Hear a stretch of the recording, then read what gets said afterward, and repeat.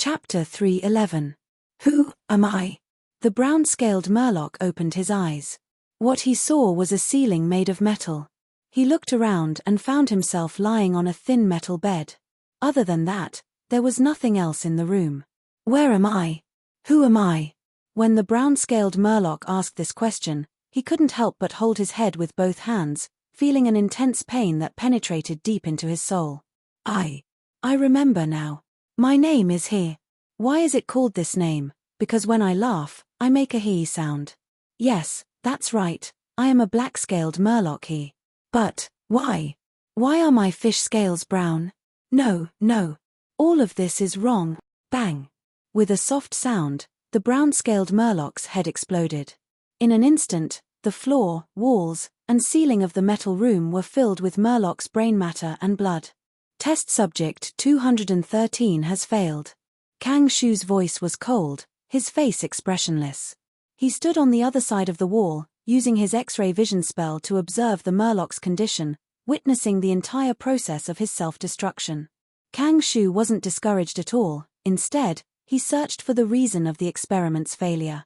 He channeled his mana, activating the undead spell formation that he had set up, absorbing the murloc's soul into the space of the spell formation. The murloc's soul let out a tragic cry, finally disappearing into nothingness. And Kang Shu obtained a large amount of memories. The most important ones were the memories before the murloc's self-destruction. He found the reason. In the memories I gave him, his identity was the brown-scaled murloc Gagaga, but he remembered that his name was He, and even thought that he was a black-scaled murloc. But He, that's not his original name. Kang Shu turned around, came to a metal table, and opened the box on the table. Once this metal box was opened, the mechanical structure inside would change, forming a three-tiered staircase layout. Hundreds of memory crystals were neatly arranged on the 3 flights of stairs. Kang Shu easily picked out the test subject's memory crystal. He took the memory crystal and walked a few steps to the side, facing a magic device that was as tall as a person. It was the memory crystal manufacturing device. Kang Shu inserted the memory crystal into one of the grooves in the magic device and infused it with magic power. The memory crystal device began to flicker, transforming into a blurry image. What appeared in the light was the murloc experimental subject's memories. Quickly replaying the memory, Kang Shu found the source of the He. It turned out that when this fishman was young, he had encountered a black-scaled fishman expert and was saved by him. He didn't know the other party's name, but the strange sound of the other party's laughter had left a deep impression on him. Perhaps subconsciously, he wants to become a murloc like his savior. At this moment, footsteps could be heard outside the door. Kang Shu immediately recognized that it was the young man, and took the initiative to open the door. "Old scholar, I heard that you've made some progress?" The young man asked with a smile.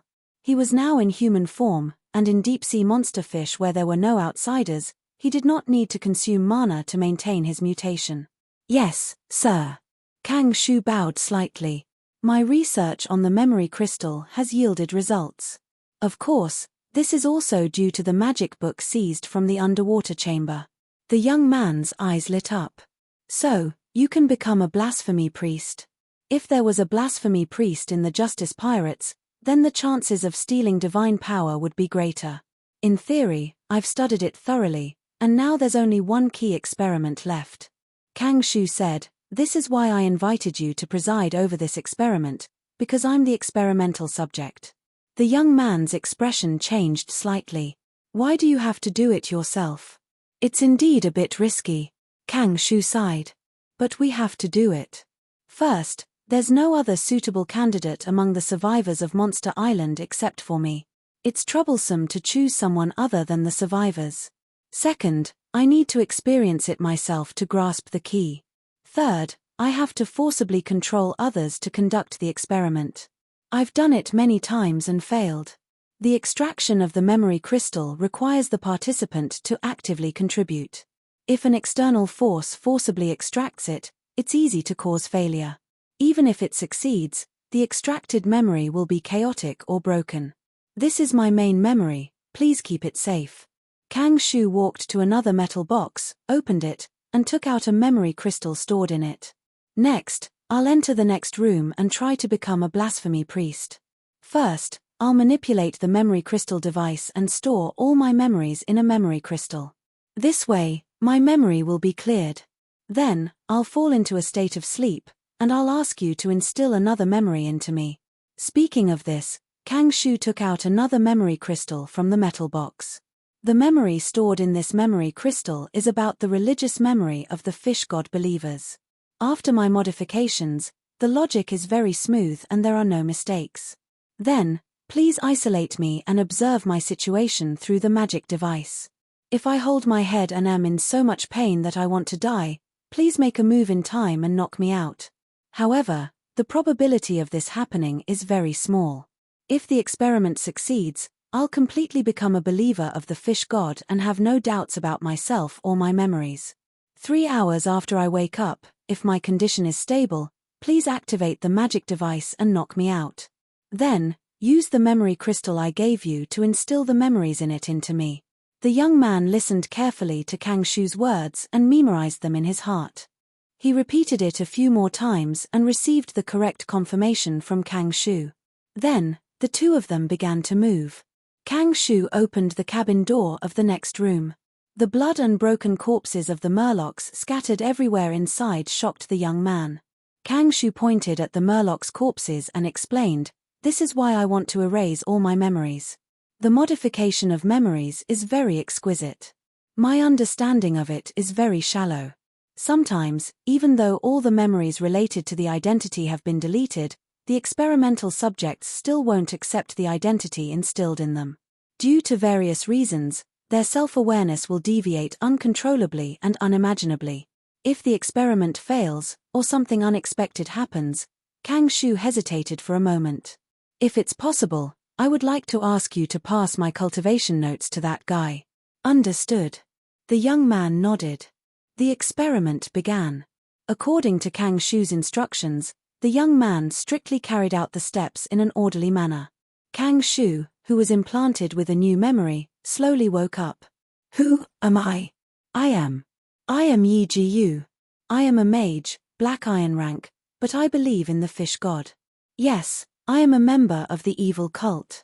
I was imprisoned. I don't know who the enemy is at all. I was ambushed."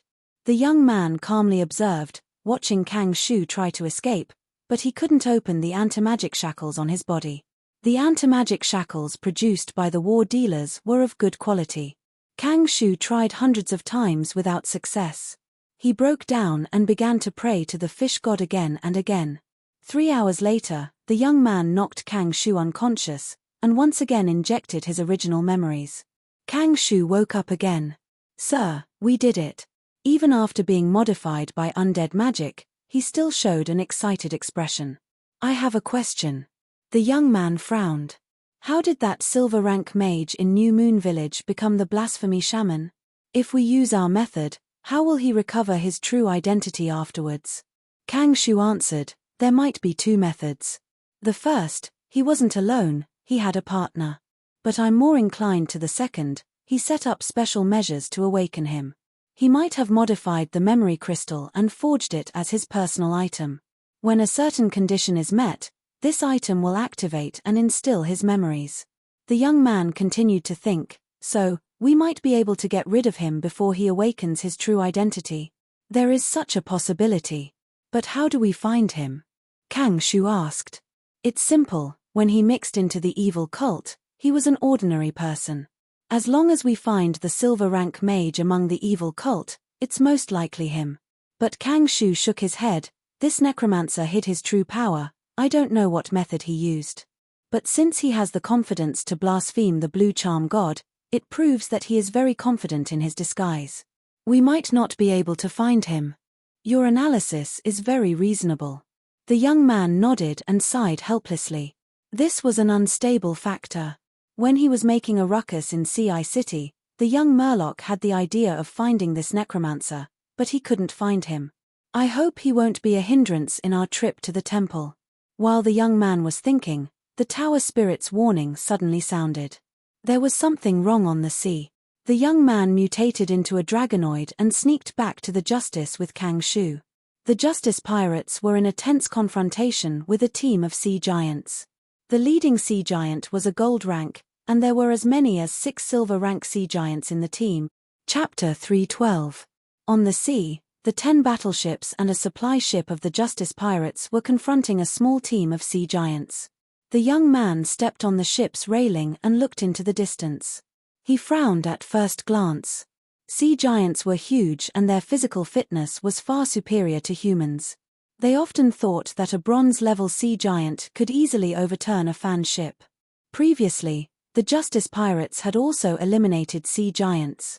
There was only one sea giant before, which made the entire Justice Pirates feel that it was difficult. Now, not only were there 7 sea giants, but they were very strong. 6 were silver level and 1 was gold. If they really fought, the Justice Pirates' warships could only fight from a distance. Once the sea giants approached, the hull would be easily torn apart. Only the Justice Pirates and other ships had metal coatings and could resist for a while. What made the young man feel more pressure was that these sea giants were obviously well equipped. The sea giant he killed before was almost naked. Its upper body was covered with a layer of fishing net. The fishing net was tied with shells as armor. The craftsmanship was quite simple.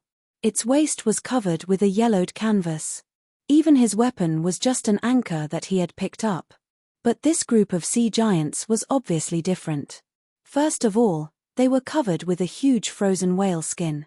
This layer of whale skin itself was a superior defensive material. The layer of whale skin on their bodies was obviously processed by magic. It was not only on their heads, but also draped over their shoulders and then covered the upper half of their backs. The gold-level sea giant in the lead wore a pair of huge metal gloves. The female silver-level sea giant, who was probably the deputy leader, had a star-shaped pendant the size of a ship's rudder on her huge chest. It was a magic pendant, exuding a silver-level aura. Obviously, it was a casting tool. The rest of the silver-level sea giants were also armed with weapons. Some were swords, some were harpoons. Even the ship's anchors were all black iron-level weapons. Who are they? Where are they from? The Draconid youth asked. Lan Zhao looked dignified. They said they are from the liquid-feeding tribe. The leader is called Fist Barber. His sister, the one standing on his right, is called Chest Star. This group is mainly looking for trouble with Feng Yarrow-sama. The Draconid youth raised his eyebrows slightly and looked at Feng Yarrow beside him. Feng Yarrow sighed. I once chased after the Chest Star. Everyone opened their eyes wide, and they couldn't help but size up the female sea giant that stood in front of them. Her entire body was green, her nostrils were large, and her chest was like a hill. Cupid's curse? The Draconid youth asked. Feng Yarrow's eyes widened like everyone else's. What else? Kang Shu frowned. Even if he is pursuing her, why does he look like he hates her so much? Feng Yarrow sighed again and explained, I approached the Chestnut Star as a suitor. At that time, I was still a Saint Realm and was invited to a banquet by the old patriarch of the Flowing Feeder tribe. Chest Star already had a sweetheart at that time, but I didn't know. Even the sea giants of the Flowing Feeding tribe hid this information from me and allowed me to stay in the tribe as a guest. I've done a lot of things in order to pursue the Chest Star. I eradicated the saint-level sea monsters for them, drove away the dangerous sharks, and helped them establish trade relations with the human caravans. After all, Feng Yarrow was a saint, and only the old chief of the Flowing Feeder tribe was a saint. Feng Yarrow was of great value. But even after doing so many things, Chest Star still treated me perfunctorily and dealt with the situation. I knew that she and the other sea giants of the Flowing Feeder tribe wanted to use me. But my heart was filled with longing for love, and I was willing to sacrifice selflessly. I hoped that one day, she would see my sacrifice and change her mind. My love for her grew deeper and deeper, and I couldn't control myself. But I still had a clear mind. My mind kept telling me the cruel truth, but I still worked for the Flowing Feeder tribe. Every day, I could see Chest Star a few times, and I would feel extremely satisfied. One day, I received the guidance of the Cupid's curse, and secretly came to a hidden oceanic trench. There, I accidentally discovered that Chest Star was having a secret rendezvous with a sea giant. I didn't know that she had a sweetheart. I was very angry at that time, and attacked in anger. Cheststar and her sweetheart worked together to resist me. Seeing this, I was even angrier and accidentally killed her sweetheart. The sea giant that died in my hands was the young patriarch of the Forage tribe.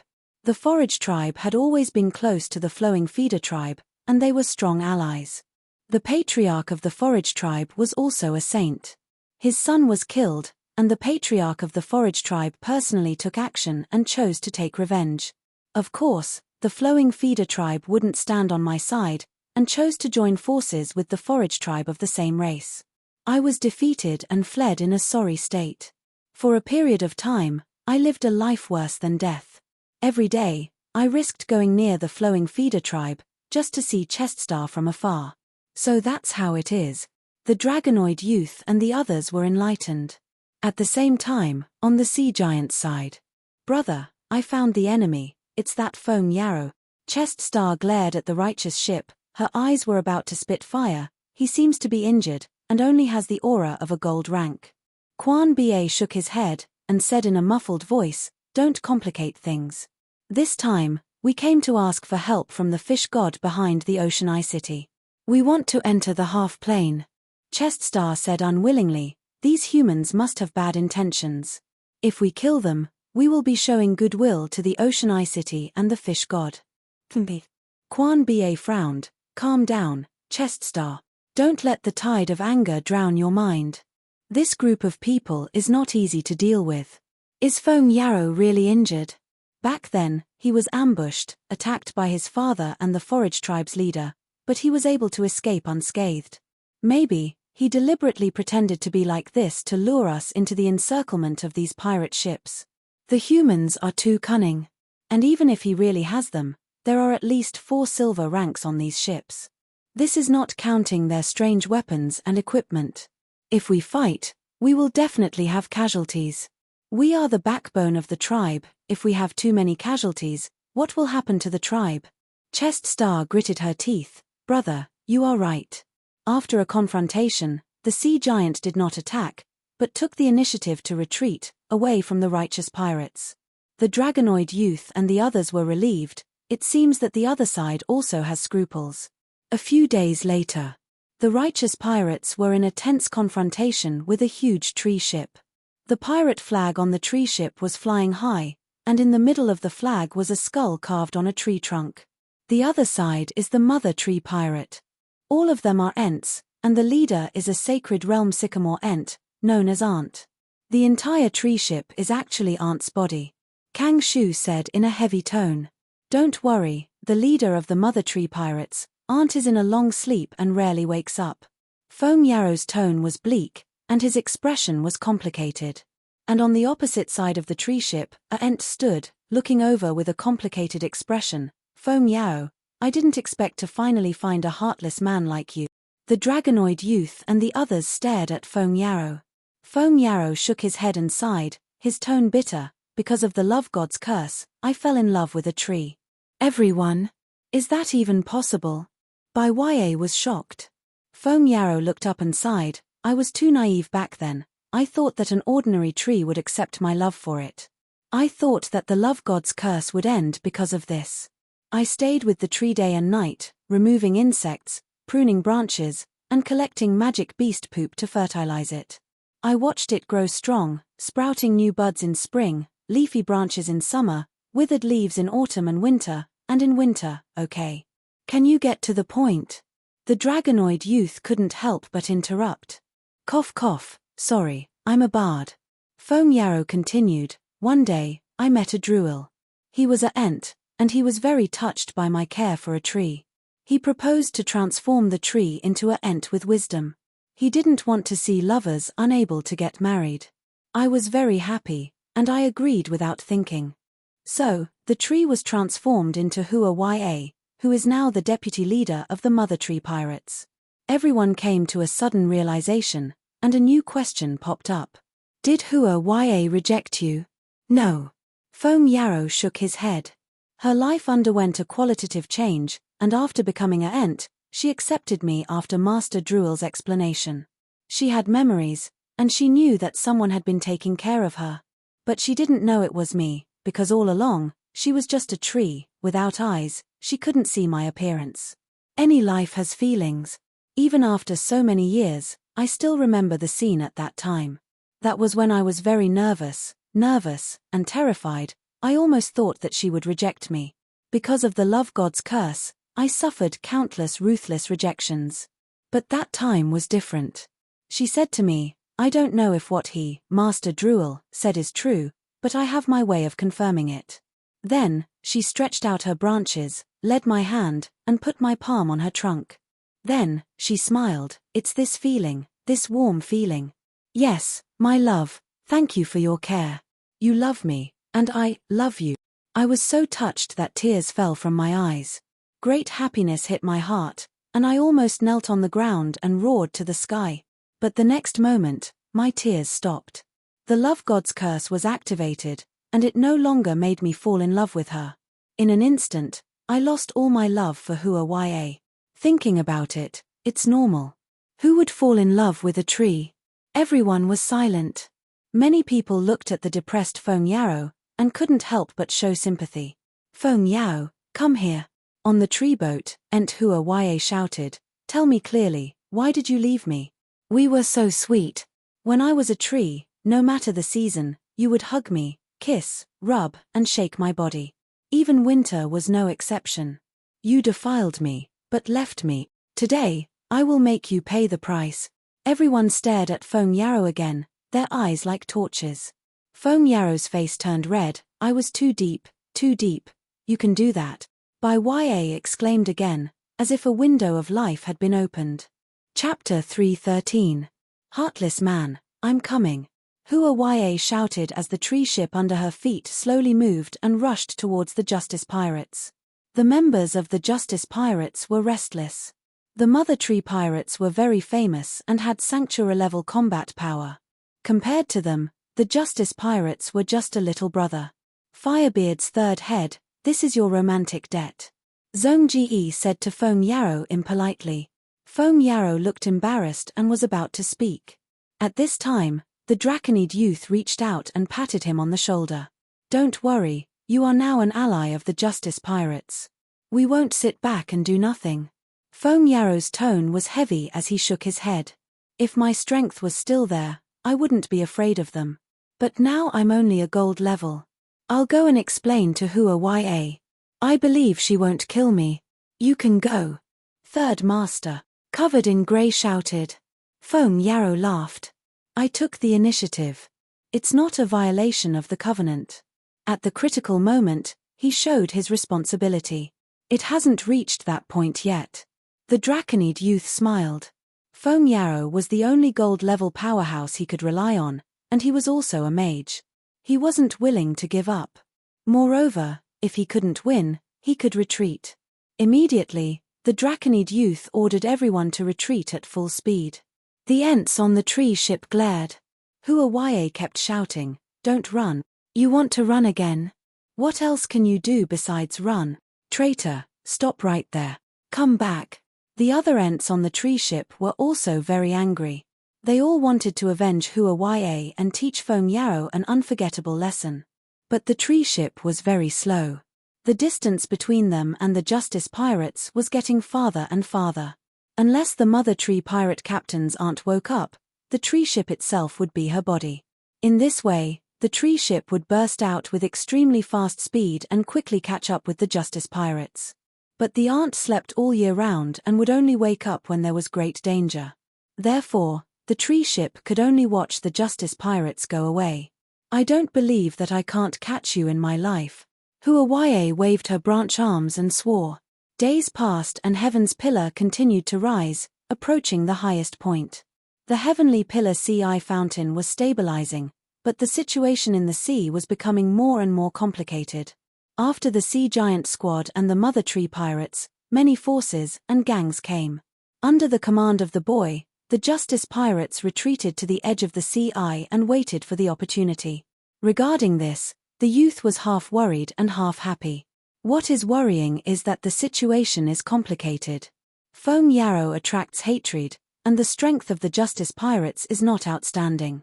He was happy because many forces had received news of the treasure and came here, wanting to break into the demiplane. This way, the Justice Pirates would not need to face the Holy Beast alone, as well as the heavily guarded Blue Charm Shrine. While waiting, the Goldchin and the Sea Snake Lady's fleet successfully met up with the Dragon Person teenager. Before the boy commanded the Justice Pirates to act alone, he wanted to hide his secret as much as possible. However, ever since the young man received the information and understood that his side was weak, he gathered the Golden Chin and the Sea Snake Lady once again, doing his best to increase his own strength. With their addition, the number of silver rankers on the side of the Justice Pirates increased to 8, including the Silver Sea Snake. What was worth mentioning was that the big guy had cultivated the Royal Land Battle Chi technique and had accumulated enough energy. Naturally, he had risen to the level of Black Iron. Finally, the day that the youth had been waiting for had arrived. The pillar of heaven towered into the clouds, the tide surged, and the mist in the sky was monstrous, covering the sky and the sun. The eruption of the pillar of heaven had officially entered the second stage. The demiplane and the outside world were stable, and people could enter and exit. Standing on the side of the ship and looking out, in the huge white fountain, the shadow of the temple in the demiplane vaguely seeped out. Foam Yarrow's eyes flashed. "My goddess, I'm coming, I'm going to see you again." He could not wait to say, "Just rush in, and you can enter the demiplane." However, the next moment, a huge beast shadow like a mountain blocked the shadow of the temple. It had 6 snake heads, and the snake roar was so loud that even the roar of the pillar of heaven's sea eye could not cover it. 6-headed snake. The holy beast of the Blue Charm Shrine blocked the passage. For a moment, many of the groups that were ready to move restrained themselves and looked at each other, hoping that someone else would take the lead. After waiting for a while, one group took the lead. It was the team of sea giants. The sea giants swam to the front of the pillar of heaven, and the leader, Fist BA, floated out of the sea. The 6-headed snake could also see the movements of the sea giants through the pillar of heaven. Its roar suddenly became louder, and the warning was very obvious. Fist BA bowed slightly to the 6-headed snake. After saluting, he took out a huge conch from his arms. "Holy beast, I came with a token to worship the great fish god and ask for help. Please make way and allow me to continue," Fist BA said. The 6 heads of the 6-headed snake approached and looked at them through the pillar of heaven's water curtain for a while. Then, the snake raised its neck and looked down at the sea giants, letting out a roar. When the sea giants heard the snake's roar, joy appeared on their faces. The holy beast recognized the token and moved sideways slightly, making way for them. Under the gaze of many people, the sea giants passed through the pillar of heaven's water curtain and entered the demiplane. Their figures were immediately covered by the 6-headed snake. "These sea giants actually have tokens?" They went in. "Let's go too." "That's right, we, the Mother Tree Pirates, don't need to be afraid of a demonic beast, even if it is a sacred domain." Many Treants on the tree boats became restless and wanted to set off immediately. Hua Ya shook her head. "No, let our captain sleep more. She just fell asleep. If we wake her up now, her temper will be very bad. We don't need to be so anxious. The barbarians will not be able to endure it. They are always lacking in patience." Hua Ya placed her hopes on the barbarians. The barbarians' ship appeared after the Mother Tree Pirates. They only had one ship. The width of the ship was similar to the Justice ship, but it was at least twice as long. Although the ship had sails, the main driving force was not the sails, but the oars. The oars were very long, densely packed and extended out from the sides of the ship and into the sea. The oars were arranged in 2 layers. It could be seen that the bottom deck and the middle deck had a large number of oarsmen. And at the bow and stern of the ship, there were dragon heads. This was the tradition of the barbarians, and also the characteristic of their ships. After waiting for a while, the barbarians' ship started moving. Hundreds of oars moved in unison and slowly moved. A barbarian man with a bare upper body stood at the bow of the ship. His entire body was filled with sturdy muscles. His face was square and his expression was firm. The aura on his body was that of a sacred domain. The barbarians' ship became faster and faster. With an unyielding attitude, they rushed towards the heavenly pillar. The sacred beast hissed again, issuing a stern warning. The barbarian man snorted, "I have the mission of God on me, let me pass." The six-headed snake moved its body, completely blocking the passage. The barbarian man snorted and suddenly rushed out of the dragon headship. Like a cannonball, he took the lead and killed his way into the half-plane. Boom, boom, boom. He and the sacred beast clashed, causing deafening explosions. Battle chi exploded, lightning and venom shot in all directions. The terrifying might caused the spectators to feel a chill in their hearts. The six-headed snake hissed again, but this time, it revealed a sense of pain. Everyone was shocked. The battle had only lasted for a few minutes, but the six-headed snake was already at a disadvantage. The barbarian man was very strong. He displayed extraordinary battle strength. The six-headed snake opened its mouth, spitting out venom, lightning, torrents, flames, and other things from its 6 heads. It was going all out. The barbarian man shouted loudly and opened his sacred domain. For a moment, wind and snow fluttered. Hailstones were like fists, thousands of hailstones enveloping the six-headed snake. The six-headed snake was beaten black and blue. It turned around and fled. The barbarian man chased after it, his killing intent clear. Under the dumbfounded gazes of everyone, the barbarian man and the six-headed snake disappeared from the temple. Who are these barbarians? That sacred domain's battle strength is amazing. His identity is definitely not simple. Go in quickly, the sacred beast has been beaten away by him. There is no obstruction ahead. Everyone was pleasantly surprised and moved out. They were wary of each other and entered the heavenly pillar's water curtain in batches. It was actually orderly. The Justice Pirates waited until the Mother Tree Pirates entered before officially setting off. The youth ordered the supply ship to stay outside. He took the remaining 10 warships, as well as the hidden deep-sea monster fish, and crashed into the heavenly pillar, entering the half-plane. Chapter 3:14. All 10 ships have entered. The Draconid youth exhaled. The start was unexpectedly smooth. He had thought that there would be a battle, and losing a few ships was very likely. After entering the half-plane, there was still the roar of the sky pillar sea eye erupting. But it was peaceful in front of him. There was no wind, and the blue water surface was as smooth as a mirror. There were no other buildings. There was only a huge temple that attracted everyone's attention. Just like Feng Yarrow had said, this dark blue divine palace was made of mysterious metal, and its lines were straight and tough. It stood on the surface of the sea, looking very majestic. Boom, boom, boom. There was a roar from the temple, mixed with the hiss of the six-headed snake. It was obvious that the barbarian saint had chased the six-headed snake into the temple and was still fighting. Everyone was shocked. This barbarian was simply too ferocious. The barbarian warships also sounded with war drums and melodious horns. The barbarians' morale was high. Whether it was the Justice Pirates or the Mother Tree Pirates, they had all benefited from the barbarians. Who exactly were they? No one knew. There were no flags or symbols on the barbarians' ships. Their actions were very high-profile, but they did not show any signs of wanting to show their identity. The Draconid youth could not help but recall what the barbarian had said. He had the mission of a god. Could it be that he was an oracle? After thinking about it, the Draconid youth suddenly felt that it was no wonder that the barbarian was so arrogant and confident. Although the blue charm god was in a bad state and had fallen into a deep sleep, this was her main temple.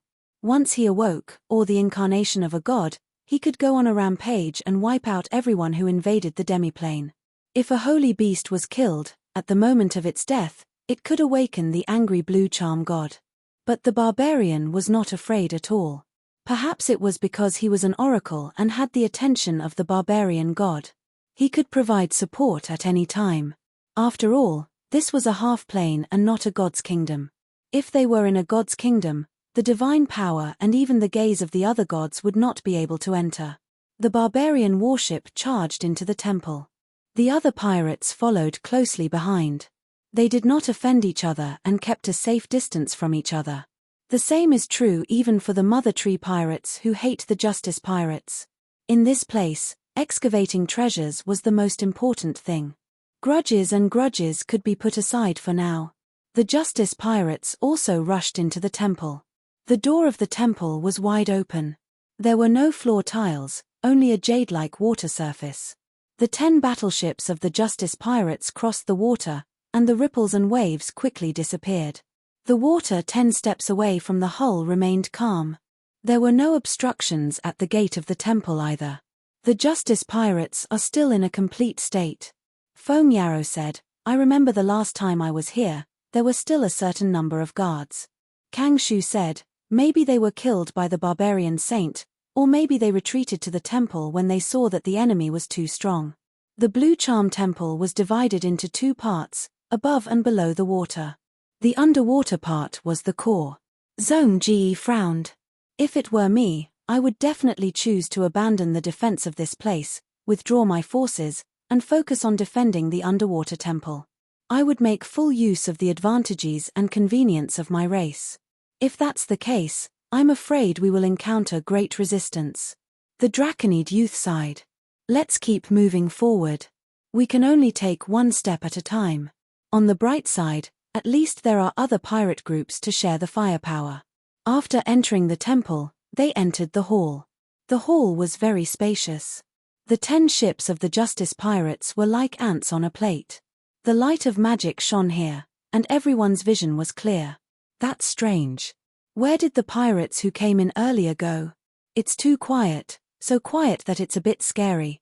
Look, there are huge murals on the wall. Everyone looked over and saw many murals. These murals were very large, and the lines were smooth and beautiful. The main character depicted was a mermaid. Mermaids and fishmen were 2 different races. Simply put, mermaids had a human body and a fishtail, while fishmen were fish with 4 limbs. In the first mural, a mermaid's lower body was curled up. Her arms were spread out like wings, and her palms were facing up. She was very beautiful, and her eyes were closed. Her forehead shone with light as she absorbed the surrounding elements. She was obviously meditating. This is Goddess Blue Charm, Foam Yarrow said excitedly. The pirate ship glided forward quietly in the hall, and the second mural gradually appeared in everyone's vision. In the mural, Goddess Blue Charm held a staff and stood proudly in the rolling waves. Her figure was graceful and elegant. Her enemy was an octopus monster, and it was sinking in the waves. The monster was covered in wounds, and its blood dyed the surrounding sea red. This was the scene of Goddess Blue Charm destroying the sea monster. Then, the 3rd, 4th, and 5th mural. Some depicted the goddess leading her followers to fill the trenches. Some depicted the goddess leading an army and killing the enemy. There was also a goddess hugging a mermaid baby, surrounded by cheering crowds. In the 8th mural, Goddess Blue Charm flew into the starry sky. Stars shone around her, and countless believers knelt on the ground. Many people saw this and were enlightened. It turned out that these murals depicted Goddess Blue Charm's life achievements. In the 12th mural, Goddess Blue Charm was standing opposite many gods. There were only 3 gods by her side, but there were more than 10 gods in front of her. It was a huge lineup.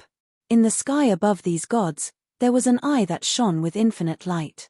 This was the sacred emblem of the Shengming sect, and it represented its owner, the Shengming Emperor. The confrontation between the 2 sides made everyone feel the tension in the air. The next 3 murals depicted the battle between Goddess Blue Charm and the Shengming Empire. There was no battle between the gods, but the small skirmishes between the believers and the army were very tragic. Although Goddess Blue Charm's side lost more than they won, as long as it was an underwater battle, they had a clear advantage and had a strong defense. In the 17th mural, there was a hidden witch holding a spherical potion bottle with a long neck and a round mouth.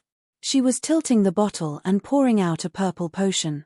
The purple potion flowed into the sea, and the mermaids, murlocs, and noggers all grabbed their throats. Their eyes rolled back, and they were in so much pain that they wanted to die.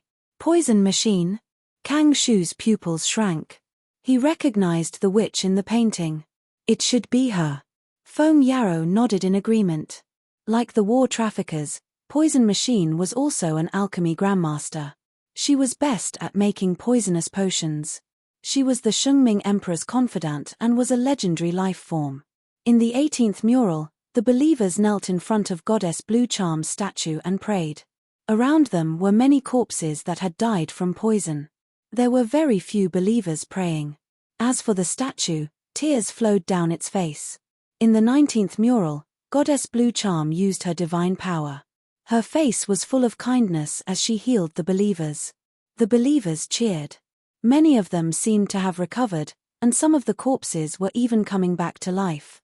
However, behind Goddess Blue Charm, a thief with a dagger quietly approached. The dagger was about to stab into her heart, but she did not notice. In the 20th mural, the dagger stabbed into Goddess Blue Charm's body. Goddess Blue Charm fell to the ground, but many clones appeared from her body. These doppelgangers were all enveloped in a spherical halo of light. Their shapes were different, and they scattered like shooting stars, flying out in all directions. Goddess of tranquility, goddess of waves, goddess of water, goddess of fish. Everyone recognized these clones. Wait, that's the goddess of fishing nets? Lan Zhao was shocked. From these clones, he found the god he believed in. It turned out that the goddess of fishing nets was also a clone of Goddess Blue Charm. The 21st mural, which was also the last one, depicted an inner hall. The inner hall was circular, and in the center was Goddess Blue Charm's body sleeping on a large shell-shaped bed. On the surrounding walls, there were shrines, and in the shrines, there were many statues of gods. They were Goddess of Tranquility, Goddess of Waves, Goddess of Water, Goddess of Fishing Nets, and so on. These statues gave off strong or weak light. The light shone on Goddess Blue Charm's body, seemingly healing her. The dragon person youth carefully observed the mural. There are ripples in the inner hall. It should be an underwater temple. Foam Yarrow clutched his chest and cried. The second time I saw these murals, my heart ached even more. My goddess, let me save you. What should we do next? Kang Shu asked. After that, there were no more murals, only a wall. There was no way out of this hall. The 10 pirate ships were trapped here. They could only leave through the temple's main door. There must be a way out. Otherwise, where did the pirates go? Lan Zhao said. Foam Yarrow nodded. There's a magic formation here. Once it's activated, it'll form a hole in front of this wall. Once we enter the hole, we'll be able to enter the underwater temple. This information was very important, but Foam Yarrow had been hiding it and had never mentioned it before. Foam Yarrow looked at the dragon person youth seriously. Dragon person captain, I want to sign a new treaty with you. What is it about? Tell me. The dragon person youth smiled. Kang Shu was expressionless. Zhong Ji snorted. Foam Yarrow smiled bitterly. I hope that after you enter the underwater temple, you won't do anything to endanger Goddess Blue Charm. The dragon person youth shook his head. I can't guarantee that. We're pirates. We're here to steal treasures. The temple guards won't let us go. Whether we rob or fight the guards, we are endangering Blue Charm God's safety. Zhong Ji stared at Foam Yarrow. Since the previous pirate groups were able to enter, it means that the magic formation isn't hard to activate. We don't need you. Covered in Dust also spoke. He looked nervous. Third Master. I know. Foam Yarrow waved to Covered in Dust. I'm a pirate too. I understand what you're all thinking. How about this? Change the treaty to not to endanger Goddess Blue Charm's main body and doppelgangers. As for the temple's treasures or the guards, you can do whatever you want with them. The dragon person youth, Kang Shu, and Zhong Ji looked at each other. They didn't agree immediately. Instead, they said, we need to discuss this. Go ahead. The three of them went to the captain's room to discuss. After a while, they decided to accept Foam Yarrow's new treaty. Both sides quickly used the contract scroll. Thank you for your understanding. Foam Yarrow breathed a sigh of relief. He poured his magic power into the magic formation and activated it. The mirror-like surface of the water turned into a whirlpool. The Justice Pirates' ships were already prepared to dive. They all dove into the whirlpool. As soon as they entered, the dragon person youth's body suddenly glowed with divine spell imprints. Whoosh! The light suddenly exploded. The dragon person youth disappeared. Chapter 315.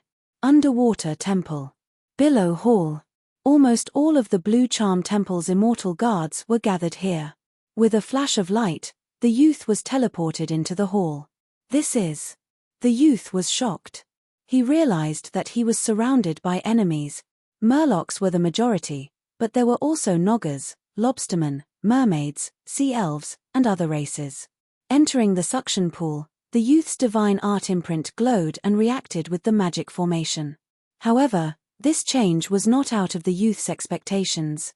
According to the information provided by Feng Yarrow, Murlocs with divine art imprints would be teleported to the underwater temple. The youth captain was already on his guard when he entered the Sky Pillar's water screen. So when the teleportation happened, he changed form from a dragonman to a Murloc. However, he did not expect, "I think I've been teleported to the main camp of the city guard." There were about 500 to 600 people here, and almost all of them were transcendents. Most of them were bronze and dark iron, and there were at least 20 silver auras. In fact, there were 3 gold rankers, all of them wearing the city guard's insignia. They should be commanders. The one who attracted the youth's attention the most was High Priestess Blue Charm, who stood on the highest platform with her back facing most people. Judging from her back, she was a female Nogger. She had a snake's tail and a human's body. She had green snake scales, a graceful waist, 4 arms, and orange fin-like antennae on her forehead. Saint level. High Priestess Blue Charm was a saint-level clergyman. Here's another one. "Hey, it's our brother from the Murloc tribe." While the youth was carefully observing, the Murloc beside him patted his shoulder and greeted him. "Where are you from? What's your name?" The Murloc who greeted him acted like they were close friends. The youth glanced over and observed the Murloc. He noticed that the Murloc was short and fat, with sharp teeth. When he spoke, his bright red tongue stuck out of his mouth. His most obvious feature was his pair of red eyes. This was the youth's first encounter with the Murloc bloodline. The red-eyed Murloc had a dark iron aura, while the youth was disguised as a brown-scaled Murloc, which was also dark iron. The youth could now transform into a complete brown-scaled Murloc, dark blue wise Murloc, and barbarian Murloc, but he did not choose the strongest barbarian Murloc form. This was because he had used this form to kill the White-Eyed Clan's patriarch back in the Ocean Eye City. As for his original identity, he could have died tragically during the 5-headed snake's rampage. His brown-scaled fishman appearance this time was different from when he was running around. This was because he had also used other merfolk bloodlines. Cut Scale Tribe, Ya Bai. The young merman randomly came up with 2 names. In any case, the mermen were scattered everywhere, not only at the bottom of the sea, but also at the coastline, riverbanks, swamps, and so on. The red-eyed fishman giggled as he raised his thumb and pointed at himself. "I am Red Pot, from the Red Star tribe." "Hee hee." The young merman nodded at him and continued to observe while giving him a perfunctory reply. While he was talking to Red Pot, another light flashed in the hall, and 2 or 3 extraordinaires were teleported in. It wasn't just the Murlocs that were teleported over. There were also the Noggers, mermaids, and even lobstermen. Those who had the divine mark were the lucky ones chosen by Blue Charm God and qualified to take the test, but not just the Murlocs. Blue Charm God had many identities. Among them, most of the Murlocs believed in the fish god, so they used the name of the fish god to issue the divine mark. The Murlocs called it the fish god's test. Most of the lobstermen believed in the wave god. The image of this god's clone was the image of a lobsterman, so the lobstermen who were teleported over thought that this was the wave god's test.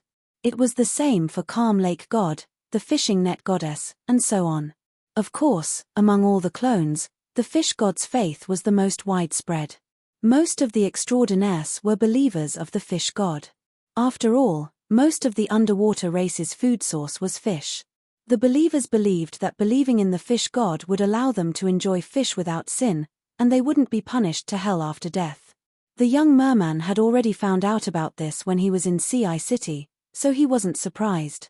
As for the Justice Pirates, the young merman had taken care of them before they left. Zhong Ji, Kang Shu, and the others were very reliable. After waiting for about 15 minutes, Blue Charm God finally succeeded in casting the spell.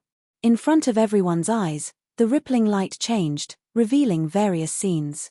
In these rippling illusions, there were barbarians, treants, and of course, the Justice Pirates. Warriors chosen by God, since you've come to participate in God's test, then defeat all the invading enemies. Listen to the orders of the 3 commanders and fight. Use the flesh and blood of the enemy to increase your glory, and prove your ability and devotion to the Almighty God.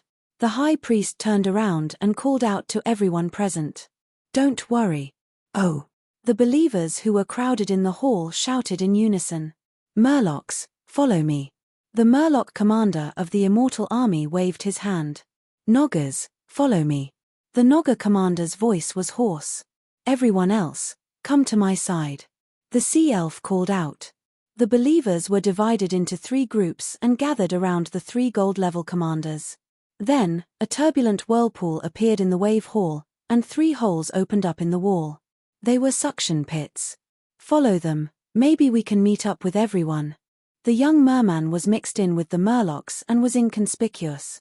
He followed everyone into the suction pit. This wasn't the first time he had experienced this, so he was familiar with it. Coming out from another suction pit, they were facing enemies. It wasn't the Justice Pirates, nor was it the Mother Tree Pirates. This was an alliance of a group of pirates. Among all the groups that came to the Heavens Pillar CI, they had the most people. Their temporary leader was Sheena, a gold-level warlock. Rush over and kill them. The Murloc commander didn't arrange any tactics and directly rushed to the front line.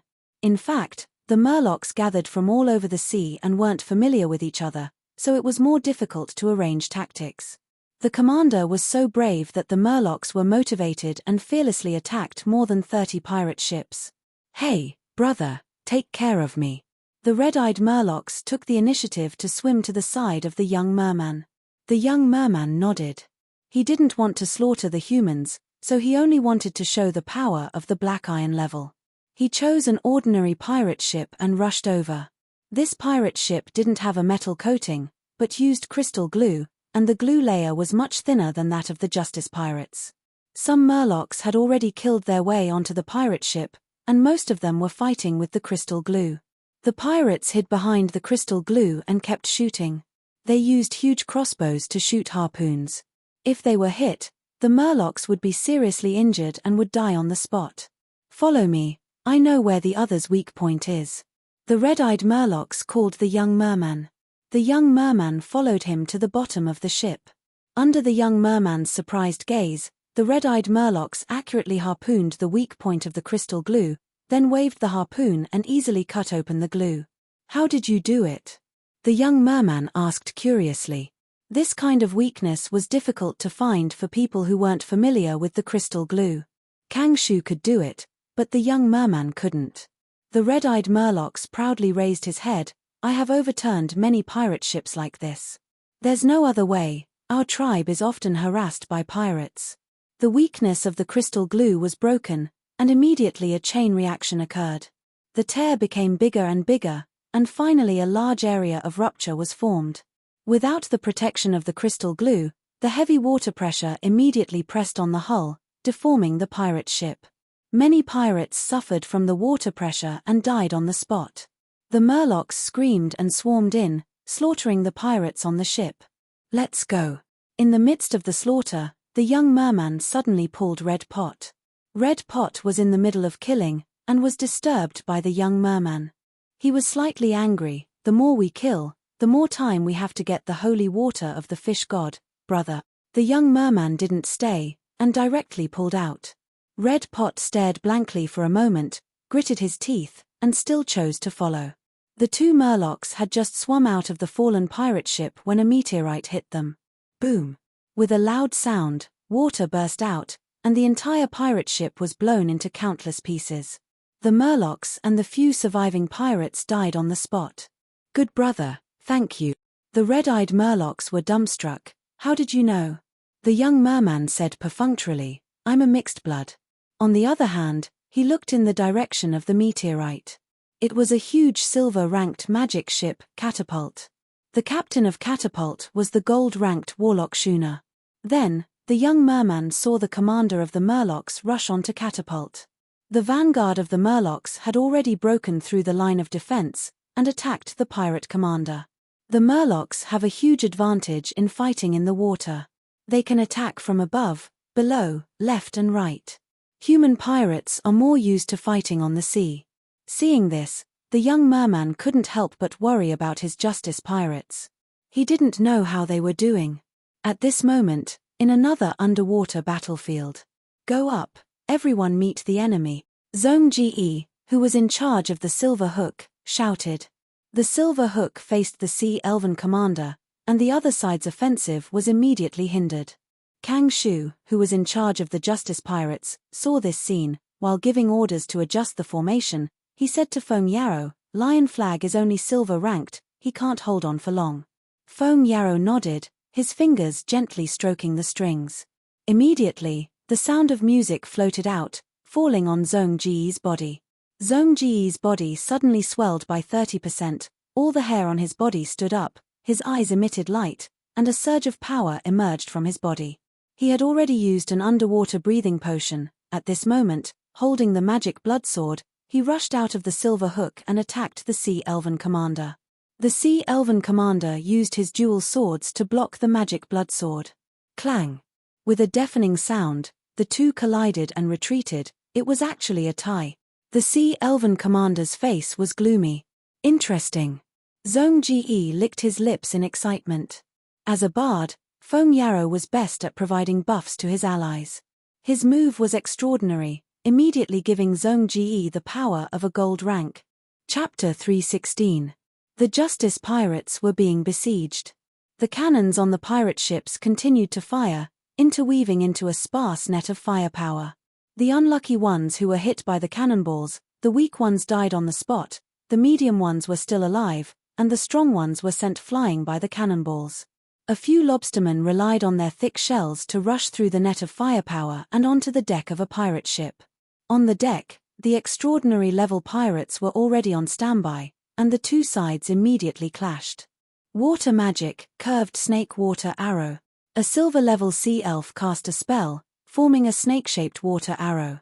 The water arrow shot out, penetrating the crystal rubber and drilling into the cannon position in the cabin. The pirates on the cannon position were caught off guard and suffered one after another. The snake-shaped water arrow meandered and drilled into the heads of many cannoneers, directly silencing one side of the pirate ship. On the nearby pirate ship, Suma jumped nimbly on the beam, dodging the spear of a male mermaid. Come and support me, Suma shouted, using the sails, masts, and other obstacles to delay time. The two bronze pirates who came to support soon fell in the hands of the mermaid spearmen. You can't escape. The male mermaid was a black iron, and his combat power was very strong. But in the next moment, his face froze as he saw a group of pirates rushing out of the cabin, each holding an alchemy crossbow. The crossbows fired together, the arrows shining with various colors. The mermaid spearman screamed and wanted to dodge, but it was too late. He was shot like a hedgehog and died on the spot. Who told you to chase me? Suma subconsciously wiped the cold sweat on his forehead with his hand. After doing this, he realized that he was in the water. In the captain's room of the justice ship, Kang Shu had been watching the battlefield. Whether it was the sea elf's magic massacre or the pirate archers surrounding and hunting the mermaid spearmen, they were all under his attention.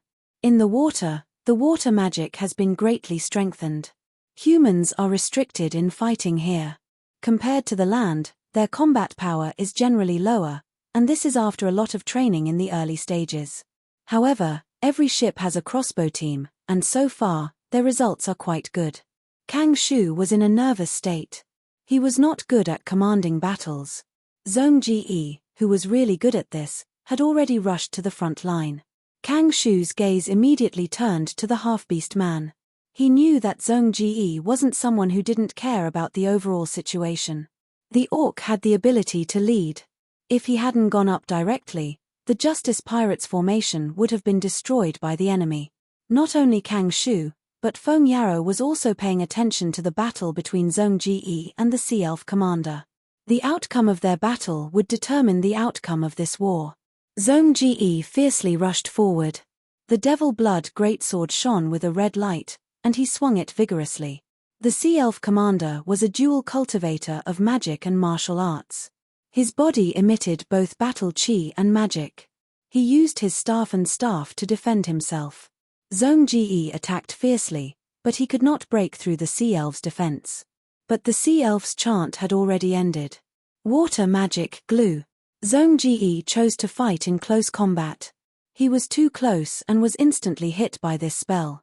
He suddenly felt his movements slow down. His limbs, fingers, great sword, and other parts seemed to be covered with sticky spider silk. He had to use more strength to maintain his original speed, strength, and accuracy. The sea elf began to chant again. Zhong Ji's heart suddenly sank. He knew that this was a sign of defeat. He could still barely stall the other party, but as long as the second spell was released successfully, he would be in a bad situation. He might even lose directly. The sea elves were also a race of elves, but they lived in the sea and were born with the ability to breathe underwater. Regardless of gender, they were all tall and handsome, but they didn't have the pointed ears of elves. Instead, they had shark fin-like ears. Their ears were very wide, and their gills were hidden behind them. Elves had long lives, and so did the sea elves. The sea elf commander Zhong Ji was dealing with was obviously very old. He had cultivated battle chi and magic for a long time. Although he was limited by his talent and potential and could only raise his life level to the gold level, he had already studied battle chi and magic quite thoroughly. Foam Yarrow could cast spells while moving, but the sea elf commander was even more powerful. He was fighting and dealing with Zhong Ji's endless attacks while still casting spells. But at this moment, the sound of singing came from the justice again. Foam Yarrow attacked again. This time, he used all his strength. Not only was he playing the zither, but he was also singing. Zhong Ji didn't receive any buffs, but in other positions on the battlefield, Grey, Cho, Gold Chin, and the Sea Snake Lady were all strengthened, their strength increasing by a large margin. These four were originally silver-level powerhouses, and with the help of the bard Foam Yarrow, their combat strength immediately soared to the gold level. Battle skill, Grey Fog Wave. The ends of Grey's grey hair began to dissipate, turning into grey fog. The grey fog was mixed with the light of silver-level battle chi. The grey fog accumulated into a pile in a breath's time, and then suddenly spread forward, forming an inverted cone-shaped ripple. Wherever the ripple went, the enemies were all killed, and Grey's front was suddenly cleared. The power of the battle skill has increased by at least 3 times, and the consumption of grey hair has decreased by a lot. Grey touched his head excitedly. He excitedly said to Flute beside him, "Look, this is what a bard is like." Flute, Grey, Cho, Gold Chin, and the Sea Snake Lady killed in all directions, successfully stopping the enemy's encirclement. The Justice Pirate's cannon fire was endless, and since the beginning of the battle, it had not stopped. The Sea Elf commander was furious because he found that the enemy had already begun to counterattack. If he allowed the battle to continue like this, his team would suffer a crushing defeat. "You have successfully angered me, very well. Next, I will let you see my true strength. Gods of the many gods, please show me your might and let me kill all of them." The sea elf raised his head and shouted. Immediately, his body bloomed with the radiance of divine power. In the dazzling light, the sea elf commander split into 2, 2 into 4, 4 into 8. In an instant, there were 7 more sea elf commanders on the battlefield. The aura of the 8 gold rank powerhouses shocked the entire battlefield. The Justice Pirate's breathing could not help but stagnate. There is no need to chant at all, there are clones directly. 8 gold ranks, how do we fight? Don't panic, they are just clones. That's right, 7 of the 8 sea elf commanders are fake and 1 is real, find the real one. Kill those clones. The fake sea elf commanders are far weaker than the real one, they are more fragile. However, in the following battle, the 8 sea elf commanders had no flaws, each of them was equal in combat power and defense, and the Justice Pirates were defeated. One of the pirate ships did not succeed in retreating and was directly destroyed by one of the sea elf commanders. Zhong Ji, Gold Chin, and the others fought hard and barely delayed the sea elf commander's attack. Gold Chin, Sea Snake Lady, and the others were injured one after another. Although they were strengthened by Foam Yarrow's spell, they could only be regarded as gold rank. Only Zhong Ji alone could fight the sea elf commander to a draw. Where do you think this is?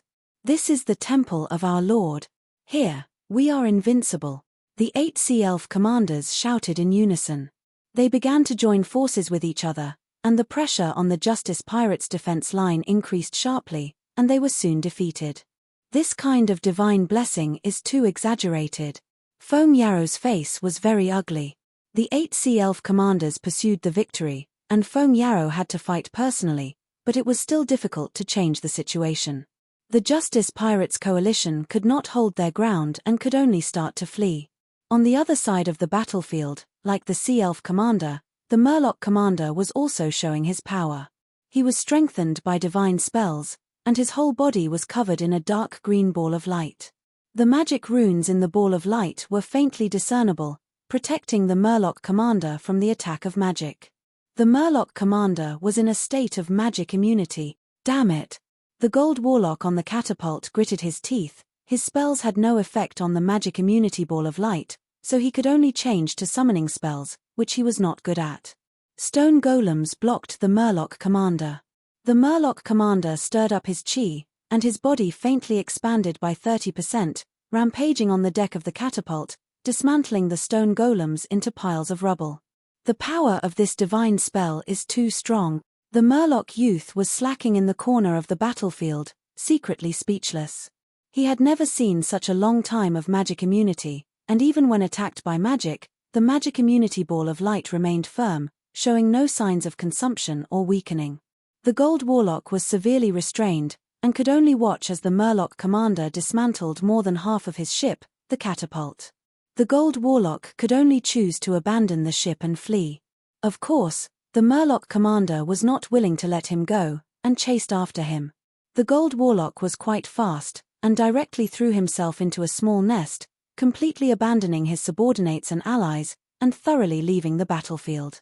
The commander's escape caused the morale of the pirates to plummet, and the morale of the army was in chaos. The Murloc took the opportunity to launch a massacre, not letting anyone go, even if they took the initiative to beg for mercy. The Murloc youth won, but he was not in the mood. The Murloc commander's battle prowess was at the gold rank, and the youth had already estimated this. But the power of that divine spell was too strong, and too long-lasting.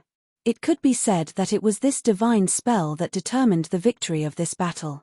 After killing all the pirates, the Murloc commander led the Murloc back in triumph.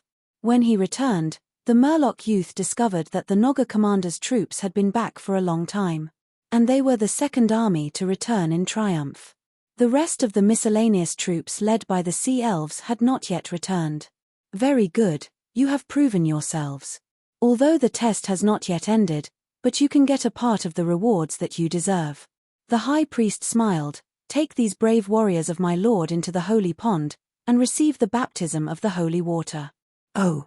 The Murloc cheered. The Murloc youth was curious, and mixed in with the crowd, he left the billows hall. Passing through a dark and long passageway in the water, they came to a hall that retained air. In the center of the hall was a circular pool, and a water column poured down from the ceiling. The water column was not thick, and the water flow was not rapid, but it emitted a faint white light. This was the holy pond and the holy water.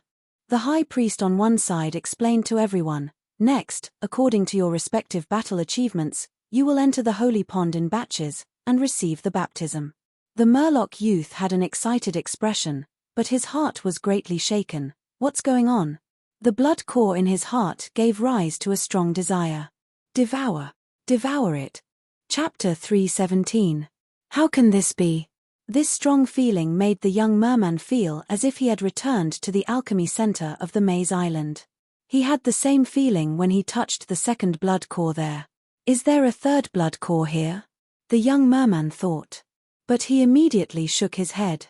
No, the blood core should be made by the war traffickers. The success rate is very low, and the production method is still being explored. The Maze Island should be a petri dish for the blood core. It's a coincidence that I have a blood core. This is the Blue Charm Temple. How can there be a third blood core? The blood core was very special. Generally speaking, no matter what magic or alchemy tool it had its own aura and was basically fixed at a certain level. But the blood core could grow. It was like a special life form that could improve itself like a human. However, the blood core was not the only weapon with the ability to grow. The famous divine Bosu Chio was the main weapon of the bow god, one of the main gods of the elves. When the bow god was still immortal, he accidentally obtained a branch of the world tree. After a series of methods, including luck and opportunity, he forged the branch into a divine bow. Of course, the bow was not a divine weapon at first. It was only a silver weapon. But it had the ability to grow. As long as it was inserted into the ground, it could absorb water, earth, wind, lightning, and other elements like a tree and slowly grow. In the end, it grew into a divine weapon. The Bloodcore's specific situation was different from the divine Bosu Chio. The Bloodcore's backlash was to devour other Bloodcores. It was more strange and overbearing. From the young merman's personal experience, it was possible for a small Bloodcore to devour a large Bloodcore. If the Bloodcore is measured by normal levels, my Bloodcore should be legendary. After all, it could forcefully absorb the Fire Dragon King. Could it be that the holy water also contains legendary blood? That's why the Bloodcore has the urge to devour. While the young merman was guessing, the first batch of mermen had already entered the holy pond. Among them, there were familiar faces: Shabai of the White-Eyed tribe and Du Liu of the Poison Arrow tribe. The holy water level in the holy pond was not high. It only reached the mermen's knees. In the middle of the holy pond stood the statue of the fish god. The murlocs surrounded the statue of the fish god with pious or fanatical expressions. Holy water gushed out of the fish mouth of the fish god statue. The holy water quickly formed a fountain and sprinkled evenly in all directions, forming a curtain of water. The first batch of murlocs were bathed in the holy water and were washed by the holy water. In just a few breaths, some of the murlocs seemed to be unable to withstand the impact of the holy water, and they knelt on the ground instead of standing. After another 10 breaths of time, some of the fishmen let out miserable shrieks. All of the fishmen were half kneeling in the holy pond. The scouring of the holy water seemed to bring about intense pain, causing these murlocs to either cry out in pain or gnash their teeth, their bodies constantly shaking. 2 or 3 minutes later, some of the murlocs finally could not take it anymore. They reluctantly retreated and left the holy water fountain. However, he did not leave the holy pond immediately. Instead, he continued to stay in the holy pond, gritting his teeth and persevering. The young murloc found it strange. The flow of the holy water was very gentle, but the murlocs that left were all injured. Their fish scales were basically incomplete. Many of the fish scales had been washed away, forming large bloody wounds. As time passed, the murlocs all left the place to avoid the scouring of the holy water. They gritted their teeth and tried their best to prolong their stay in the holy water pond. The longer they stayed, the more admiring gazes they received from the other murlocs. The young murloc had been observing silently. He keenly discovered that although the holy water was transparent, it emitted white light. The holy water that gushed out of the fish mouth of the fish god statue had the most intense white light. However, after washing away the murlocs, the white light weakened a lot. The closer they were to the edge of the holy pond, the weaker the white light emitted by the holy water. In the end, all of the first batch of murlocs left the holy pond one after another. The clergyman on the side immediately cast divine spells to heal them. The murloc's poison flow was healed. He held his head high, the scales on his body became deeper, the space of his poison sac expanded by 2 times, and the physical characteristics of the poison arrow murlocs became more obvious. The young murlocs were surprised again. Could it be that the holy water can increase the concentration of the murloc's blood? If poison flow's change was only his guess, then Shabai's change was the proof. Shabai's eyes were completely blind, but the fish pearl on her forehead had become completely transparent. She was emitting a strong wave at all times. That was the aura of the silver level. After being washed by the holy water, not only did the concentration of her blood increase, but her cultivation also broke through from the black iron level to the silver level. Amazing. These 2 murlocs are very strong, especially that female prophet from the White-Eyed tribe. Red Pot stood beside the young murlocs and praised. The silver-ranked murloc mage naturally attracted the most attention. Who are they? The young murlocs asked despite knowing the answer. Red Pot had obviously found out a lot of things and answered directly. One is called Poison Flow, and the other is called Shabai. They are the future higher-ups of the Sea City. Wild murlocs like us can't talk to them unless we can perform well in the holy pond and make them take the initiative to recruit us. The status of the Sea City was very high. Whether it was sauerkraut or Red Pot, they all showed yearning.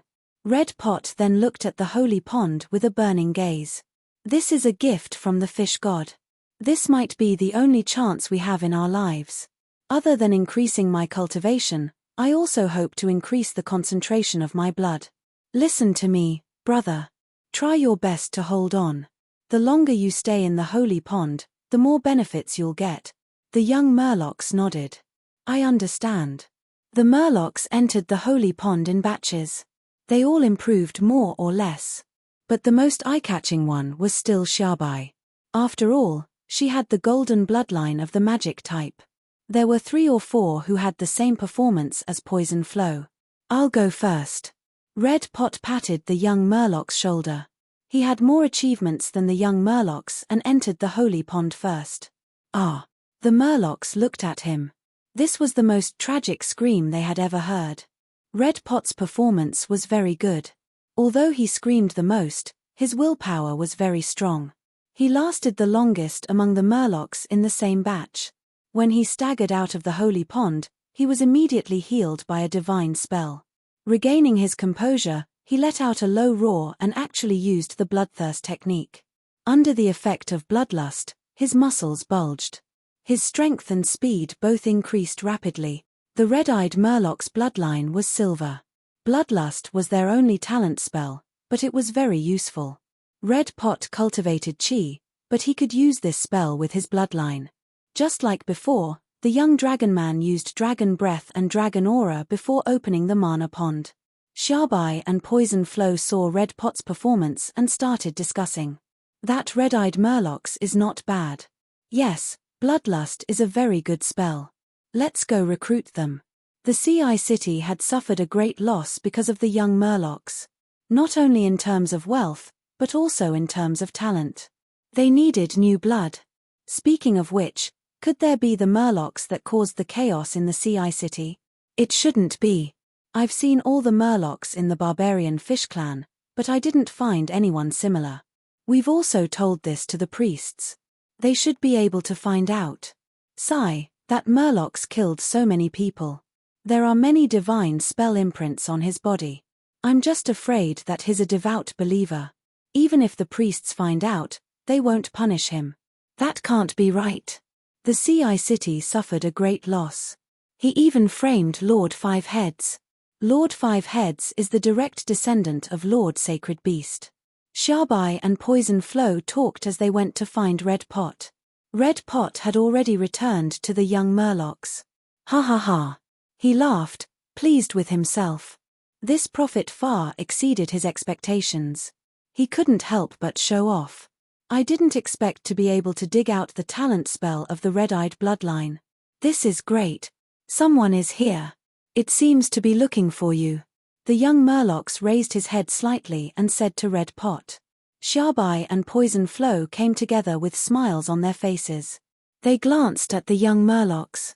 They didn't notice that the murlocs they hated to the bones were standing in front of them. Their gazes turned to Red Pot, and they represented their families to formally recruit him. Thank you for your appreciation, but this matter is very important. I need some time to think about it. Red Pot's voice trembled. He couldn't hide his excitement. Of course. Shabai and Poison Flow took the initiative to leave. Sea City. Red Pot grabbed the young murloc's arm. I'm going to reach the peak of my life. Congratulations. The young murlocs smiled. But what about your tribe? Without me, my tribe can still live and develop. In fact, when I gain a foothold in the Sea City, I can give back to my tribe. Red Pot was very excited. Soon, it was the young murloc's turn. It's your turn. Brother, do your best. You have to persevere. Look at me. The longer you persevere, the stronger you will be.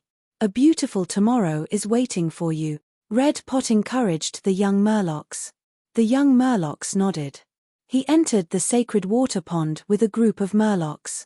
The blood core in his heart had an even stronger desire to devour. Soon, the fish god fountain was created. The sacred water emitting dense white light washed over the young murlocs. Pain immediately came. The young murlocs discovered that the sacred water emitting white light gradually seeped into his body, and then into his blood vessels. It changed his constitution at the most fundamental level. This change was very intense. Hence, he felt pain. The young murlocs gritted his teeth. He had strong willpower and mental strength, so he could endure it for now. He didn't cry out. The blood core in his heart began to tremble slightly. It seems like this sacred water can be seen as a very high-grade life essence. Even the blood core is excited. Try using it. Just a little. Chapter 3:18. The young murloc quietly and carefully activated the blood core. The blood core suddenly burst out with red light. Like a hungry tiger that had been released, the red light suddenly filled the young man's body and swept away all the holy water that had seeped into his body. Before the young man could react, the holy water that had seeped into his body had been completely absorbed by the red light. So fast. The young man was secretly shocked. He instinctively felt that it was inevitable and hurriedly controlled the blood core. He controlled the blood core and successfully confined the red light to his body, not letting it out.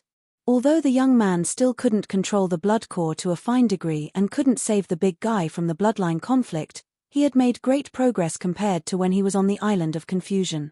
After all, this was his biggest trump card, and he had been secretly practicing. The holy water that had seeped in was directly swallowed up by the red light, and the young murloc's pain was completely gone. The impact of the water flow itself was very small, and it was just a small fountain. What really made the pain unbearable was that the holy water had seeped into the murloc's body and transformed it. Therefore, the blood core had eliminated the young murloc's pain from the root. The young murloc stood straight. This brother of mine is so tough. He has great perseverance. He actually resisted the holy water without saying a word. His body didn't move, and he didn't even lower his head. Red Pot had been paying attention to the young murloc, and when he saw this scene, he immediately admired him. The murlocs around the young man began to groan, and some even cried out in a low voice. The young man noticed this situation, and although he didn't feel any pain, he also began to groan. I have to keep a low profile, I can't stand out too much. The young man reminded himself. If his performance was too exceptional, he would definitely be investigated.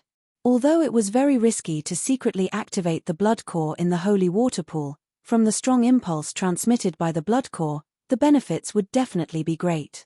Moreover, the young murloc himself had a certain degree of confidence. Even if he was investigated, he had pearl foam on him. At present, all the pearl foam had been concentrated on him. This was the preparation of the Justice Pirates before they broke into the half-plane. The young murloc groaned again and continued to persevere. He strictly controlled the blood core, and the latter always had a tendency to be restless, wanting to rush out and directly swallow all the holy water. The young man clearly felt that the difficulty of controlling it had begun to increase. Now, he was like a novice riding a wild horse. If he was careless, he would fall. The murlocs who entered the holy water pond with him began to kneel on the ground. The young man continued to groan as he carefully observed his surroundings. When he saw this scene, his body began to tremble slightly. Good job, brother. You can do it. You can persist for the longest time. You have to do your best. Hongguo's encouraging voice sounded. Not only him, the other fishmen also began to pay attention to the young man. Because in this batch, the young merman's performance was the best, and he was the strongest. This was the result of the young merman's deliberate control. Although he was slightly outstanding, he wasn't too outstanding. This way, he would have a reason to prolong the process and allow the blood core to absorb more holy water. Since the blood core had such a strong urge to devour it, the holy water must be good stuff. Not long after, the murlocs began to howl miserably. Most of them were half kneeling or kneeling on both knees, using their hands to support themselves at the bottom of the holy water pool. Some of them were even lying on their stomachs, grimacing in pain as they endured the full impact of the holy water. Only the young merman was still standing. Who is this? His amazing. More and more Murlocs focused their attention on the young merman. All right, I can half kneel too. The young merman's heart trembled slightly. He had been observing his surroundings, unwilling to be too eye-catching. But in the next moment, the young man's heart suddenly thumped. He realized that he couldn't move at all. How can this be? Most of his attention was focused on controlling the Bloodcore, and he didn't check on his own body much. After entering the holy water pool, he walked to the center and stopped moving, so it was difficult for him to notice this situation. The holy water is constantly washing over me, seeping in from all directions, almost engulfing me. And the light of the Bloodcore is also filling my body. The two are mutually attracting each other, making me unable to move. The young man used his mind to check and immediately understood the reason. It was the combination of the Bloodcore and the holy water. The young man's heart calmed down slightly. Now that he knew the reason, it was easy to deal with. He just had to stop the Bloodcore. In the next moment, he was about to shut down the Bloodcore and withdraw all the bloodlight. However, the young man's heart thumped again. He realized that the Bloodcore in his body was out of control. How can this be? Even when absorbing the Flame Dragon King, the young man could stop the Bloodcore at any time. Why can't it stop here? Oh no. The young man couldn't help but break out in cold sweat. Fortunately, the constant washing of the holy water covered this flaw. This unforeseen event was beyond his imagination. He had never encountered anything like this before. The Bloodcore had always been very obedient. But at this moment, the young man couldn't stop. More importantly, the young merman was still being washed by the holy water in front of everyone. Seeing him standing there proudly, many Murlocs were moved. Who is this merman? Strange, he's clearly a brown scale, but he can hold on for so long. My brother's bloodline isn't just brown scale. He has another bloodline. Red Pot raised his head and explained loudly. I see. Many mermen nodded slightly. The young merman started to feel anxious and nervous. The bloodlight was madly absorbing the holy water. If he hadn't suppressed it with all his might, it would have gushed out of his body. No matter how the young man used his mind to control the Bloodcore remained indifferent. It was determined to have a big meal. Du Liu clicked his tongue and looked at the young merman's back with admiration. He's a warrior. Xia Bai nodded in agreement. He didn't even stagger. The two of them looked at each other and wanted to recruit the young merman. If the two of them knew that the Murloc they admired was the culprit behind the chaos in the Sea City, who knew how they would feel? The young merman actually wanted to shake his body, but he couldn't. He had no choice but to let out a scream. Red Pot's expression changed. Brother, come on, you can do it. Hold on. After a while, the mermen of the same batch as the young merman had all left the holy water pond. They couldn't hold on any longer. They had more or less improved. Looking at the young merman's back, these mermen all looked at him with admiration. He only started to scream after holding on for so long. Who is he? How can he have such great potential? The young merman felt like he was sitting on pins and needles. He knew his situation. On one hand, he was trying to stop the Bloodcore in secret.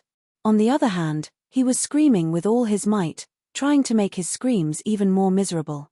Many mermen were moved by his screams. We all know the pain of being washed by the holy water.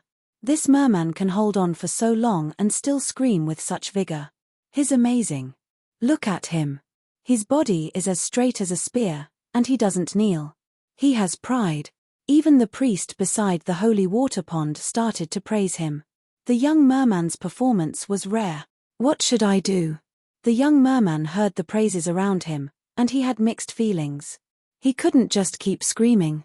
Stop. Stop. The young merman didn't stop trying to control the Bloodcore. The Bloodcore didn't react. It was too thirsty, and it didn't let go of even a drop of the holy water that seeped in. The holy water outside wanted to wash, inject, and seep in, while the bloodlight inside wanted to roll and swallow. The two worked together to fix the young merman's body on the spot without any sign of moving. After a while, the surrounding mermen started to look shocked. Unbelievable. An exclamation shocked everyone, and the mermen all bowed. It was High Priest Blue Charm who came directly after receiving the news. She was a holy domain, a four-armed Naga.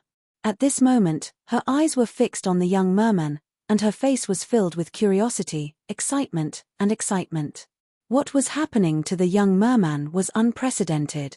"What's going on?" someone asked the high priest. The high priestess smiled. Although this was also the first time she had seen it, she appeared to be at ease.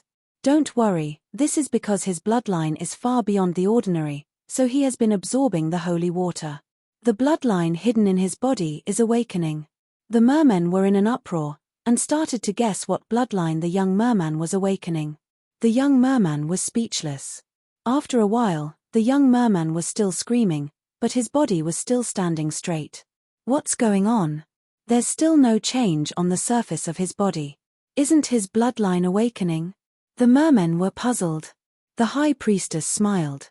Although she was also very puzzled, she appeared to be very wise. "Don't worry, this is because his bloodline is far beyond ordinary, so the speed of awakening is very slow. However, there will always be changes."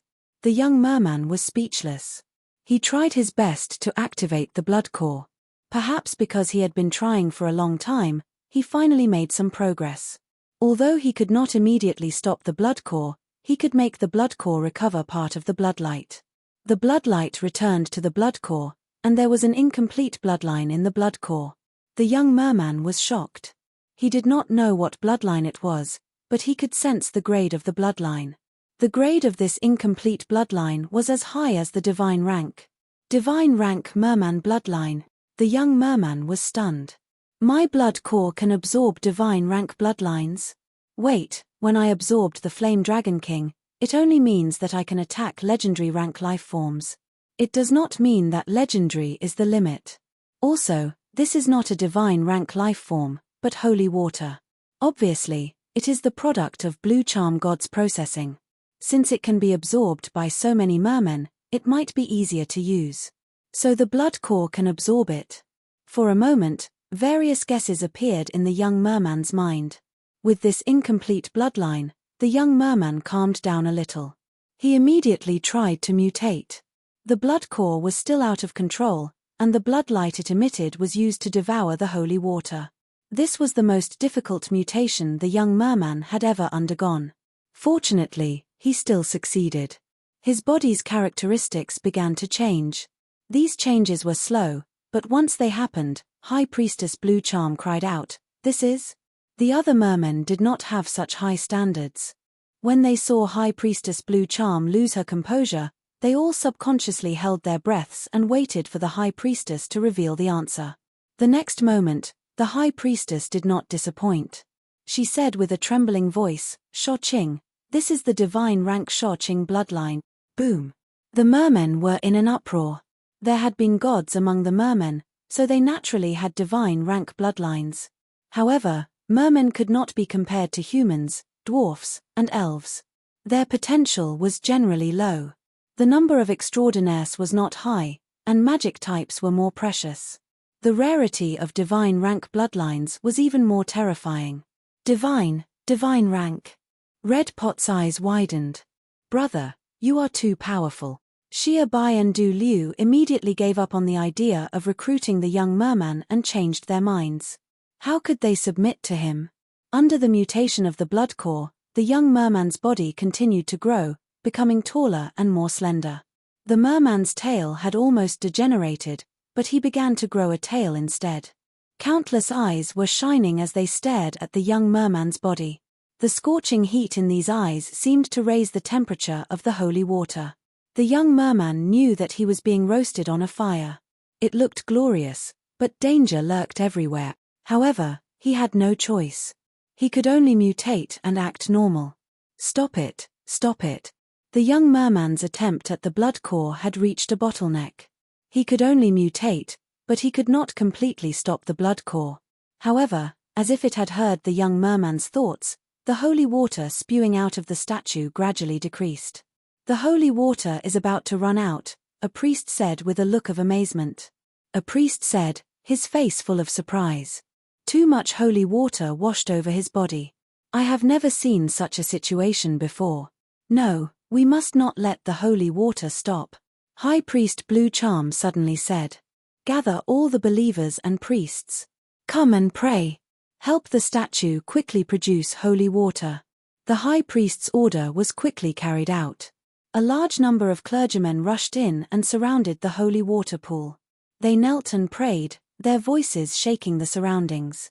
The holy water instantly surged again. The young merman was speechless. He could only continue to absorb, and then continuously let out miserable howls. He screamed until his voice became hoarse. He can still scream. That's amazing. That's too terrifying. Such willpower, as expected of the possessor of divine blood. Praises could be heard everywhere. The more holy water he absorbed, the more he mutated. The scales on the young merman's body began to change. They changed from ordinary flat fish scales to shark-like shield scales. The shield scales were arranged much more tightly than ordinary fish scales. They covered the young merman's body in layers. The young merman completely grew a shark-like tail. His limbs became strong and powerful. His hands were also covered in shield scales as if he was wearing a layer of gloves. The holy water became scarce again. High Priest Blue Charm stared at the young merman. He can still scream. He still has energy left, but the holy water is too little. No, he can't stop. High Priest Blue Charm bent down and put her arms into the pool.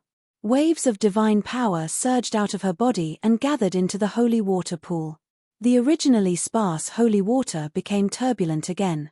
The young man, with the full support of a divine domain, the holy water gushed out violently this time. It was like a small waterfall. This greatly stimulated the blood core.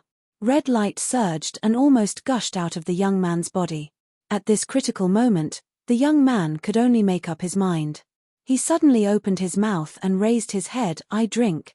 Gulp. Gulp. He swallowed the holy water in big gulps. The mermen were so shocked that their bodies turned numb. He actually drank the holy water directly. My God. Too brave, too brave. Although the young merman's action was out of line, it saved him. Large amounts of holy water entered his stomach and greatly satisfied the blood core. The blood light rapidly transformed the holy water, and the concentration of the divine bloodline in the blood core rapidly increased. The young merman continued to transform. His height directly increased to 2 meters, and he became tall and slender. His shark tail was at least 1.5 meters long, and the lines of his fishtail were smooth and beautiful. His shield scales grew all the way to his mouth and transformed into layers of sharp teeth. In the young merman's bloody mouth, there were a total of 3 layers of sharp teeth. His teeth were uneven and extremely sharp. It made one's heart tremble. But it was not complete yet. Plop. High Priest Blue Charm fell into the pool. She had been squeezed dry and could not hold on any longer. Without her strength, the holy water immediately became thin and weak again. Not long after, the holy water finally stopped gushing out. Without the temptation of the holy water, the blood core was somewhat satisfied. It no longer had the strong urge to devour as before, and the young man regained control. Finally, the young merman exhaled and stretched his limbs. As soon as he turned around, he saw the mermen around him kneeling on the ground. Son of God. A merman muttered. Son of God. A merman's eyes were filled with tears. Son of God. Son of God. More mermen began to shout loudly. They were very fanatical. The young merman looked at the mermen kneeling on the ground, and then looked at High Priest Blue Charm. The High Priest's face was pale and filled with relief. She nodded slowly at the young merman. The young merman was speechless. How did it end up like this? He had accidentally become the merman race's son of God. Chapter 319. Son of God. Son of God. Cheers filled the entire underwater hall. The appearance of a god-level bloodline was no small matter. This meant that the owner of the bloodline had the possibility of becoming a god. Once a new god ascended to the throne, the entire world would be affected. Just looking at the pirate throne alone was enough. The Shungming Empire, recognized as the strongest country in the world, also had to pay attention to the pirate throne, worried that the god of pirates would interfere with them greatly. Of course, there was also knowledge about god-level bloodlines. The specific value mainly depended on the concentration of the bloodline. There was a difference between the sons of God. If the concentration of god-level bloodline was not high, the achievements of the sons of God would be limited. If the concentration was high enough, they would not be able to grow without resources. There were many sons of God among the human race, and the competition between them was very intense. The potential of the Murlocs was not as good as that of the human race. Among the human race, the sons of God competed with each other for resources. But among the Murlocs, even magic types were rare, let alone god-level bloodlines. Therefore, once a Murloc with god-level bloodline appeared, it would attract extreme attention. This was also the reason why High Priest Blue Charm, as a sanctuary, sacrificed herself to help the young Murloc. Currently, the concentration of Shao-Qing's bloodline stored in the Bloodcore is 38%, 3% higher than the legendary bloodline of the Flame Dragon King. The young man secretly checked. The holy water was very powerful. The current situation was beyond his expectations. Although the young man did his best and did not expose the Bloodcore, he knew very well that he was still not out of danger. There would be a lot of checks next. To be honest, he regretted it. If he had known the result, he would not have dared to try. Although god-level bloodline was good, the young man had the Bloodcore, and his future was very bright. There was no need to take such a risk. What scale-cutting tribe, Bai, these identities could not withstand the checks. Also, the young Murloc was just saying it perfunctorily. It was easy to see through. Of course, he could also lie and say that he was in disguise and did not want to reveal his true identity to others. But he had to have a background. The young man did not have one. If they really investigated, the Murlocs would find that he, the possessor of god-level bloodline, had appeared out of nowhere. He did not have a hometown. Even if he was a wanderer, he must have a wandering route and seen and heard along the way. Wherever he walked, there would be traces. But he did not. Because he did not, he could not withstand the checks. Since they had discovered the Son of God, the merfolk would definitely do their best to nurture him. Before that, the inspection was necessary and would be very strict. He had failed the inspection, and the young man was unable to explain himself. What should he do? What awaited the youth was either prison or a butcher's knife. I only have 6 pearl foam pearls on me. Can they protect me from the detection of divine spells and spells? The young man couldn't help but worry. It wasn't that he didn't want to bring more, but this was already his limit. There were only 10 pearl bubbles left. 6 of them were on the young man, and the rest were assigned to deep-sea monster fish. The investigation into the youth's identity and background would definitely take a long time and be frequent. It wouldn't stop until there was a result. 6 pearl bubbles definitely wouldn't be able to withstand it. Most importantly, how many waves of divine arts and spells he could withstand would determine how long he could hide in the main temple of Blue Charm. Under the eager, fanatical, reverent, and curious gazes, the young man slowly walked out of the holy water pool. High Priestess Blue Charm smiled and placed her arm on the young man's shoulder. She didn't say much and immediately used a detection divine spell. The pearl bubbles began to take effect. What a strong recovery ability. I couldn't tell that you had just been cleansed by the holy water. High Priestess Blue Charm's eyes lit up. Newborn son of God, may I know your name? The young merman had a headache. He couldn't find a relatively reliable identity in a short time, so he could only answer, my name is Bai, from the Cutscale tribe. Where is the Cutscale tribe? High Priestess Blue Charm asked again. The young merman could only brace himself and continue to lie. After chatting for a while, he felt that he couldn't take it anymore. But High Priestess Blue Charm was very unsatisfied. She couldn't wait to dig out all the information about the young man. But at this moment, something strange happened. With a poof, half a sharp claw appeared out of thin air. Then, the sharp claw tore up and down, pulling left and right, directly tearing a space tunnel. The temporary space tunnel was very unstable. The pitch-black tunnel was filled with violent turbulence. However, a figure, like a boulder, walked out of the passageway with firm steps. Oh! There are so many mermen here. Seems like this is an important place in the temple. The speaker completely entered the holy water hall. He was a barbarian. He was tall and strong. He wore a crow mask that covered the upper half of his face. His gaze was very sharp. His beard was grey, his sideburns were stained with frost, and his long black hair was tied up into a high ponytail. His aura was very strong. He was a legendary. His right hand was empty, but his left hand was wearing a claw glove. It was this claw glove that tore the space apart.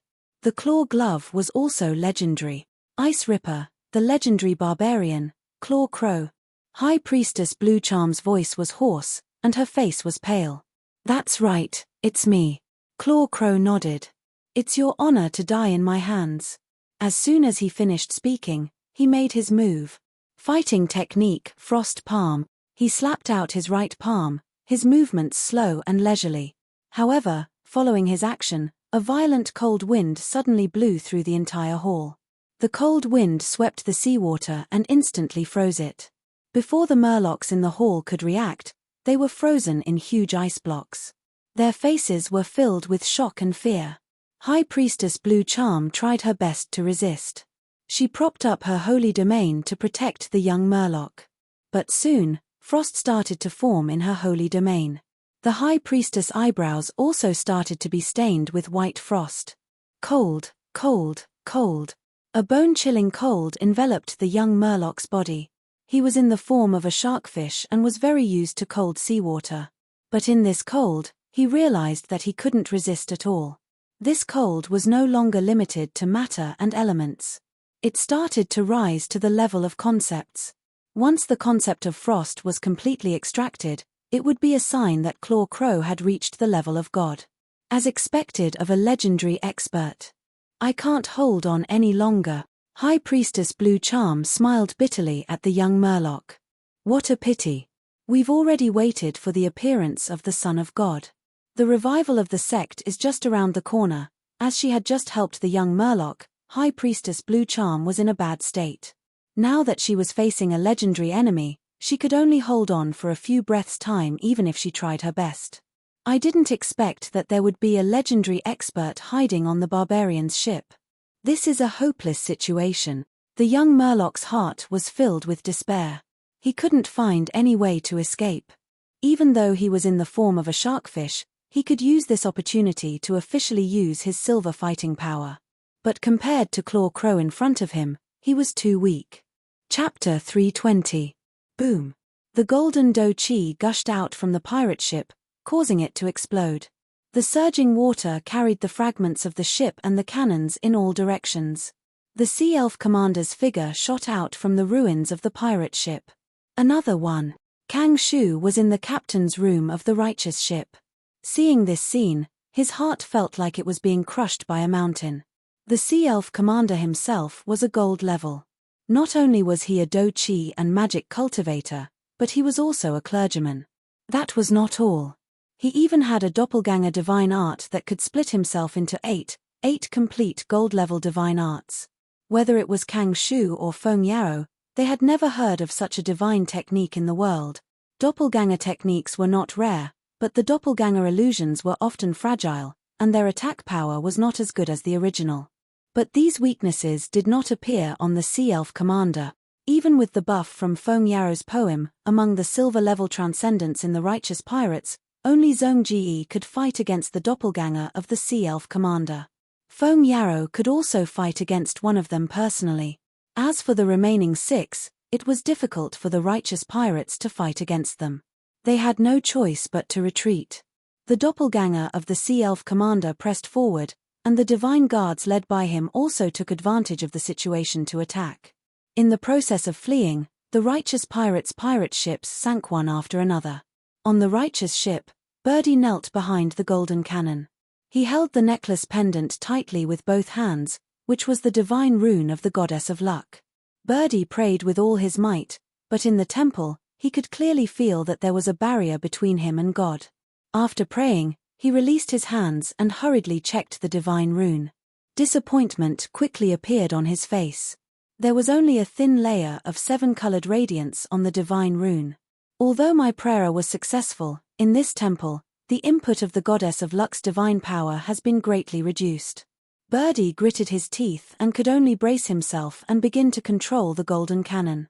The 7-colored radiance lingered on the cannon, and after being divided, the radiance became very thin and almost undetectable. Birdie continuously poured his do chi into the golden cannon. He was only iron level, and using the golden cannon was very difficult. Soon, his do chi was exhausted, but the golden cannon was far from being filled. Chick hurriedly took out a potion, raised its neck, and drank it. The potion took effect very quickly, and new do chi gushed out from every part of his body.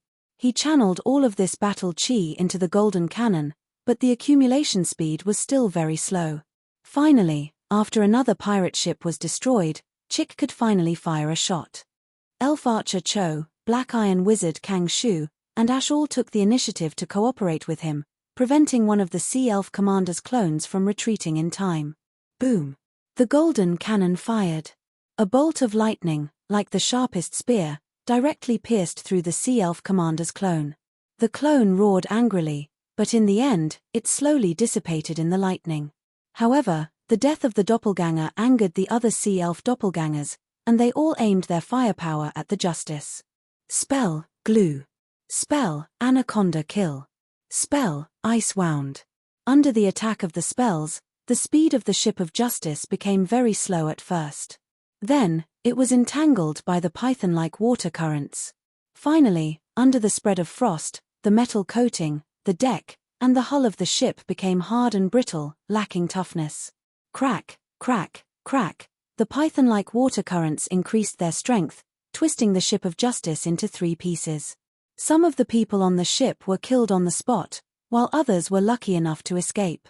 There were only 7 Sea Elf doppelgangers left, but every one of them was a wizard, a fighter, and a member of the clergy. They were about to kill the crew of the ship of Justice when the Silver Hook arrived in time. Zhong Ji was already heavily injured, but he stood at the bow of the ship, holding the demon blood sword in his hand. Quickly retreat, I'll cover the rear. The Sea Elf doppelgangers sneered, and easily went around the Silver Hook to continue their pursuit. 2 of them stayed behind to deal with Zhong Ji. You want to cover the rear? Your courage is commendable, but your stupidity is unparalleled. If you escape, you might be able to struggle at death's door for a while. Taking the initiative to cover the rear is taking the initiative to seek death. Let me fulfill your wish. The 2 gold-level Sea Elf doppelgangers attacked Zhong Ji together. They came from the same source, and their cooperation was very good. After all, they were the most familiar with each other.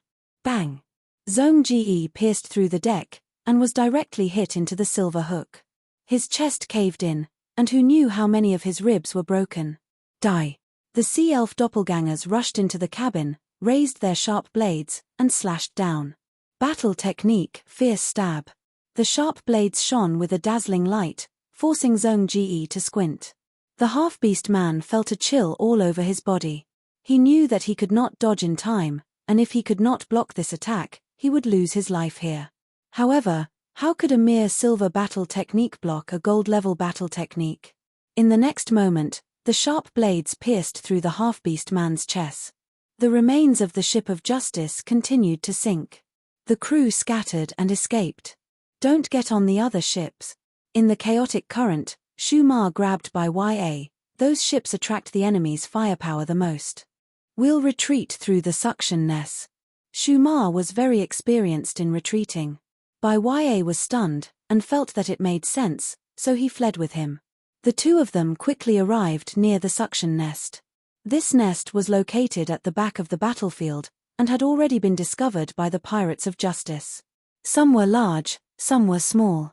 Kang Shu had already arrived here before Shu Ma and Bai YA. He was fully armed, wearing a silver robe, and holding a silver staff. Only the magic book was not taken out. There was no other way. The image of a necromancer made of white bones was too prominent.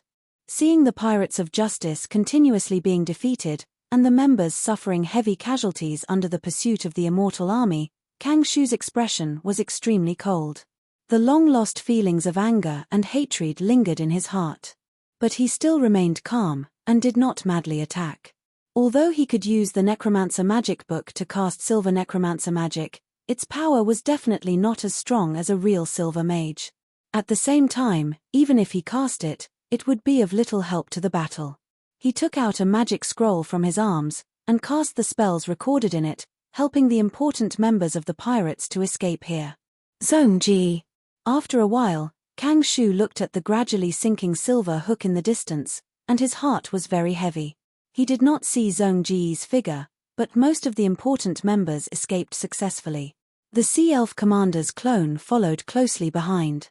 There was no way to stay. Kang Shu took the lead and plunged into the nest, leaving the battlefield. Bai Ya, Shu Ma, and the others followed one after another. After a while, Kang Shu came alone to an unfamiliar underwater corridor. Except for him, there were no other members of the Pirates of Justice. Even if it is the same nest, because of the changes in the water flow, after passing through, there will be a change in position. Kang Shu sighed. He knew the mystery of the nest. As soon as he entered the underwater temple, the captain was teleported away. Now, the entire fleet had suffered heavy losses, and he did not know how many people would survive. The members of the Pirates of Justice were forced to scatter and escape, which could be easily defeated one by one. After all, this was the enemy's nest. Sigh. I have to quickly regroup with the others, but how should I do it? At this time, the nest spat out again, and a Sea Elf commander clone chased here.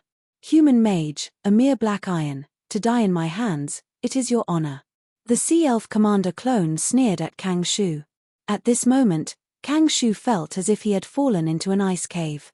Chapter 321. A cold glint flashed. The clone of the Sea Elf commander coldly slashed at Kang Shu. Kang Shu froze in place, motionless, and was cut in half by the blade. But the clone of the Sea Elf commander exclaimed, "Mirror image? When did you cast it?" The real Kang Shu was nowhere to be seen. He had only killed a mirror image. The Sea Elf commander snorted coldly and immediately cast a spell. A surging circle of light expanded violently with him as the center. The hidden Kang Shu was drifting when he was swept by the circle of light. He fell forward and revealed himself. The Sea Elf commander discovered that Kang Shu had already fled 100 steps away. He did not chase after him, but cast a spell instead. 5 magic missiles with a dazzling blue-purple fluorescence cut through the water and shot at Kang Shu. Kang Shu hurriedly took out a magic scroll and tore it open. It turned into a halo that covered his entire body. Then, he leaned against the wall and barely dodged 2 magic missiles, but was hit by the remaining 3. Kang Shu seemed to have been punched in the back by 3 punches. The halo on his body weakened to an undetectable level. Magic Missile was a low-level spell and easy to learn. But when used by a gold-level expert, Kang Shu had to use all his strength to defend against it. Kang Shu was not happy that he had defended against the magic missiles. On the contrary, alarm bells were ringing in his heart. This is just a method he uses to restrain me. Kang Shu did not even turn his head. He hurriedly took out another scroll and tore it open almost instantly. The next moment, his speed increased and he darted forward like a swimming fish. Almost at the same time, the clone of the Sea Elf commander pounced. A distance of 100 steps was nothing to him. But he pounced on nothing. "Mph, you are quite slippery." The clone of the Sea Elf commander continued to chase. But Kang Shu's wealth surprised him. Generally speaking, it took time to cast magic. Magic scrolls, on the other hand, could be used to instantly cast spells. It was with the help of the magic scrolls that Kang Shu was able to gain a few crucial seconds at the critical moment, causing the attacks of the Sea Elf commander's clone to miss time and time again. Kang Shu ran and chased for a while. Then, he bumped into a group of divine guards. After being restrained, the Sea Elf commander's clone finally caught up to him. "Where do you think you're going? Die, little rat." The Sea Elf commander's clone was already enraged and immediately attacked Kang Shu. Kang Shu's face was pale. Although he knew that he was going to die, he still wanted to resist. Undead spell, Flying Bone Shield. He finally displayed his true ability. Bone shields the size of wash basins flew out and circled around him. The white bone flying shield blocked the attack of the Immortal guards, but in front of the Ocean Elf commander, It was as fragile as paper and was quickly destroyed. It's actually a necromancer. He deserves to die. Kang Shu snorted coldly, his heart full of determination. Even if you die, you won't have an easy time. Undead spell, corpse explosion. There were no corpses on the field. The target of the spell was Kang Shu himself. Kang Shu's body had been modified by the undead spell. He was half human and half corpse, making him an effective target of the corpse explosion. However, just as Kang Shu was about to drag the enemy down with him, one of the divine guards suddenly approached him and patted his shoulder. The corpse explosion that Kang Shu was about to cast came to an abrupt stop. Kang Shu groaned, his vision turning black, and he almost fell down. While he was still in shock, he saw the divine guard who attacked him take the initiative to face the clone of the Sea Elf commander. Boom! Both sides exchanged blows, water surging wildly. They were actually evenly matched. "Who are you?" the clone of the Sea Elf commander asked sternly. The city guard tore off his disguise and said with a smile, "I'm also a necromancer." Kang Shu stared blankly and was greatly surprised. The necromancer who appeared had the cultivation of the gold rank, but his appearance was clearly that of the master of the secret chamber at the bottom of the sea.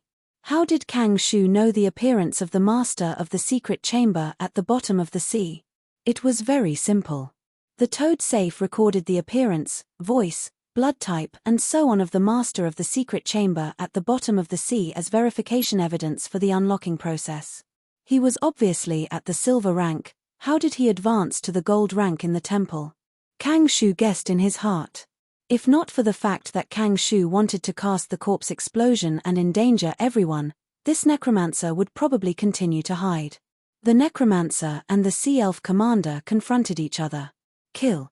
The rest of the divine guards found that there was a traitor among them and charged towards the necromancer. The necromancer snorted coldly and snapped his fingers. The divine guards who were charging towards him suddenly stopped. Bone spikes appeared on their bones and drilled out violently, turning the divine guards into hedgehogs and killing them all. During the disguise, he had already secretly cast a spell. At this moment, he only needed to cast a specific spell wave to trigger this necromancy spell. After the divine guards died, their pupils lit up with blue soul flames. Attracted by the necromancer, they all charged towards the clone of the Sea Elf commander. He took the opportunity to turn around and pointed his finger at Kang Shu, his killing intent clear. When two strong opponents fought, the first thing to do was to clear the area. He did not want an outsider to take advantage of the situation after he and the clone of the Sea Elf commander were both injured. Kang Shu was pointed at by the necromancer and his heart beat wildly. At the moment of life and death, he suddenly had a flash of inspiration. He took out an item and shouted, "One of us." The necromancer's pupils shrank and he stopped. Kang Shu gasped for breath. He had a complicated feeling after escaping with his life. There was relief, lingering fear, and most of it was fear. At this critical moment, he showed the necromancer the badge he had obtained from the secret chamber at the bottom of the sea. The badge had a special power. It was extremely difficult to fake it. The necromancer believed him. He was about to speak when his expression suddenly changed. He quickly turned around to face the enemy. The clone of the Sea Elf commander was trained in magic, fighting energy, and divine arts. Seeing that the opponent was a necromancer, of course he would use his close combat advantage. The necromancer did not have time to cast a spell. He stretched out his left pinky. The bone on his pinky exploded and he instantly cast a flying bone shield. The bone shields danced in the air. Each one was twice as big as Kang Shu's bone shield. There were a total of 6 bone shields, blocking the clone of the Sea Elf commander. The Sea Elf commander twisted his body and hit the shield. Suddenly, he stepped diagonally and stomped on the wall. He bypassed the necromancer and went straight for Kang Shu. The two were fighting. He had to kill Kang Shu first and do his best to eliminate all hidden dangers and variables. The necromancer quickly cast a spell. Countless white bone arms suddenly extended from the walls, ceiling, and floor of the corridor and grabbed the Sea Elf commander. Kang Shu quickly retreated. If not for the necromancer's help, he would have been beheaded by the enemy. Hundreds and thousands of white bone arms grabbed the clone of the Sea Elf commander. The latter kept struggling and stirring his fighting energy. His body shone with the light of divine arts. The necromancer maintained the spell and his expression became more and more difficult. Senior, catch. The next moment, Kang Shu threw the silver staff in his hand to the necromancer.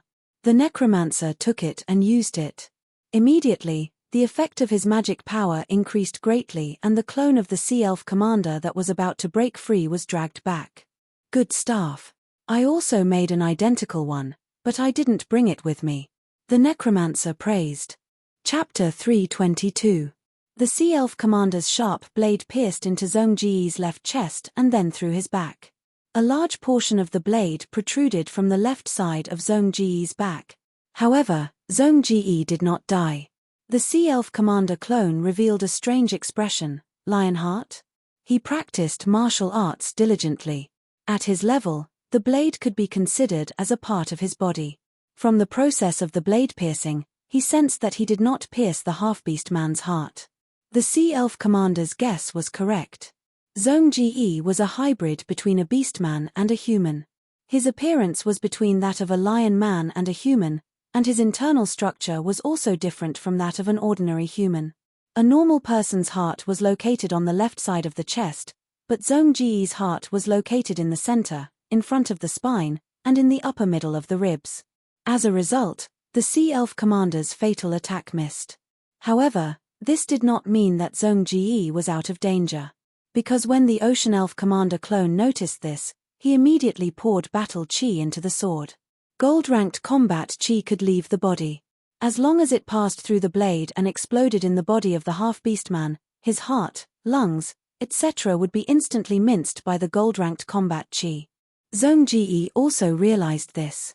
He wanted to withdraw, but it was difficult to escape in such a short time. The blade of the sword nailed him to the ship behind him. In the next moment, the eruption of Do Chi occurred. Left with no choice, the beastman who was forced up the cliff could only gather all the battle energy in his body and gather it near the wound created by the sword, firmly surrounding the sword. You're merely at the silver rank. How can you withstand my gold battle aura? The Ocean Elf commander's clone sneered. Die. Golden battle chi instantly erupted. No matter how much silver battle chi he accumulated, it would be torn apart, penetrated, and pushed aside by gold battle chi. There was a qualitative difference between the two. The golden combat chi broke through the defense of Zhong Ji's silver combat chi and rushed towards his heart like a ferocious beast. Ah! The beastman roared. His eyes were red, and his hair was dancing in anger. No. He roared in his heart. My life must not end here. I still have my father's expectations. I have yet to truly accomplish anything. How can I die here? Under the all-out effort of his body and mind, a qualitative change was coming. The Ocean Elf commander's golden Do Chi was stopped abruptly by Zhong Ji's Do Chi. The Sea Elf commander's clone trembled. This was because he felt the change in Zhong Ji's aura. At that moment, Zhong Ji's aura leaped from silver to gold. Zhong Ji was already at the pinnacle of silver and was only one step away from gold. After passing through Bewilderment Island and disguising himself as a pirate on the Ship of Justice, he kept fighting and accumulating strength. Finally, at this moment, in response to his cry, his life force level broke through to the gold level. Gold battle aura naturally had a qualitative improvement compared to silver battle aura. Taking advantage of the Sea Elf commander's shock, Zhong Ji leaned back and used the back of his head to smash the hull of the ship.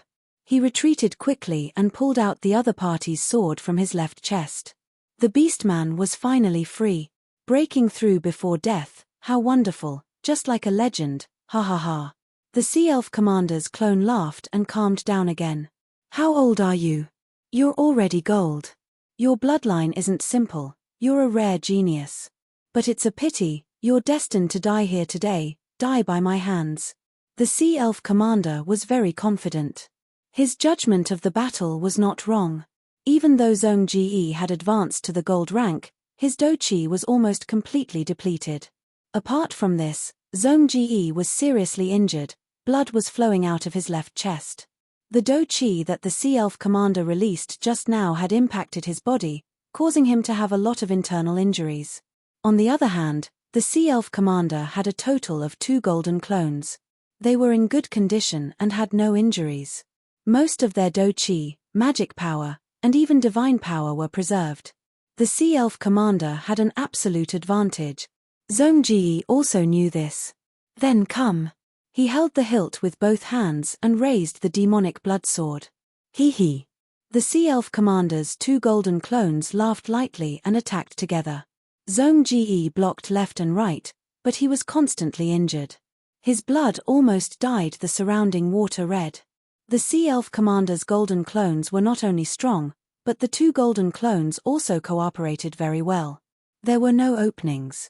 Zhongji could not see any hope. He had already exceeded the limits of his physical body. Even if he died in the next moment, he would not be surprised. His eyes were dim, and his mind was in a semi-conscious state. It was hard for him to think. The reason he could continue to hold on was because of his body's instinctive counterattack. His battle awareness, which he had painstakingly trained in the past, had already merged into his bones, his flesh and blood. Under the stimulation of his great survival instinct, Zhongji's persistence surprised even himself. This guy. The 2 Sea Elf commanders' golden clones also had strange expressions. There's clearly no hope, but he's still holding on. Amazing. This is the first time I've seen such a brave warrior fight to the death. Even though he's only a mixed blood, his will to fight is truly moving. The 2 Sea Elf commanders' golden clones could not help but reveal a solemn and admiring look. What's your name? Tell us your name. Today's battle is both our glory. The Sea Elf commander asked with a solemn expression. But Zhongji floated in the water and did not seem to hear. Seeing his absent-minded eyes, the Sea Elf commander understood, he's already at the end of his rope. He can't even hear me clearly. Respectable, admirable. Let's give him the final blow. The 2 golden clones were about to cast a spell when they suddenly paused. There's a problem with one of the golden clones. TMPH, I didn't expect a gold-ranked necromancer to sneak in. I'll go support him. You take care of him and meet up with us. The 2 golden clones conversed and quickly split up. In the underwater corridor, the necromancer had already taken control of the situation. The Sea Elf commander's golden clones were surrounded by countless bone hands. He wanted to break through, but was repeatedly suppressed. Necromancy was known for being strange and sinister. This was a new school of thought. This caused the Sea Elf commander's golden clones to be unable to find the correct way to break through. As time dragged on, the difficulty of breaking through became greater and greater.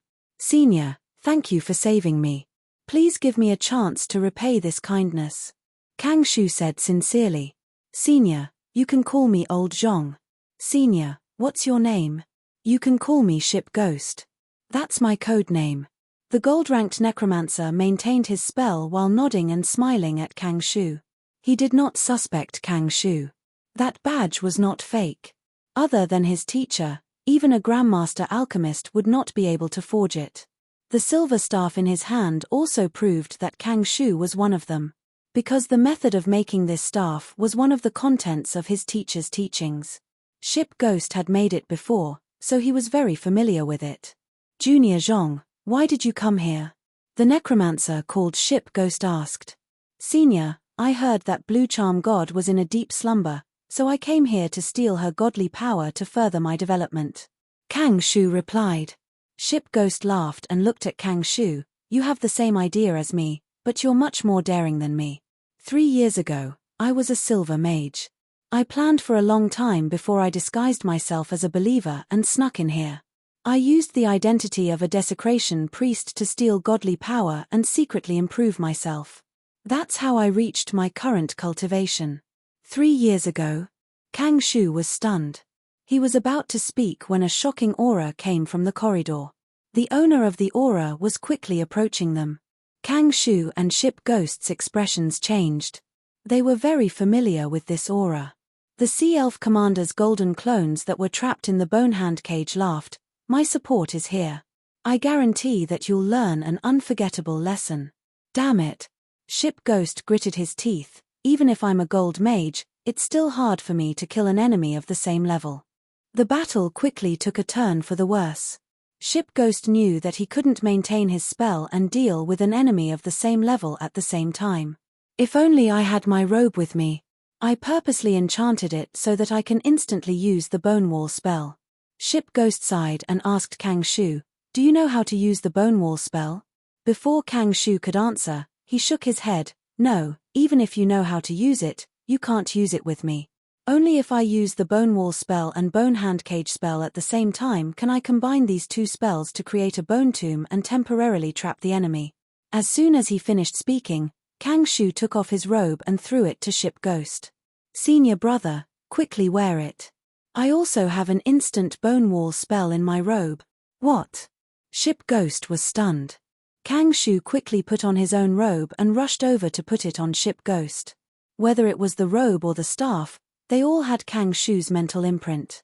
But Kang Shu had already communicated with him and made adjustments. Ship Ghost could use it as he wished. "When you made the robe, you also chose the Bone Wall spell? Good taste." Ship Ghost was overjoyed. Chapter 323. Coldness spread from the bottom of his heart. The young Murloc looked at the Ice Ripper in the distance and felt bitter. His opponent was a legendary figure. His reputation wasn't limited to the Frost Continent, but to the entire world. The difference between him and his opponent was too big. He was only a silver now. Above silver was gold, and above gold was divine. However, even the Sanctuary-level High Priestess Blue Charm could barely maintain her Sanctuary level. Her Saint Domain was shrinking at a speed visible to the naked eye under the onslaught of this harsh cold. Once the Divine Domain shrank to the extreme, the High Priest and the young Murloc would only freeze to death without any protection. But just as the two were in a desperate situation, something unexpected happened. Behind them, the fish god statue suddenly shone with blinding light. The light covered the entire hall. Everywhere it went, the Murlocs that were frozen into popsicles all recovered.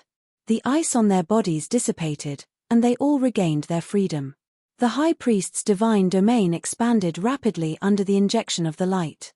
Within a few breaths, it surpassed her peak. "Welcome, my lord." The High Priest became very excited and fanatical. She directly knelt on the ground. The magnificent light quickly condensed and turned into a Murloc. The Murloc's forehead was decorated with gems. His fish scales were as clear as crystal. He was tall and had thick lips. His muscles were firm and smooth. As soon as the fish god incarnation appeared, he attracted everyone's attention. The Murlocs worshipped him and fanatically. The Ice Ripper Claw Crow was solemn and serious. The fish god incarnation walked down slowly. He paused slightly and stopped in front of the High Priest. He reached out his wide palm and stroked her hair. Then, the incarnation looked at the young Murloc. The young Murloc's heart skipped a beat. But the incarnation only smiled at him and nodded slightly. Then, he walked past him and walked toward Claw Crow. Claw Crow saw the fish god incarnation walking toward him. The pressure on his mind skyrocketed. They were still 200 or 300 steps apart. Claw Crow couldn't take it anymore. He roared and attacked first. The fish god incarnation blocked it easily. At the same time, he waved his arm back and spread out a wave of light. The light quickly dissipated. All the Murlocs and preachers, including the young Murloc and the High Priest, were teleported back to the Billow Hall. After that, the fish god incarnation continued to walk toward Claw Crow. Claw Crow roared and pushed his palms forward. Battle technique, Severe Frost Palm. The Ice Ripper unleashed the same battle technique as before, but this time, it was going all out. A crazy chill filled the entire hall in an instant. Ice and snow surged. The seawater in the hall was instantly frozen, trapping the Claw Crow and the fish god. Jua Ya used all his strength and didn't even care about himself, but he was also frozen. His battle chi was rapidly depleting as he maintained the frost palm technique in an attempt to stop the fish god's avatar from advancing. But it didn't work. The fish deity's incarnation was enveloped in a thin layer of divine light, and he didn't stop moving. He walked through the ice, and wherever he went, the ice melted and turned back into flowing seawater. Claw Crow's pupils shrank. He gritted his teeth and performed another attack. Battle skill, cold battle axe. He stopped his severe frost palm and rubbed his hands together. Do-chi gushed out from his palms and rotated, finally condensing into an axe blade. He continued to stack his fighting aura. The axe blade spun continuously in his palm. It spun faster and faster, and the axe blade also became bigger and bigger. After 3 breaths, the axe blade shot out. It easily cut through all the ice that was blocking its way and flew to the fish god's avatar in the blink of an eye. The fish god's avatar didn't dodge. He raised his eyes slightly, opened his mouth, and swallowed the super powerful battle skill that was shot at him. The cold battle axe entered his body and suddenly exploded. But the fish god's avatar's stomach only bulged a little, and then it calmed down. How is this possible? Juwa witnessed this scene and was completely shocked. He was very confident in his abilities. It wasn't that he hadn't fought against the avatars of gods before.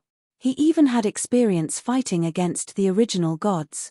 Whether it was the severe frost palm or the cold battle axe, they were all his outstanding offensive skills. Even the Shungming Emperor's avatar has to resist my attacks. But the Blue Charm avatar is so relaxed. How can he be on par with the Shungming Emperor? Juwa suddenly thought of something. He remembered the instructions of the barbarian elder before he left. Could it be? With great difficulty, he took out a gem from his bosom.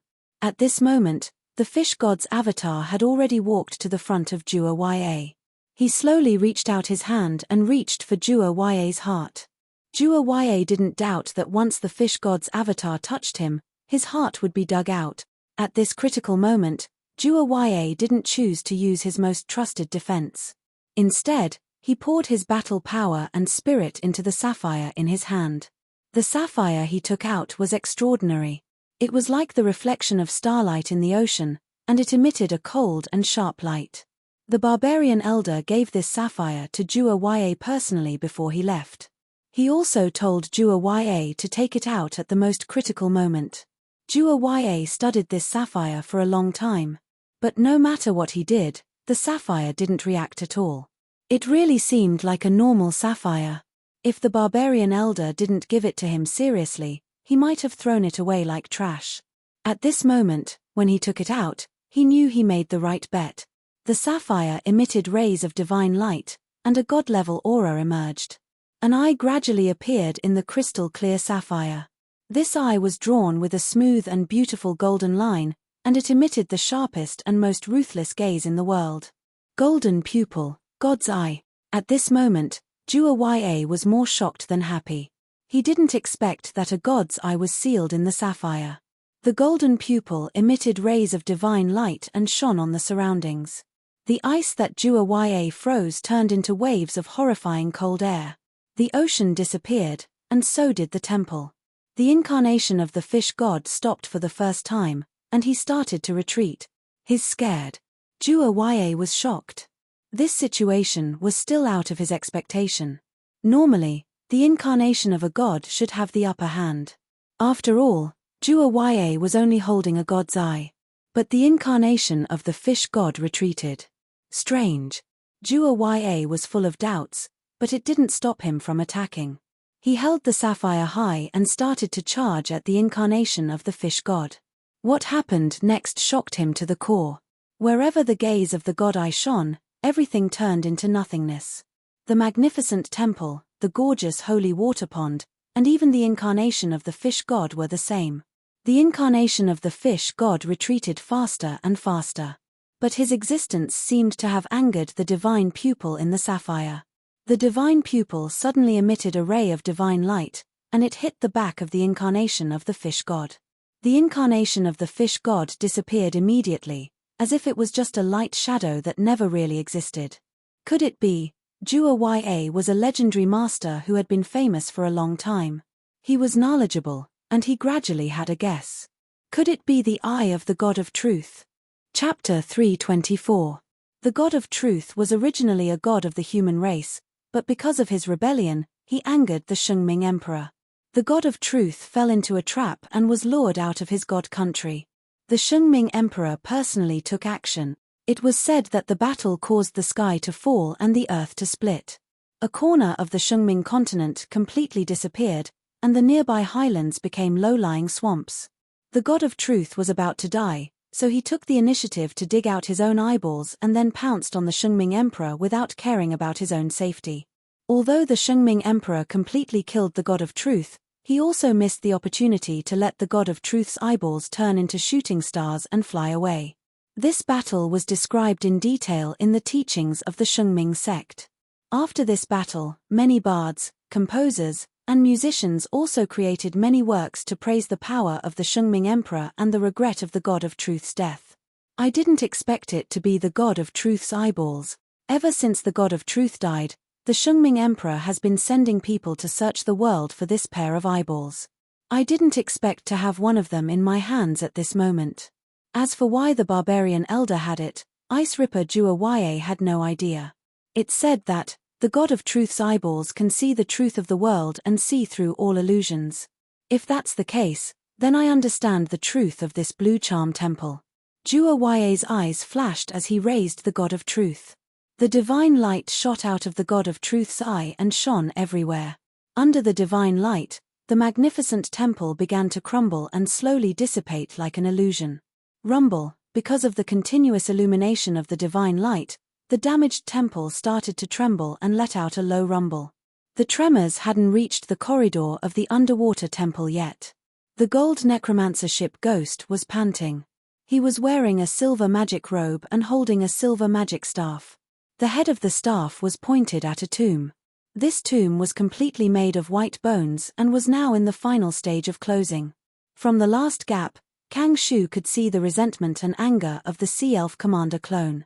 Crack! With a soft sound, the pile of bones finally closed completely suppressing the clone of a Sea Elf Commander. Undead spell, Bone Grave. This was a combination of Bone Wall and Bone Hand Cage. Kang Shu witnessed the entire spellcasting process with his own eyes and praised in his heart, Ship Phantom's talent is amazing, his spellcasting skills are superb, I can't compare to him. However, to be able to catch the eye of that person, be taken in as an apprentice, and be bestowed with an emblem at the same time, his talent can't be too bad. The ship Ghost solidified the bone tomb for a moment. After confirming that the suppression was successful, he exhaled a mouthful of turbid air and smiled at Kang Shu, thank you for your staff and robe. After this battle, he had a good impression of Kang Shu. Not only was he one of their own, but Kang Shu had also lent him his equipment without hesitation, showing Kang Shu's decisiveness and trust. Necromancer ship Ghost had always been a lone cultivator. Although he knew his teacher had other apprentices, he had never interacted with them, let alone contacted them. Kang Shu was the first one of his own he had met. One of his own who had similar tastes to his own. Kang Shu smiled at ship Ghost, senior brother, you can use this equipment first. They will be much more useful in your hands than in mine. Ship Ghost nodded, that's good, you follow me from now on. I will protect you. Our identities have been exposed and this is the Blue Charm Temple, it is not a place to stay. We need to retreat as soon as possible. Kang Shu frowned slightly, I still have some companions. Ship Ghost shook his head, it's too late to save them, let's escape first. Where do you think you're escaping to? A sharp shout suddenly came. The two necromancers looked over and their expressions changed. One of the clones of the Sea Elf Commander that had fought Zhong Ji before had rushed over to help. Stand back. Ship Ghost ordered and stood up to fight. Kang Shu obeyed and retreated far away, watching the battle from afar. Ship Ghost and the second Sea Elf Commander were fighting. Both sides were evenly matched and were in a stalemate. The Sea Elf Commander cultivated magic, chi, and divine spells. He had many tricks up his sleeves. Ship Ghost had two new pieces of equipment and had no weaknesses. Necromancers were strange and unpredictable, often catching people off guard. Kang Shu watched the battle carefully and did not plan to interfere. He was only a Black Iron level. If he interfered and attracted the attention of the Sea Elf Commander's clone, it would not be worth it. After all, Ship Ghost's help might not always be in time. Kang Shu also did not plan to give the spellbook to Ship Ghost. Silver-level robes and staffs were all standardized. As long as that person took in apprentices, they would teach them how to make them. But spellbooks were different. The number of pages in a spellbook and what spells were recorded on each page were all decided by the person who made them. So, the robes and staffs could be lent to Ship Ghost. But if the spellbook was lent to Ship Ghost, it would immediately arouse the latter's suspicion. I'm afraid this will be a long battle, Kang Shu thought as he watched the battle. He remembered clearly that Ship Ghost had unintentionally revealed a crucial piece of information. He was still a silver-level mage 3 years ago. That's impossible. The time doesn't match. All the evidence from the secret underwater room proved that when Ship Ghost disguised himself as a cultist and left, he was definitely a silver level. Ship Ghost's identity was also confirmed. His appearance, figure, etc. were all the same as the information in Toad's safe. 3 years. Ship Ghost has no reason to lie to me about this. Why 3 years? It's only been 2 to 3 months. Something's wrong. At this moment, the tremors of the temple were transmitted over. The underwater corridor kept shaking as if there was an earthquake. The shaking quickly became more intense, giving Kang Shu a feeling that it was about to collapse. What's going on? The necromancer, Ship Ghost, and the clone of the Sea Elf commander were both surprised. Their attacks slowed down because of this. The next moment, the necromancer's eyes widened as he watched the clone of the Sea Elf commander slowly dissipate like bubbles in water. What happened? The necromancer suddenly turned his head and looked at the bone tomb that he had created. He could feel that the clone of the Sea Elf commander that was sealed inside had also disappeared. Could it be that the clone divine spell's time limit is up? Kang Shu rushed back to Ship Ghost's side. Ship Ghost suddenly exclaimed. He looked at his own body in astonishment. His aura was rapidly changing, falling from the original gold rank to silver rank. At the same time, on another battlefield. Zhong Ji's injuries were terrifying and he was already unconscious. There's no use in struggling. You'll still die by my hands in the end. The clone of the Sea Elf commander decapitated Zhong Ji. The moment the blade touched Zhong Ji's neck, it gradually faded and finally disappeared along with the clone of the Sea Elf commander. Chapter 325. The dragon youth returned to the Billow Hall through the teleportation.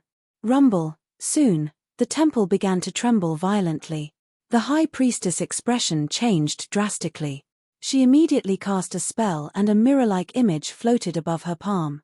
She was observing the battle from afar and happened to see the fish god's incarnation dissipate.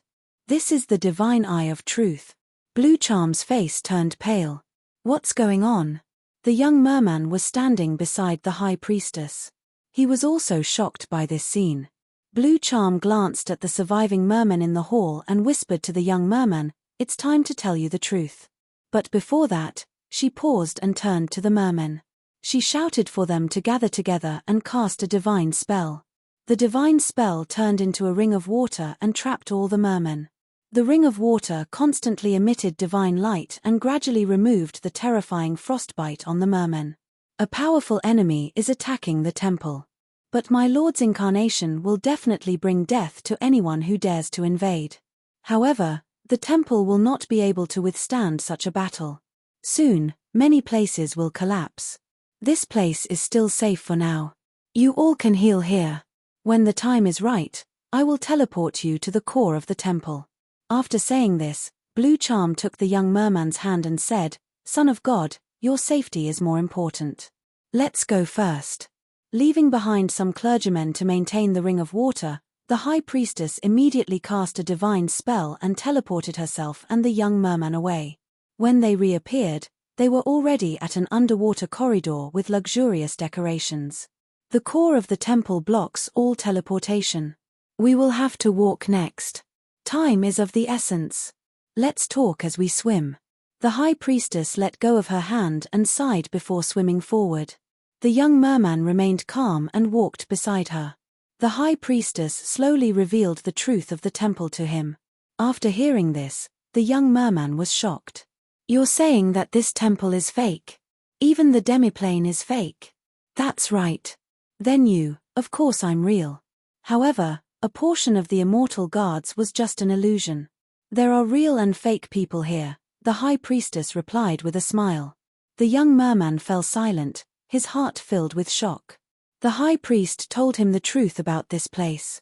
It turned out that after Blue Charm God was heavily injured, she could not return to her god kingdom to recuperate. The gods of the Shungming Empire were constantly searching for her whereabouts. As long as she showed herself, she would be detected by the Shungming Emperor. The gods of the Shungming Empire would immediately take action and kill him. The possibility of hiding in the divine kingdom in time was close to zero. Blue Charm God had no choice but to hide somewhere in the sea. He chose the Sky Pillar Sea Eye. This place was desolate and dangerous. The closer one got to the eye of the sea, the stronger the sea beasts were. The abundant water element here was also very helpful for Blue Charm God's recovery. At the same time, a large number of Murlocs in the Sea Eye City would be her believers, providing her with faith and helping her extract divine power. Please wait, Priest D. Ren. The young Murloc pondered for a moment and noticed the contradiction. If I were the Shungming Emperor, I would definitely strengthen the search near the battlefield after seriously injuring my master and not seeing my master escape to the Holy Kingdom. I won't give up until I find the target. High Priest Blue Charm nodded. You're right. Very good. As expected of the Son of God, you're very different from the other Murlocs. She continued, that's because my master deceived all the gods of the Empire. A bolt of lightning flashed across the young Murloc's mind. Blue Charm God, the god of deception, the god of disguise. The gods of the Shungming Empire were influenced by my master's divine spell. They thought that my master was too seriously injured and had died, High Priest Blue Charm said. The young Murloc shook his head again. If I were the Shungming Emperor, I'd definitely want to see him alive and dead. I wouldn't give up just because I thought so. I'd at least send a force to search near the battlefield for a long time. High Priest Blue Charm continued to explain, the battle between gods isn't just about strength. It also has to consider the difference between divinity and divine authority. Besides, my master didn't completely deceive them. He was indeed seriously injured and on the verge of death. So, after deceiving the gods of the Shungming Empire, my master immediately deceived himself. The young Murloc was stunned. Deceive himself? High Priest Blue Charm sighed. My master's injuries were too serious. Why did the gods of the Shungming Empire think that my master would die? That's because they knew very well that the injuries they caused to my master were very serious. If it were to happen to them, other than a few gods, there would be no other outcome other than death. But my master's divine power is amazing. Other than deceiving others, he could also deceive himself. When my master was on the verge of death, he deceived himself. The battle in reality was just a nightmare. The attacks and injuries he suffered were all illusory. Only by doing this can our Lord barely maintain his existence. But to do so, my master had to release his divine realm and constantly consume his divine power to maintain it. We're now in the divine realm of deception. The young Murloc widened his eyes. So, the temple in the divine realm of deception is just an illusion in my master's dream? High Priest Blue Charm shook her head. The temple and the half-plane weren't conceived by my master. They're ours. Any life that enters the divine realm of deception will be deceived by themselves. What they see and hear is what they know and think. The young Murloc said, I've never fantasized about the Blue Charm Temple. That's all because we deliberately led them there. High Priest Blue Charm smiled bitterly. If the people who enter are deceived by themselves, their experiences will be very different. After leaving the divine realm of deception, the comparison will be full of flaws. In order to prevent this, we deliberately spread rumors and created the illusion of a half-plane and a temple, Lucian said. In fact, the hypothesis of the half-plane in the eye of the sea is very easy to guess, isn't it? The young Murloc nodded in agreement. At this moment, he thought of Kang Shu. Didn't Kang Shu guess this when he came back? How could he have known that the truth was like this? The young Murloc, or rather, the entire Justice Pirates, had been misled by Kang Shu. Of course, even if Kang Shu hadn't misled them, the Justice Pirates would have thought so too. Whether it was someone else who came up with this hypothesis or Feng Yao, they would have thought so. And once they had this thought, after entering the divine realm of deception, they would be deceived by the same lie and illusion. High Priest Blue Charm continued, "You should know about the selection of the pirate throne, right? Whoever can do something suitable for a pirate will be favored by the pirate divinity. In the end, the person with the strongest divinity will ascend to the throne and climb to the level of a god. This is essentially a sacrificial act. The more frequently you do this, the more faith you will give to the pirate divinity and the more divinity you will gain. Similarly, the more people who are deceived, the stronger they are, the more help it will be to my lord." The young Murloc finally understood. Blue Charm God's condition wasn't good.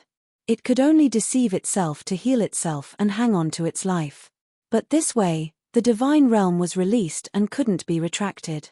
This flaw was improved by the Immortal guards and turned into a huge scam. But because of the barbarian legend's attack, and most importantly, the God's Eye of Truth in his hands, the divine realm of deception was completely shaken. All these factors had led to the current situation. Blue Charm God was in grave danger. Chapter 326. Rumble. More and more of the temple collapsed. Even in the underwater corridor near the core of the temple, there were huge rocks falling down. The young Murloc and Blue Charm High Priestess had to move forward while avoiding the falling rocks. "High Priestess, what should we do next?" the young Murloc asked the High Priestess. The High Priestess comforted the young Murloc. "Don't worry. We already have a plan." The young Murloc calmed down. Indeed. Even if Blue Charm God's true body was unconscious, her believers would still consider this. After all, Blue Charm God was being hunted down by the gods of the Sacred Empire. As the Blue Charm God realm expanded, there would be more and more rumors about the Sky Pillar CI. Blue Charm God would definitely be prepared for the possibility of being attacked by the gods of the Empire one day. Compared to this, the barbarian legend's attack didn't seem so serious.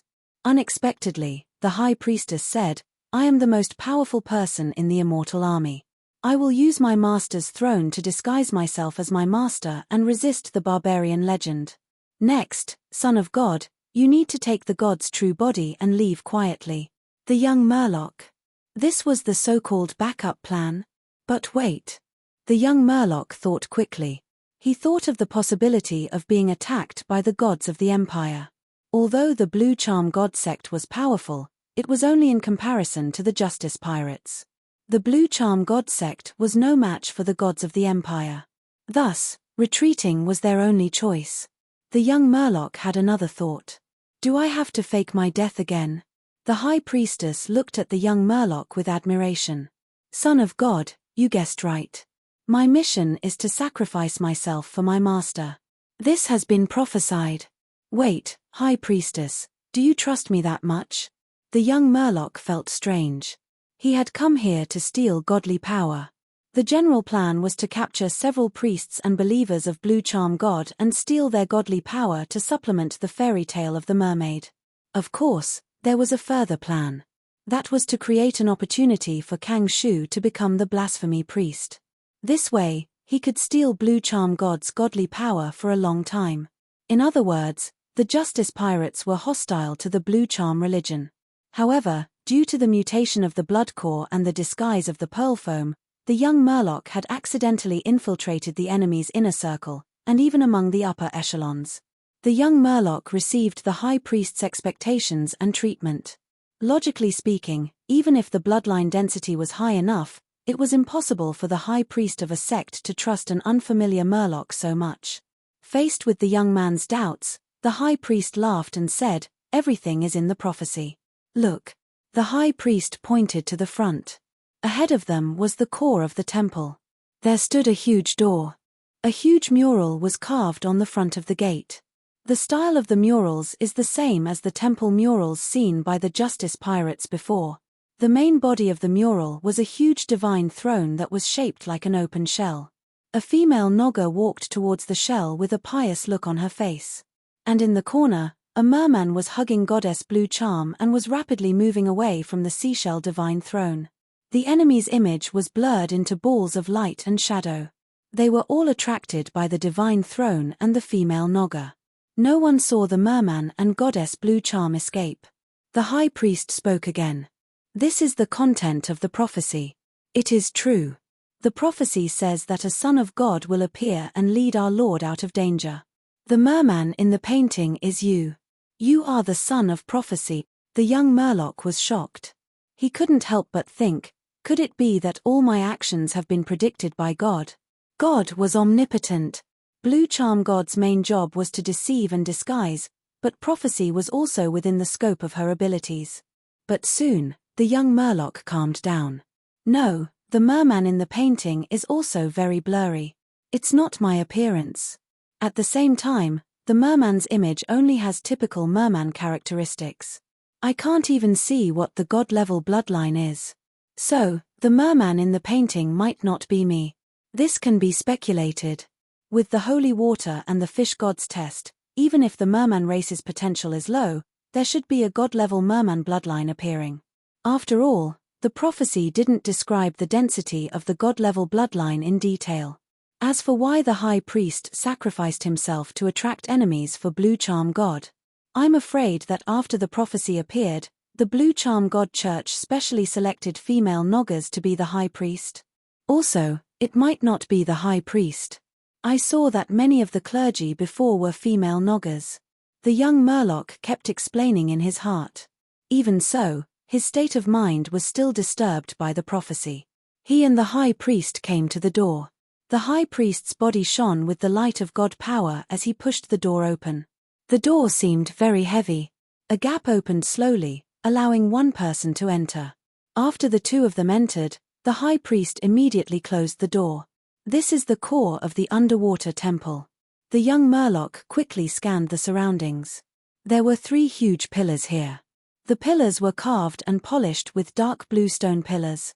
In the middle of the stone pillars was a huge shell. The shell was silver and closed. It didn't open. Is Blue Charm God sleeping inside? The young Murloc's heart pounded when he thought of this. To be honest, this was completely out of his expectations. He had never thought of facing a god directly. He just wanted to steal some god power to replenish his divine equipment. This was the consensus of all the survivors. My lord. The high priest came in front of the shell and immediately knelt on the ground. Her body shone with god power as the shell shone with light. The two of them reflected each other. The young Murloc was about to pretend to kneel down when the shell slowly opened. In an instant, surging god power flooded the young Murlocs and the high priest's hearts like an invisible tsunami. The high priest's face was covered in tears. Her god power was quickly replenished. The young Murloc's body also shone with light as if he had received the approval of the goddess. The pearl foam is quickly depleting. The young Murloc pressed the pearl foam under his tongue. He immediately noticed this and became nervous. If the pearl foam was used up, what would happen to him?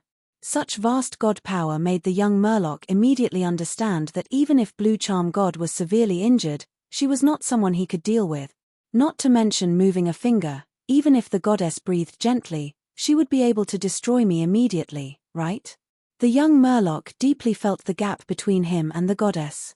He forced himself to calm down and cast his gaze into the shell. The next moment, his heart skipped a beat as he saw the appearance of the goddess. Blue Charm God was a mermaid. She had long blue hair that hung down to her waist in waves. Although her eyes were closed, her face was extremely beautiful, making people's hearts flutter. She was wearing a thin, transparent pink gauze, which made her skin look even fairer. Her beautiful collarbone was faintly discernible under the gauze. Her chest stood tall and was wrapped in a golden shell-shaped underwear, forming a deep ravine. When it came to her waist, her beautiful and moving curves suddenly shrank in a soul-stirring manner, creating a slender and slim waist. Then, when it came to her buttocks, it rose high like a mountain. Her lower body was a slender and beautiful fishtail.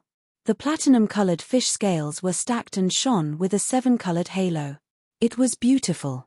She was sleeping, but her breathing was uneven. Accompanied by the rumbling sound of the temple collapsing, she frowned slightly, making people's hearts ache. A strong impulse to soothe her frown no matter the price arose spontaneously. The young Murloc's breathing quickened slightly. A sense of oppression, awe, and a strong desire rose in his heart at the same time. The high priest stood up slowly. Even if she is sleeping, Our Lord can sense the dangerous situation. We can't let our Lord wake up. Although her injuries have improved over the years, they are still very serious. Once she wakes up, she will have to face the truth. After she wakes up, even if our Lord has the power to fight back, she will definitely die in the end. Son of God, I'll leave everything to you. The young Murloc who was entrusted with such an important task was speechless. Boom. At this moment, there was a loud noise, and a gap was suddenly opened by the mural door. It's here. Cold Sky Ripper Claw Crow's voice came immediately. He held the God's Eye of Truth and shone it on the mural door. Different from other places in the temple, this mural door obviously had stronger resistance. Oh no. They found this place so quickly. The high priest's expression changed drastically. Obviously, she was panicking. What should we do? There's only one way out of here, but it's blocked. The young Murloc. Let me do it. At this moment, another rough voice came. The young Murloc immediately recognized that it was the saint-level man who had stood at the bow of the barbarian warship. The six-headed snake of the Blue Charm sect had been beaten away by this fierce warrior. Boom. There was another loud noise, and the gap of the door suddenly expanded. It was already as wide as a millstone. The young Murloc and the high priest immediately saw the saint-level barbarian outside the door. He was gritting his teeth and rubbing his hands. What a hard door. Then, the barbarian looked inside the door and muttered, "Why is there so much mist? I can't see anything clearly." Only then did the young Murloc and the high priest look better. But in the next moment, Claw Crow walked in front of the barbarian. "Man Zhuang, step back. Let me do it." "Yes, Lord." The barbarian's name was Man Zhuang. He was very respectful to legendary figures. Claw Crow raised the God's Eye of Truth in his hand. Divine light shot out from the God's Eye and shone in through the gap of the door. The young Murloc and the high priest immediately became nervous again. Chapter 327. The light of truth from the God's Eye shot in through the door. It didn't hit Blue Charm God's body. Instead, it was blocked by a blue stone pillar. Why isn't there any movement? Man Zhuang opened his eyes wide and looked over. Even though the young merman and the high priest were right in front of him, he couldn't see them. Even the God's Eye can't do it. The young merman and the high priest's expressions softened, but they were still very upset. Because the pillar that the God's Eye shone on was like snow under the sun. It was melting. Blue Charm God's beautiful body frowned even more. The godly power she released subconsciously became more and more turbulent. The vast godly power made the young merman's heart beat faster. It wasn't that the young merman didn't have courage. It was the natural emotion of a low-level being facing a high-level being. If it wasn't for the pearl foam covering me, I would have been torn to pieces by the godly power. This small courtyard was filled with terrifying godly power. Even the high priest couldn't withstand it. He couldn't help but snort as he bathed in the godly power. Don't worry. Since the Great Elder gave me this God's Eye, it must be useful. Jua was very patient. Compared to the God's Eye, he trusted the barbarian Great Elder more. Even though they couldn't see anything outside the door, the God's Eye continued to shine. The godly power in the courtyard surged and formed a whirlpool. In the center of the whirlpool, the godly power kept compressing until it formed a god's incarnation. My lord. The high priest immediately knelt down and saluted. The god's incarnation wasn't a merman. It was a Naga. He rushed out of the door. Man Zhuang instantly exclaimed, "You retreat first." Jua stepped forward. Even though Man Zhuang was a saint, he didn't dare to fight with the god's incarnation. He immediately followed the advice and retreated. Jua fought with the god's incarnation again. Boom, boom, boom, boom, boom, boom, boom, boom. The god's incarnation had 6 arms. He had superb martial arts techniques and spells. His attacks were magnificent. Jua raised the God's Eye with one hand and shone on himself. No matter how powerful the God's incarnation's attacks were, their power would decrease drastically after they landed on him. With the God's Eye, Jua was easily invincible. For a time, the sound of both sides fighting shook the surroundings. The God's avatar was getting weaker and weaker, while the claw crow was still in perfect condition. The claw crows began their counterattack. Every time he got an opportunity, he would turn his wrist and use his god's eye to look at the incarnation. The Naga avatar was not like the Murloc avatar from before. It could withstand the glare of the god's eye.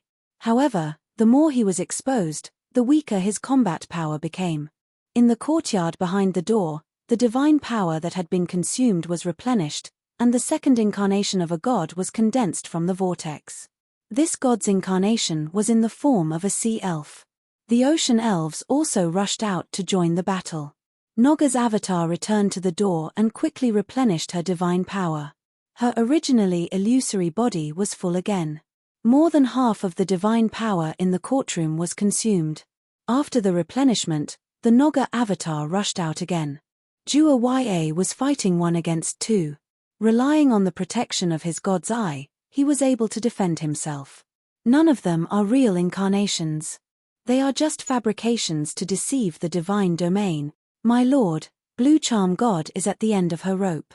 Man Zhuang, who was watching the battle from afar, shouted excitedly. Jua Ya nodded. His morale was high, and he was ready to fight.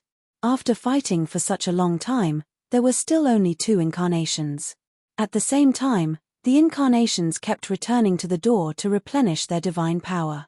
It was obvious where Blue Charm God's limit was. High Priest, what should we do? The young Murloc asked. The High Priest shook his head. His face was fearless, as if he was ready to sacrifice himself. The last path has been blocked. We can only hope that the incarnation of our Lord can defeat the enemy temporarily and buy you some time to escape. Don't worry. The prophecy has already stated that you can definitely save our Lord from danger. Because you are the child of prophecy. The young Murloc was speechless. To be honest, he was panicking now. The High Priest had great confidence in Blue Charm God, but the young Murloc was not a believer at all. Although a legend-level life form was weaker than a god, in history, there were examples of legend-level life forms defeating gods. Moreover, Blue Charm God was in a terrible state now. What should we do? The young Murloc thought quickly. The High Priest was obviously powerless. Blue Charm God had also reached her limit. The 2 strong barbarians were firmly blocking the door. They did not look like they would be defeated at all. Justice pirates. Sea giants. Mother tree pirates. The young Murloc could not think of any external force that could break out of this predicament. The battle continued. The temple kept collapsing. Through the crack in the door, the young Murloc saw the figures of others. The battle between the incarnations of the gods and the legends of the barbarians was too loud. In addition, most of the temples had collapsed, so more and more people discovered this place. The young Murloc saw the group of sea giants and the ship of the Mother Tree pirates. He also saw Feng Yarrow, Body of Grey, and the others. These people did not dare to come close. The aftermath of the battle between the barbarians and the incarnations of the gods was too much for them to bear. Even if they wanted to interfere, there was still the barbarian, Man Zhuang.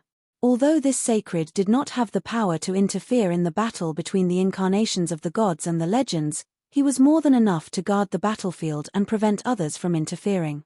Naga's incarnation returned to the door with a looming illusory body to replenish its supplies. But this time, its divine power was finally exhausted. The incarnation absorbed all the divine power, but it still could not recover to its peak state.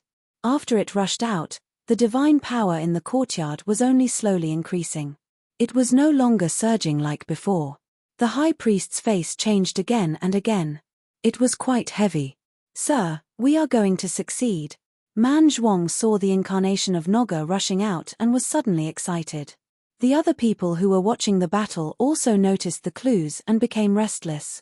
Especially Feng Yarrow, who was very uneasy and worried. Not long after Naga's incarnation rushed out, the Sea Elf's incarnation rushed back to the door to replenish its divine power.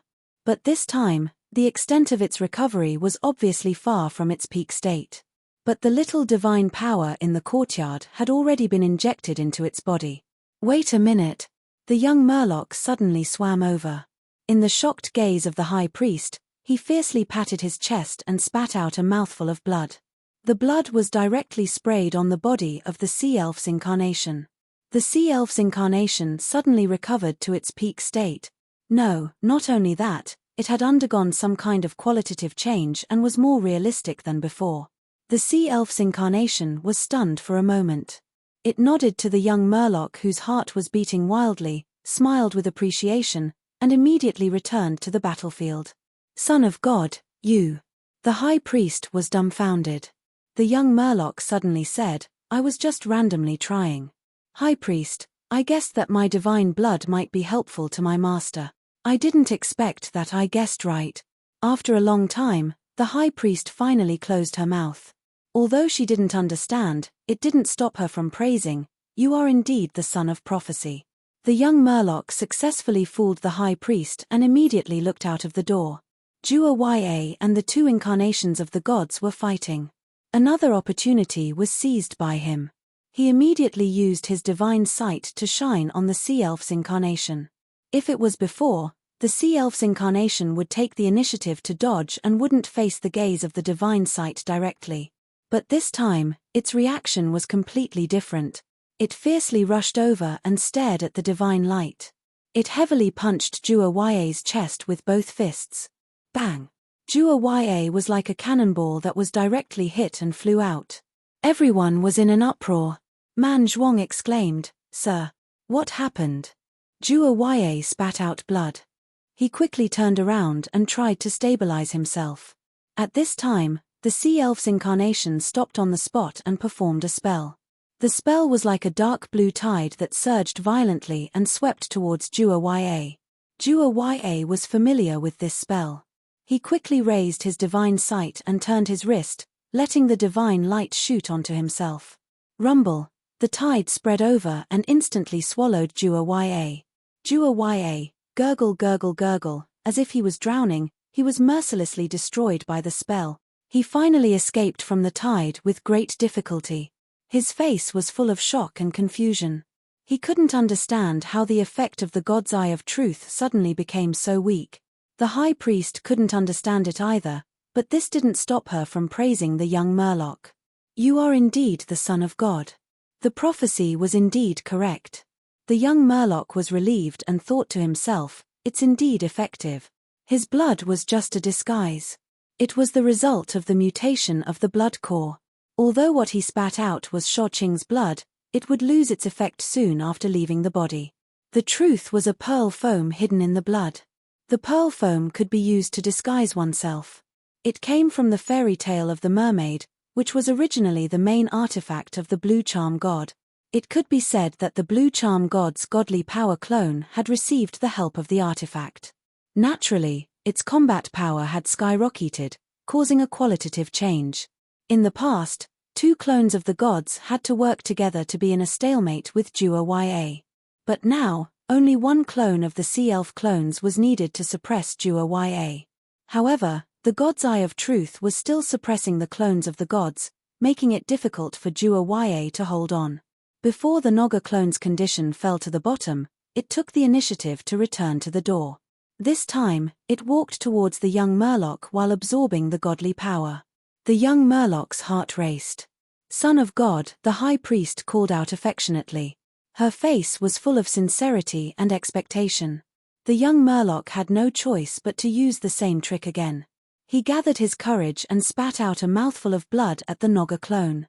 With the help of the pearl foam, the Naga clone also changed qualitatively in an instant. It absorbed all the godly power in the courtyard and rushed onto the battlefield valiantly. Jua couldn't understand how the Naga clone could suddenly become so fierce. He was in a very difficult situation. He was beaten up by the two clones of the gods one after another. For a moment, the situation was very dangerous. Chapter 328. Blue Charm God is a god after all. She beat Jua so badly. Not just that. If Jua doesn't retreat now, he might lose his life here. What should we do? The spectators discussed with each other. Everyone's attitude was very different. The sea giants were very happy. They wanted to ask the fish god for help anyway. Feng Yarrow let go of his worries. He was happy and proud, as expected of my beloved goddess. Everyone in the Mother Tree Pirates looked worried and hesitant. Most of the Justice Pirates were like that too. No matter which side had the upper hand, it was not good for them. The best situation would be for both sides to be injured. This way, they could take advantage of the situation. Master is going to lose. Man Zhuang's eyes widened. He could not believe that they had the upper hand just now. Man Zhuang, let us charge and attract the attention of Master Jua Ya. Many barbarians in the barbarian warship shouted and volunteered. Although these barbarians were all extraordinaries, they did not even have a gold rank. The highest was only silver. However, the barbarians were very tough and arrogant. Even if they knew that they were weak and were like ants in front of a god, they still volunteered to charge. They did not care about their lives at all.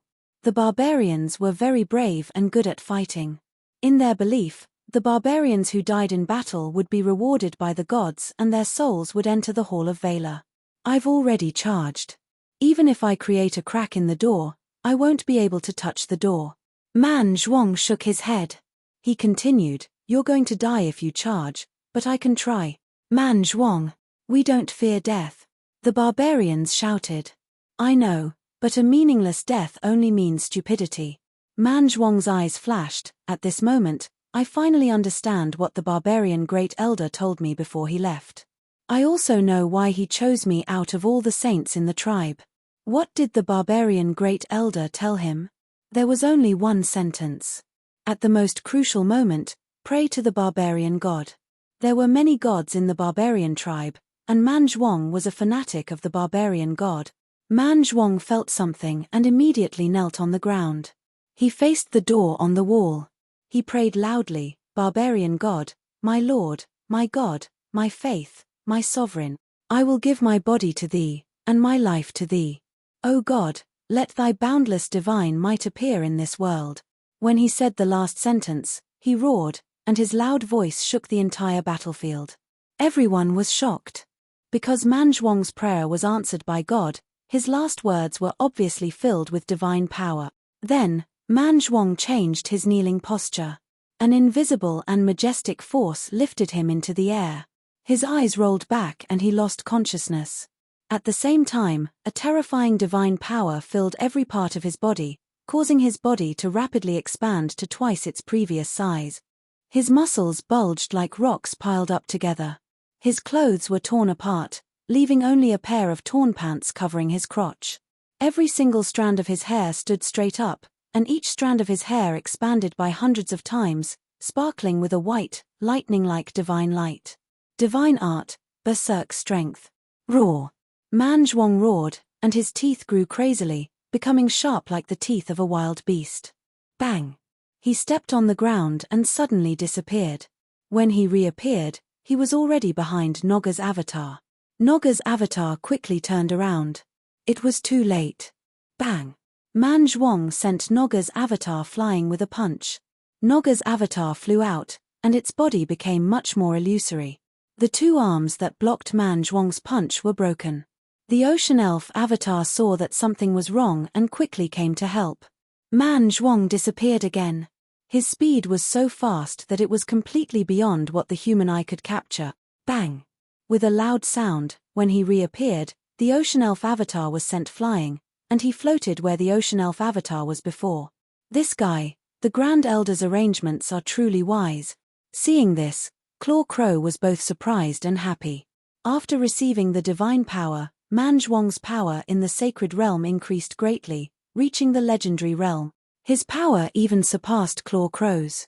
The magnitude of the amplitude was simply too great. It was simply too shocking. Barbarian God.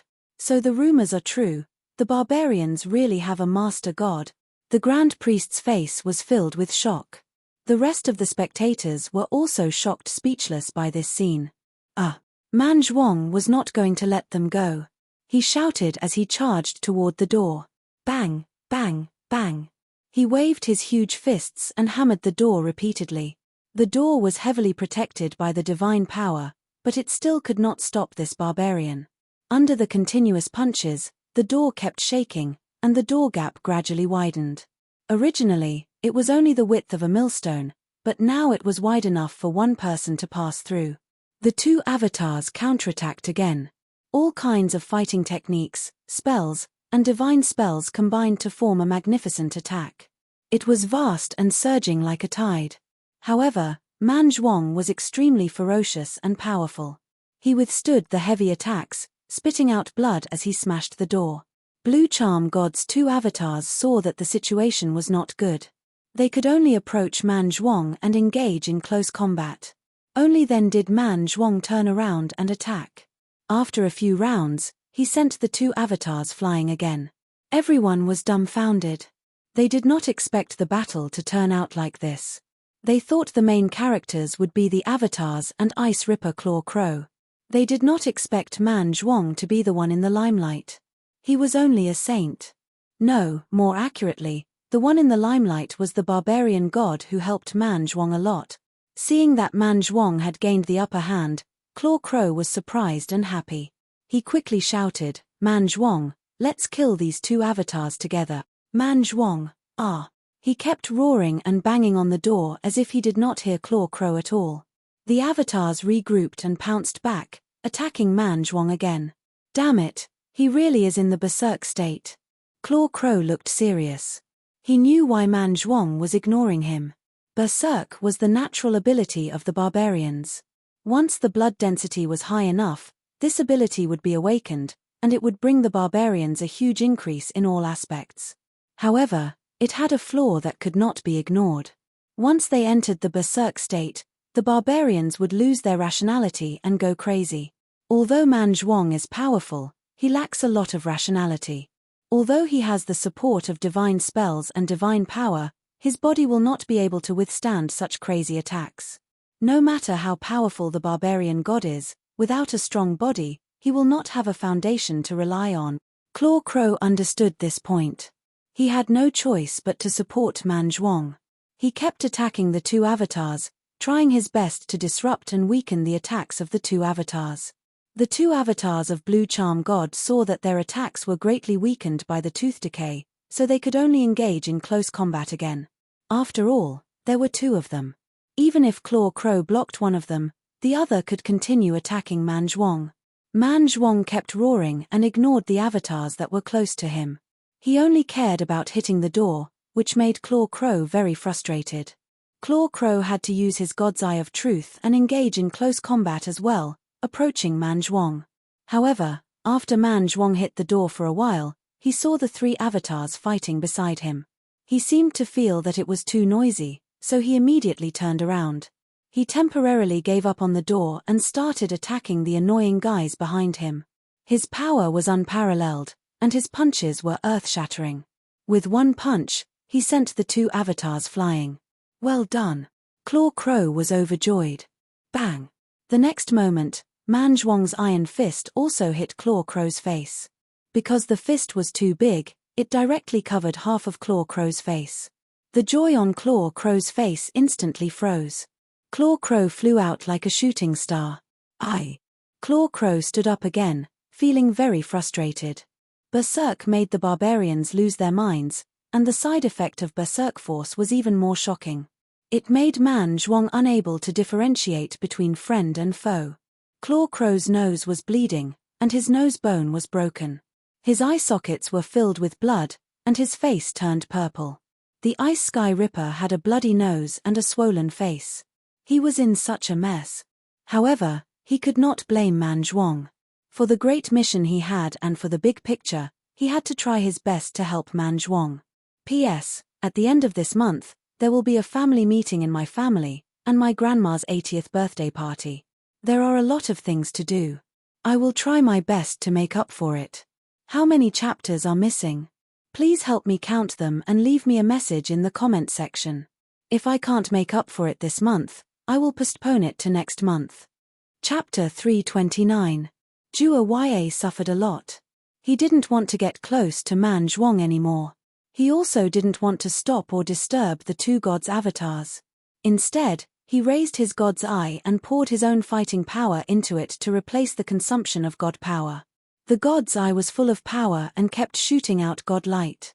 Jua Ya changed his tactic. He switched from defense to offense and let the god light hit the door on the wall. One had to admit that this was a smart move. Man Zhuang's attacks were fierce, but they weren't very efficient. Although the godlight was good at suppressing and deceiving the god domain, it wasn't very big. Now, the godlight was like a sharp needle that pierced through the defense of god power. Then, Man Zhuang attacked crazily to increase the effect of the battle and tear open the opening even more. When the two worked together, the effect was immediate. The door on the wall was quickly opened. Son of God.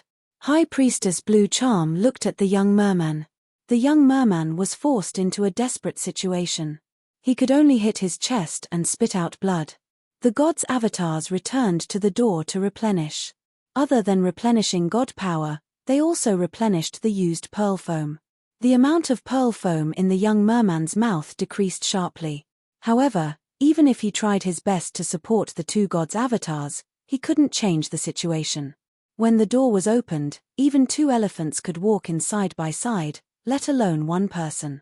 However, the power of the blue charm god domain wasn't completely destroyed. The people outside the door could only see a hazy mist. They couldn't see the young merman or the high priestess even if they opened their eyes wide. The door was only a little bit away from being completely opened. The young merman and the high priestess didn't fall into despair. Because in this fierce battle of attrition, they weren't the only ones who were exhausted. The barbarians were also at their limits. The Ice Ripper was still okay, but the most dangerous one, Man Zhuang, was already covered in wounds and was covered in blood. He still had plenty of god power, but his entire body was like a broken sack. There were holes everywhere. It was hard for him to use his true power. Huff, huff. Man Zhuang was gasping for breath, and his roars had obviously weakened a lot. His movements had also become slower. Before, his punches were so fast that they formed after images and whistled through the air. But now, his punches were visible to the naked eye. They were slow and heavy. One punch, two punches. No matter who it was difficult for Man Zhuang to punch. This barbarian is about to reach his limit. This thought flashed through almost everyone's mind. Just a little bit more and the gate of God will be completely blown open. Jua Ya's eyes were serious. After fighting for a long time, the clones of the two gods were still full of vigor. Other than the replenishment of divine power, the main reason was that the young Murloc kept contributing pearl foam. Claw Crow's attention was focused on Man Zhuang. Once Man Zhuang reached his limit, he would lose all his strength and fall into a severely weakened state. Claw Crow wanted to save Man Zhuang. Man Zhuang was not only a barbarian saint, which meant a lot to the tribe, but more importantly, he was a fanatic of the barbarian god. The latter reason was even more important. Of course, Man Zhuang was not the only saint in the barbarian race, but he was the one who believed in the barbarian god the most. However, saving Man Zhuang was extremely difficult. Even if Claw Crow was a legendary warrior. Because Claw Crow had to act in time, he would definitely be obstructed by the incarnations of the two gods. However, he couldn't act too early.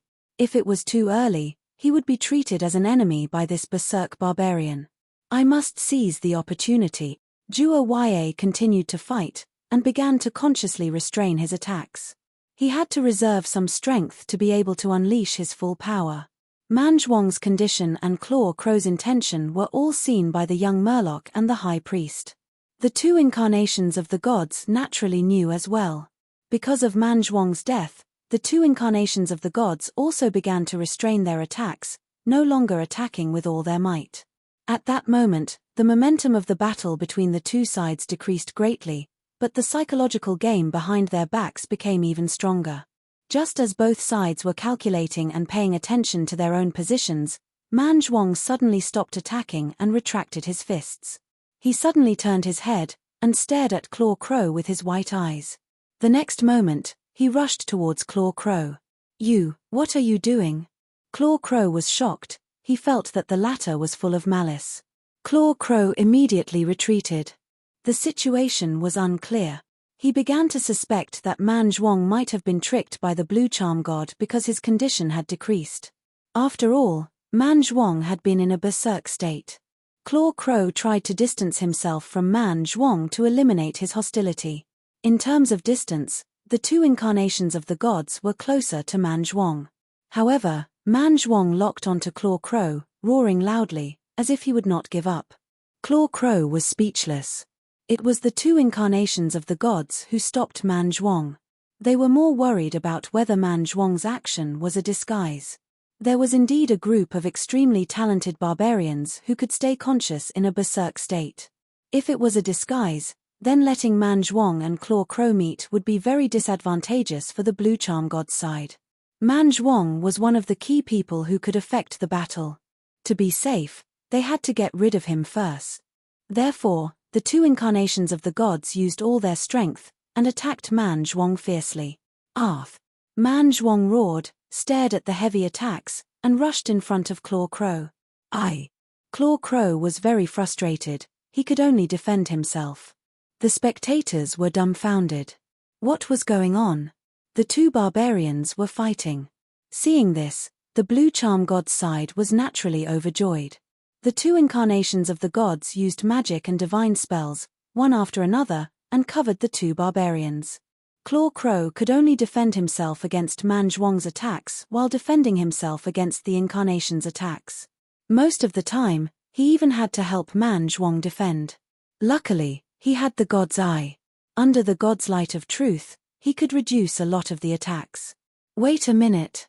Could it be that his target is not me, but... After a dozen rounds, Claw Crow's eyes shone brightly, and he gradually realized something. Claw Crow was very hesitant at first, but he remembered that Man Zhuang had received the divine power from the barbarian god, so the barbarian god would definitely focus on him. Let's bet. If you want this, I'll give it to you. Claw Crow suddenly let go, and threw the God's Eye of Truth to Man Zhuang. Man Zhuang caught the God's Eye, and immediately stopped attacking Claw Crow. He turned around and rushed to the door of the mural again.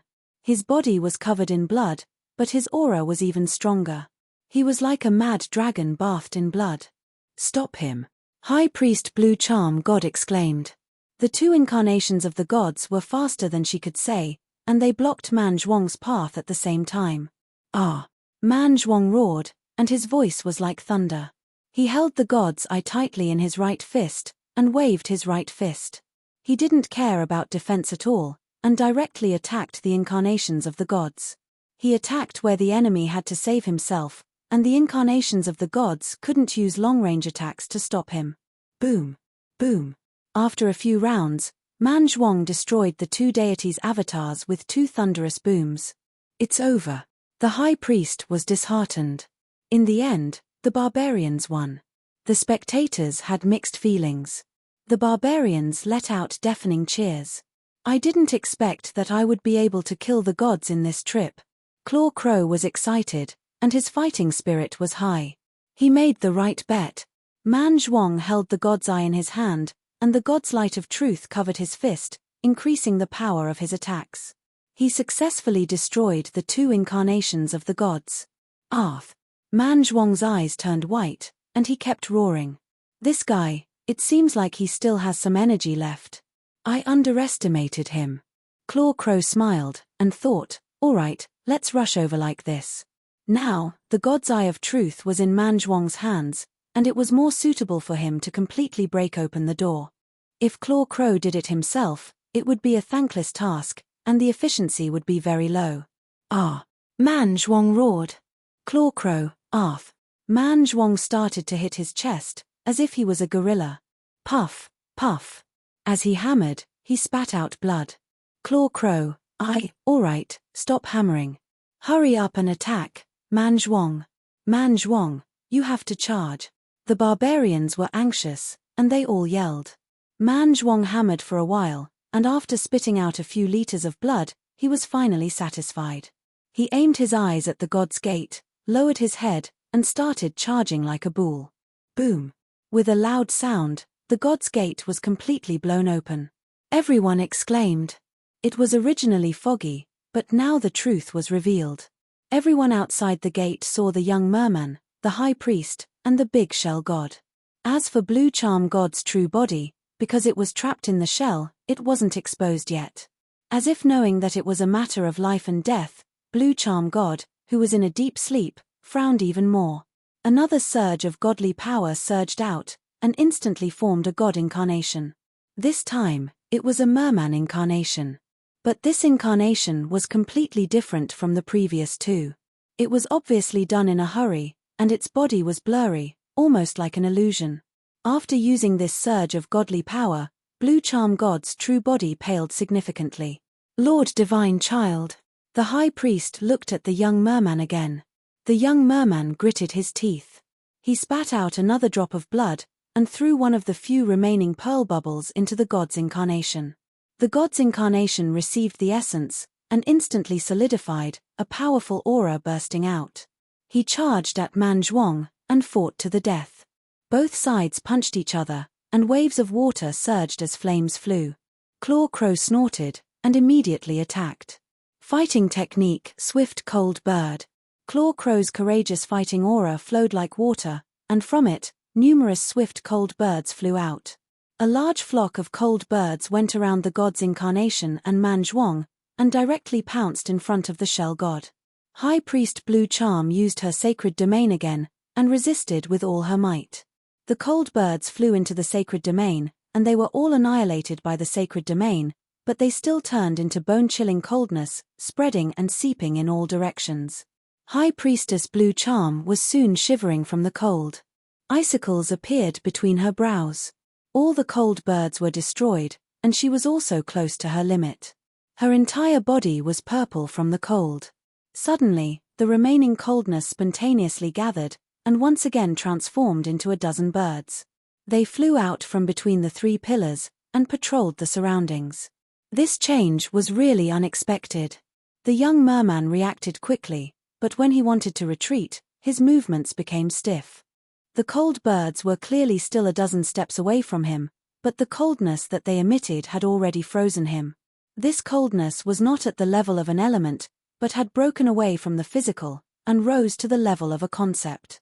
Even though the surrounding temperature did not change, the young merman still felt the endless coldness. At this moment, he was like a newborn baby who was suddenly placed in a world of ice and snow. The young merman was about to be frozen to death before the birds could even reach him. Chapter 330. The difference between silver and legendary was too big. The swift cold bird was just a test. Hundreds and thousands of birds were weakened by the divine realm, then almost all of them were blocked by the high priestess divine realm. But this technique was very ingenious. It could actually revive the dead. Only one of the birds pounced on the young merman. The young merman didn't really touch the bird, but he was already about to be killed. At the crucial moment, the high priestess jumped and blocked the young merman. She was also at the end of her rope, but she used her body as a shield to block the fatal bird. The chi rushed into her body and immediately froze her lungs to death. Her blood froze. High Priestess, the young merman exclaimed. The high priestess suffered a fatal blow and fell down. The young merman hurriedly supported her. Quick, take my master away from here. The high priestess' eyes lost focus. Her voice was very weak. Coldness appeared in her eyes, then quickly condensed into ice. Almost the next moment, her eyes were filled with ice. Her eyeballs were frozen and destroyed. The young merman clenched his teeth. At this moment, his mind was in turmoil. His emotions were very complicated. He knew that he and High Priestess Blue Charm were enemies. But a series of things happened just like that. The young merman remembered his identity and was deeply afraid of the High Priestess. He was always on guard. But when the High Priestess was willing to sacrifice herself to protect him, the young merman's heart was a bit messed up. High Priestess. The young merman slowly placed the High Priestess on the ground. He had to pull his hand away to avoid contact with the High Priestess body. Because the surface of the High Priestess body was gradually covered in white frost. The white frost spread at a speed visible to the naked eye. It accumulated and condensed into ice, covering her arms, her hair, and her snake tail. Then, the ice froze her on the floor. Boom boom boom, a series of explosions. The god's clone came back at the crucial moment. He temporarily defeated Man Zhuang and was now blocking Jua Ya with all his strength. Thanks to the suppression of the divine realm, although they were fighting with all their strength, the aftershocks were weakened to the extreme. Arth! Man Zhuang roared and attacked again. It's over. Jua Ya laughed and performed a fighting technique that he had been preparing for a long time.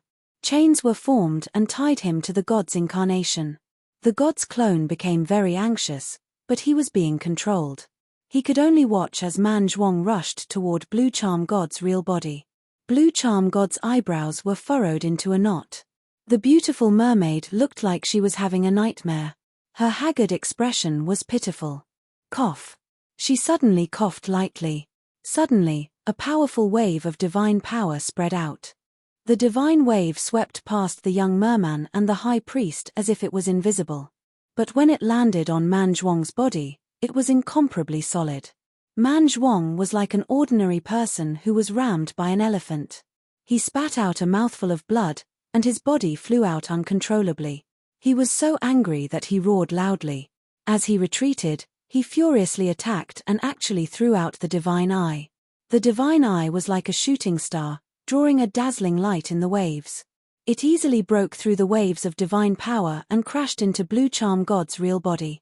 Blue Charm God's face was illuminated by the light of truth. Her thick eyelashes trembled slightly. She was showing signs of waking up. The young merman's eyes widened. At this moment, the alarm in his heart was ringing. Once Blue Charm God was awakened, she would probably immediately recognize the young merman. No. The high priest might have lost her sight, but she still had a sharp sense of the outside world. At this moment, she let out a scream of despair. She knew very well that once Blue Charm God was awakened, no matter how many times she could attack before she died, she would still die. I won. Jua Ya clenched his fists in excitement. The rest of the spectators all focused their gazes on the tiny god's eye. Without a doubt, this was fatal to Blue Charm God. Seeing the divine eye fly over, the young merman's pupils constricted. He almost fell into despair. Damn it. Is everything going to end here? He was unwilling to accept this. There were too many things he hadn't done yet. He needed to lead everyone to escape their sins and obtain redemption. He also needed to awaken ZDI. He also needed to investigate his own background and find the missing memories. The distance between the divine eye and Blue Charm God's body quickly shortened. The light of truth illuminated Blue Charm God's body. The goddess face turned paler. Her brows were tightly furrowed, revealing a pained expression. Perhaps she would awaken in the next moment. Instinctively, the young merman stood in front of the shell divine throne. He used his body to block the light of truth for Blue Charm God. When the divine light shone on him, the young merman instantly felt the pearl foam in his mouth quickly disappear. He'd never seen the pearl foam disappear so quickly. After a few breaths, there were only 3 pearl foam left. The light of truth finally reached the shell divine throne. No. High Priestess Blue Charm sensed this and wanted to jump up and use her body as a shield to protect her faith. However, her entire body was frozen to the floor. Because of her forceful struggle, cracks appeared on the ice outside her body. She was still fixed to the ground. She didn't succeed. Only the young merman was left. He couldn't let Blue Charm God wake up. Once she woke up, the pearl foam wouldn't be able to deceive Blue Charm God's body. In fact, it was very difficult to deceive a god's avatar.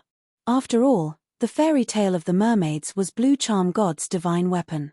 The young merman had been able to make it this far because Blue Charm God's avatar was just a fake created by the combination of the divine realm and divine power. It wasn't a true god's avatar. On the other hand, there was great pressure from the barbarians. This made Blue Charm God, the high priest, and the others focus on dealing with the barbarians. They didn't have the time or energy to investigate the young merman. Once Blue Charm God woke up and realized that the young merman was a liar, what would happen in her rage? After Blue Charm God woke up, her injuries would accumulate and she would die. Even if the young merman survived, Blue Charm God would die. Blue Charm God's divine power would disappear from the source. What about the fairy tale of the mermaids? Therefore, the young merman had to block the light of truth. He didn't have the power and had no choice. He had to block it. Therefore, The young merman reached out his hand toward the incoming divine eye. Slap. There was a soft sound. He successfully caught the divine eye and held it tightly in his hand. The light of the divine eye was then extinguished. The young merman had obtained the light of truth just like that. For a moment, everyone's movements were as stiff as stone. Their expressions were dull. No Ua. Blue Charm God's scream stopped abruptly. The entire chaotic and clamorous battlefield fell into a deathly silence. Everyone stared blankly at the young merman and the light of truth in his hand. "Heh!" On the ship of the Mother Tree pirates, Hua screamed, breaking the silence on the battlefield. Boom! The spectators were in an uproar. How could this be? The leader of the sea giants, Quan Ba, couldn't help but wipe his eyes. He suspected that he had seen wrong. Beautifully done, Foam Yarrow praised loudly. Just now, his heart almost jumped out of his throat. Is this still an illusion? Have we all been deceived by Blue Charm God? Hua was at a loss.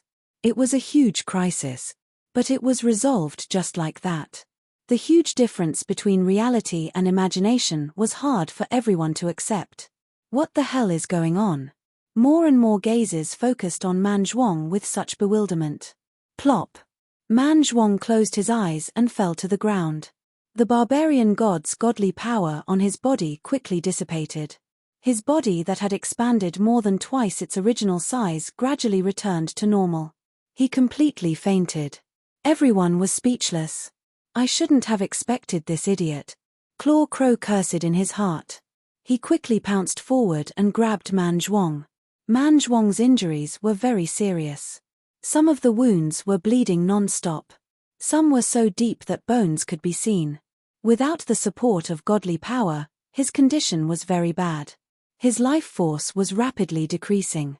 Claw Crow couldn't blame Man Zhuang for this. He boarded the barbarian ship and handed Man Zhuang to the barbarian warriors. Take good care of him. Man Zhuang. A barbarian witch doctor immediately took Man Zhuang. Everyone started to understand. Man Zhuang has reached his limit a long time ago. But because of his berserk state, he has been forcefully holding on. So, although the God's Eye of Truth he threw out was very powerful, it was actually very weak. It was like an arrow at the end of its flight. No, I think that the last throw of the God's Eye of Truth was very powerful. But in the process, it was strongly counteracted by the Blue Charm Godly Domain and was greatly weakened.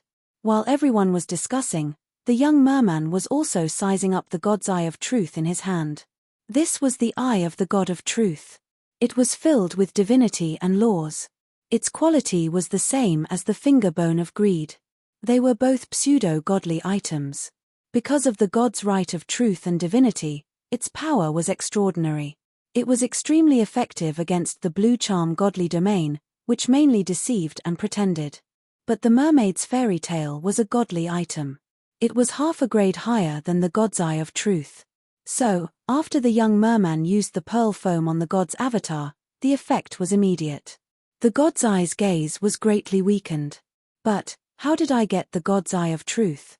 The young merman was filled with shock, joy, and many other strange emotions. He didn't have much hope at first, but he succeeded. He successfully defended himself. This level of success and ease greatly exceeded his imagination. It was as if the other party had purposely given it to him. No, at that moment, I seemed to have heard a beast's roar.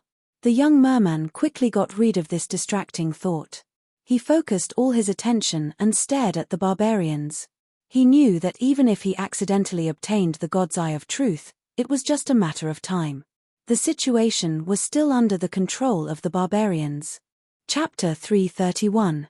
After Frost Ripper Claw Crow had settled down barbarian Saint Man Zhuang, it did not attack immediately.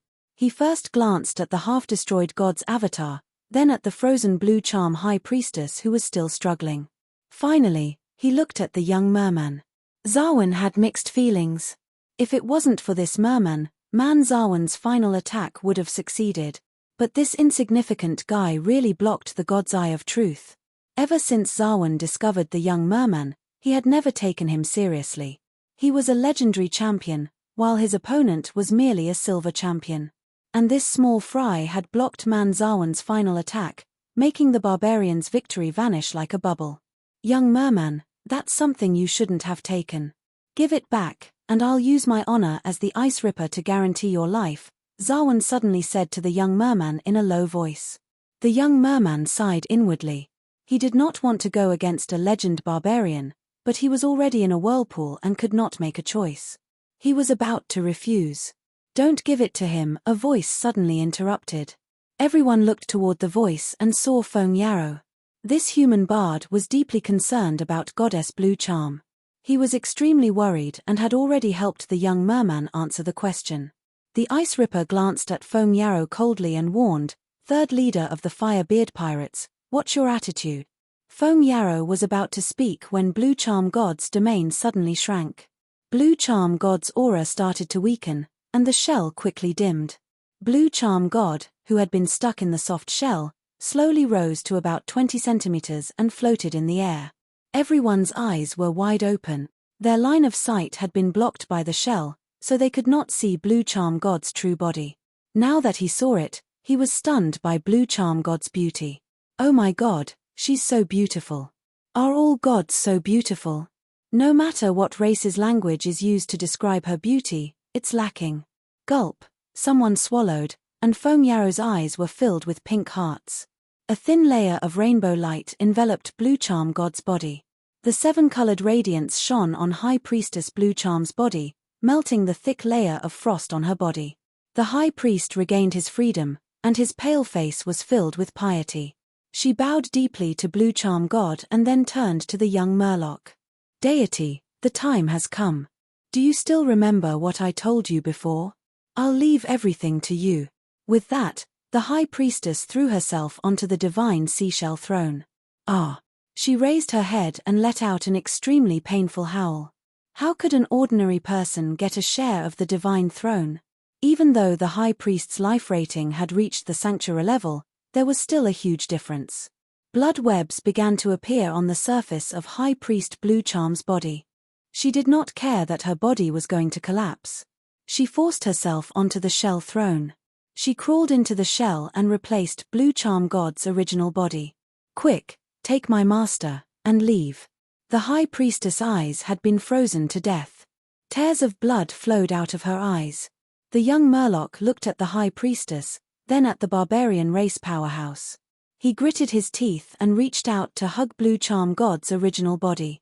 Then, he quickly retreated and took Blue Charm God away from the top of the divine seashell throne.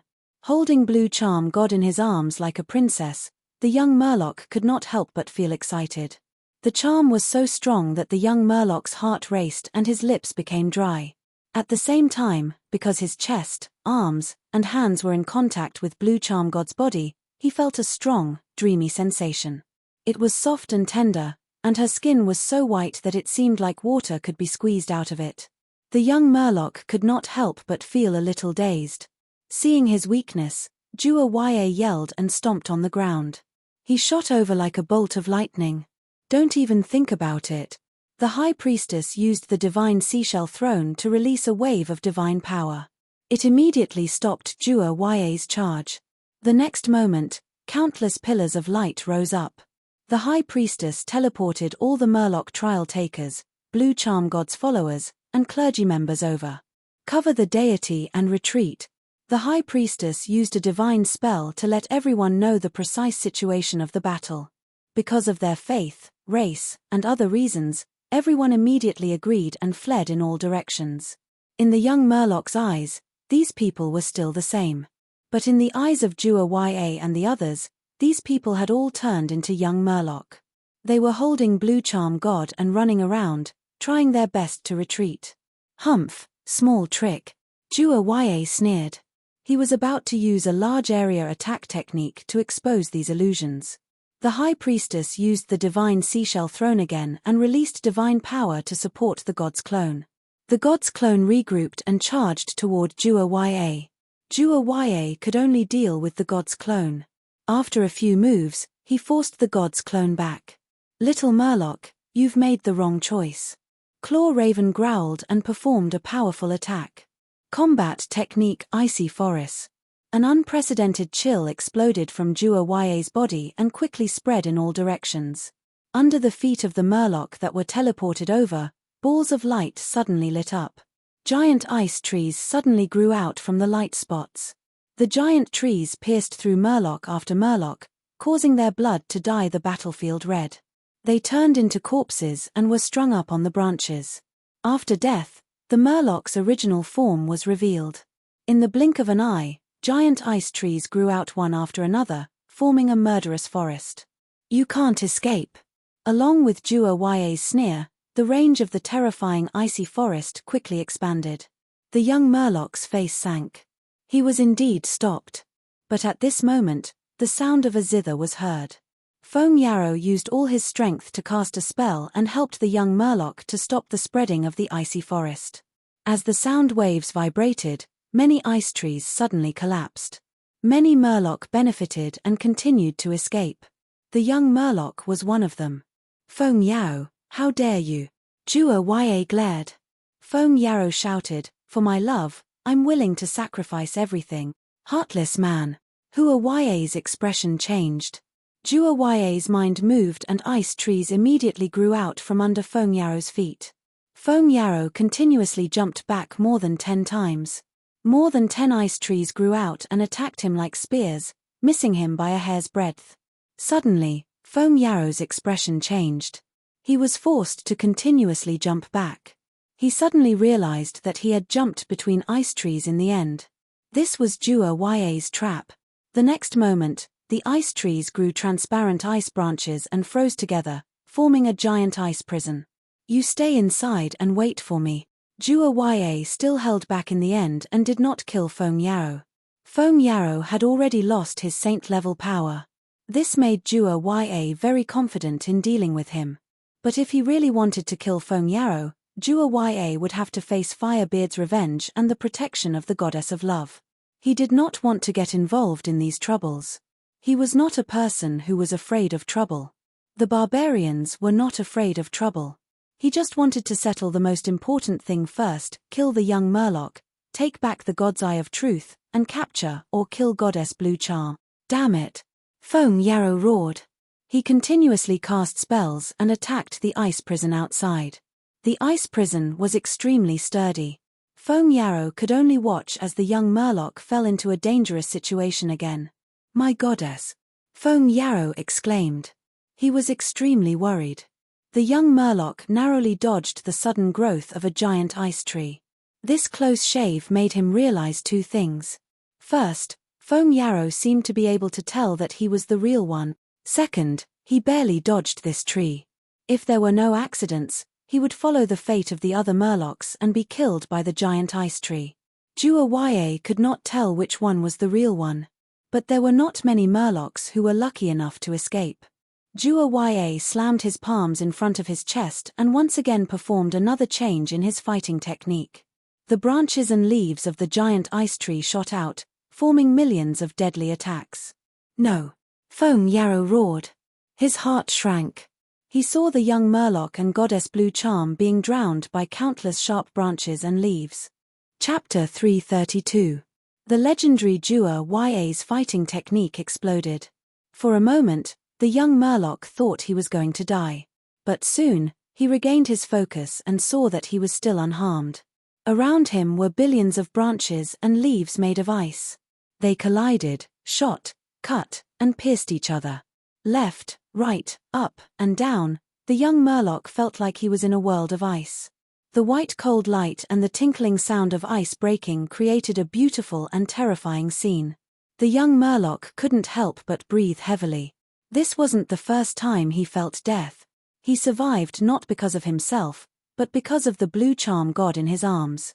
The Blue Charm God frowned as if she was in a nightmare. The light coming out of her body shone with 7 colors. Although the light was very thin, it still covered the young Murloc and protected his life.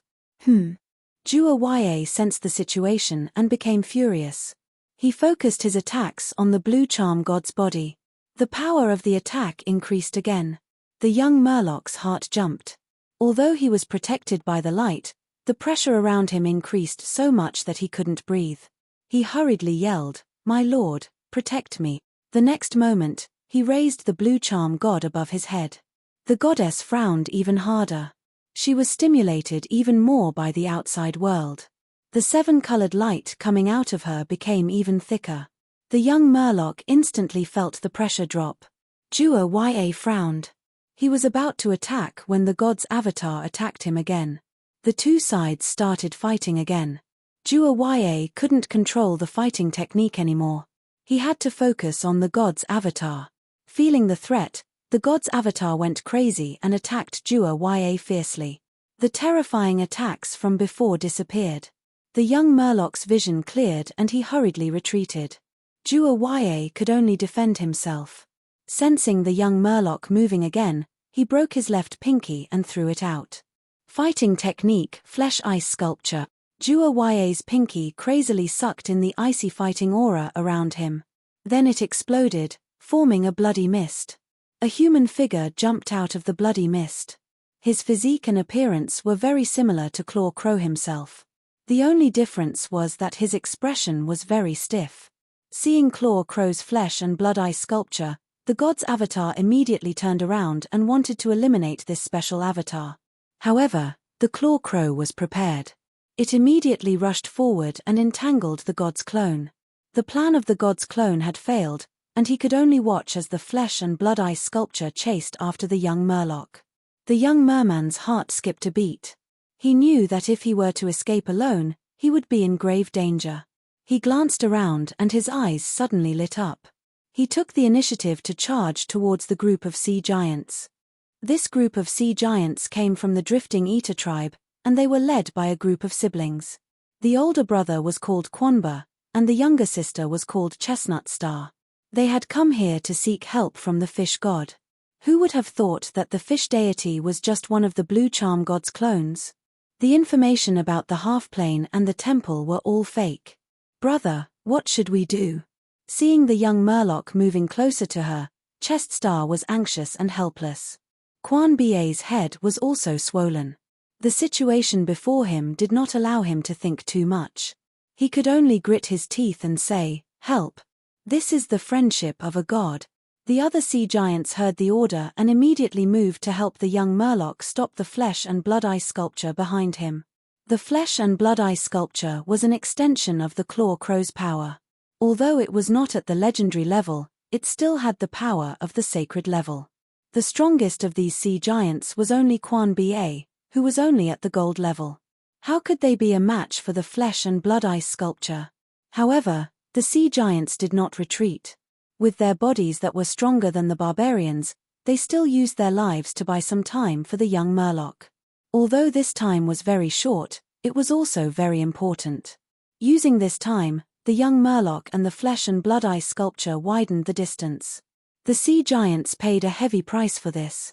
The Claw Crow snorted and quickly glanced around the battlefield. The barbarians' ship was being attacked by the Murlocs and the followers of the Blue Charm God. Man Zhuang was receiving treatment in the cabin. The barbarians could not get away yet. Speaking of which, the reason for all this was Claw Crow. Claw Crow's attack was very fierce.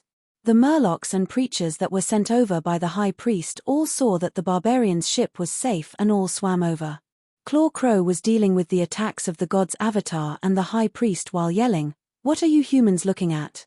Whoever can stop Blue Charm God from escaping will gain the friendship of me, Claw Crow. Those who do not stop it are all my enemies and will be eliminated first." There were many people who had been watching the battle. In addition to the Justice Pirates, the Mother Tree Pirates, and the Sea Giants, there were also many human pirates. These people all rushed into the water curtain and entered the half-plane because Man Zhuang had chased away the sacred beast Six-Headed Snake. Although there were many casualties, there were still many survivors. Claw Crow's threat made these people's attempt to continue watching the battle fail. Everyone was hesitant. Neither side was easy to deal with. Blue Charm God looked weak, but it was a god after all. Its leg hair was thicker than their thighs. Of course, this was just a metaphor. Blue Charm God's skin was very smooth, and it did not have legs. Poochie. Claw Crow suddenly attacked. He would rather take the fierce attack of a god's avatar. He waved his claws and crossed the distance of thousands of meters to kill a dozen people. His expression was very cold, and his body exuded a bone-chilling murderous intent. Everyone was shocked. Stimulated, they quickly acted. Chief Officer Hua, what should we do? The Ents asked anxiously. Even if the Mother Tree Captain's aunt woke up, she would not be a match for the Ice Sky Ripper. Hua snorted. Without hesitation, she pointed at Blue Charm God. Go after it and kill it. Thus, the Mother Tree pirates took the lead and rushed toward the young Murloc. The Mother Tree flagship was not fast, but Hua and the other Ents stood at the bow and cast various spells, greatly hindering the young Murloc's retreat. Chief Officer is still unconscious. Old Zhong, what should we do? The members of the Justice Pirates were also at a loss. Kang Shu waved his hand. Wait a moment. He turned to communicate with the ship Ghost. After muttering for a while, he announced loudly, go after it and kill that Murloc deity. Seeing that the deity was in danger, many Murlocs, Noggers, mermaids, and so on who were surrounding the barbarian warship also split up to support the deity and stop the others. The scene became very chaotic. The young Murloc was tired. It was one thing for the others to attack him, but why was the Justice Pirates standing on the opposite side? On the other hand, the sea giants that he thought were trouble and strong enemies were risking their lives to protect him. Fist's bars and chest stars were like his personal guards. They were loyal and fought bravely, firmly protecting his back. What if I turn into dragonoid form now? Chapter 333. The young Murloc had the urge to recognize Kang Shu and the others, but when he looked at Blue Charm Goddess in his arms, he instantly sobered up. Other than the Berserker tribe experts, there was another danger to him, and that was Blue Charm God in his arms.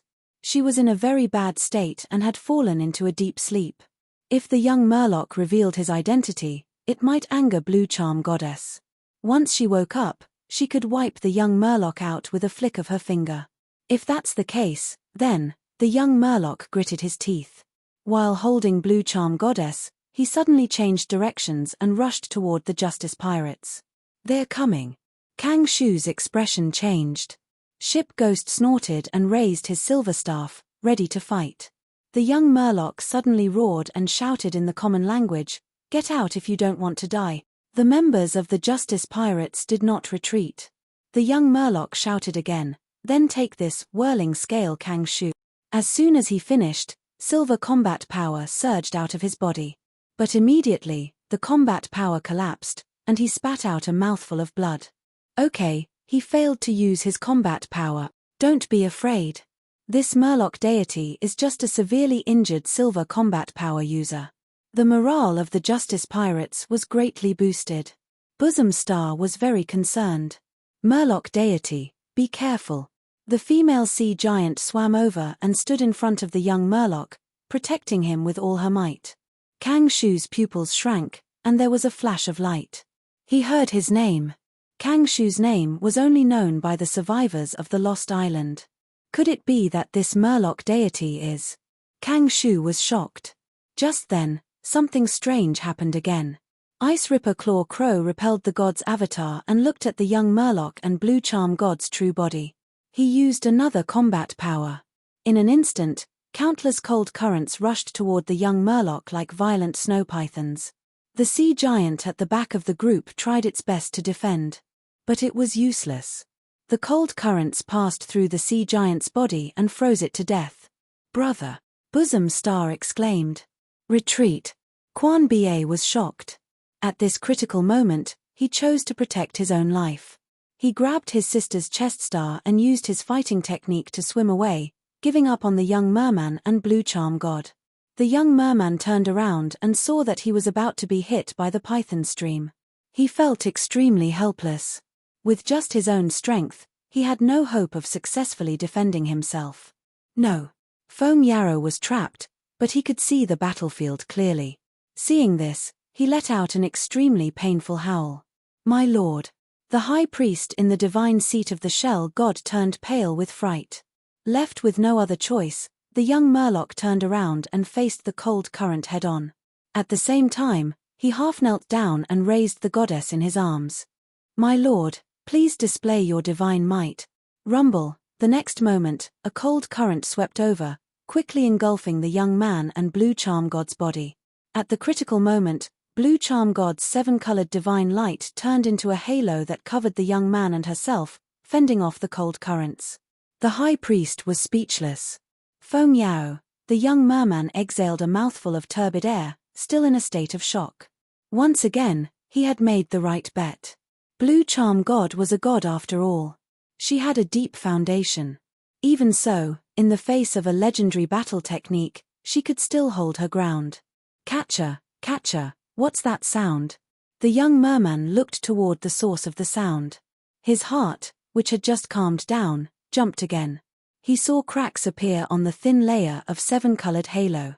These cracks quickly spread and formed a spiderweb in the blink of an eye. Once the divine light breaks, Blue Charm God's body might be able to resist for a while, but I'll definitely be frozen to death. I can only take this gamble. A vicious look flashed across the young man's eyes. He opened his mouth and spat out a pearl foam. After spitting out this pearl foam, there was only one pearl foam left in the young man's mouth. Kang Shu's eyes lit up. He saw it. It was pearl foam. Then, the identity of the merman deity in front of him was basically confirmed, the captain of the dragon suit. Impressive.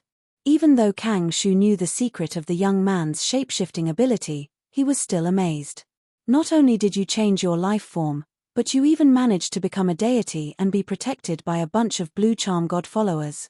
The pearl foam fell onto Blue Charm God's white chest, and it quickly faded away. It turned from a solid body into a bubble, and with a pop, it vanished into nothingness.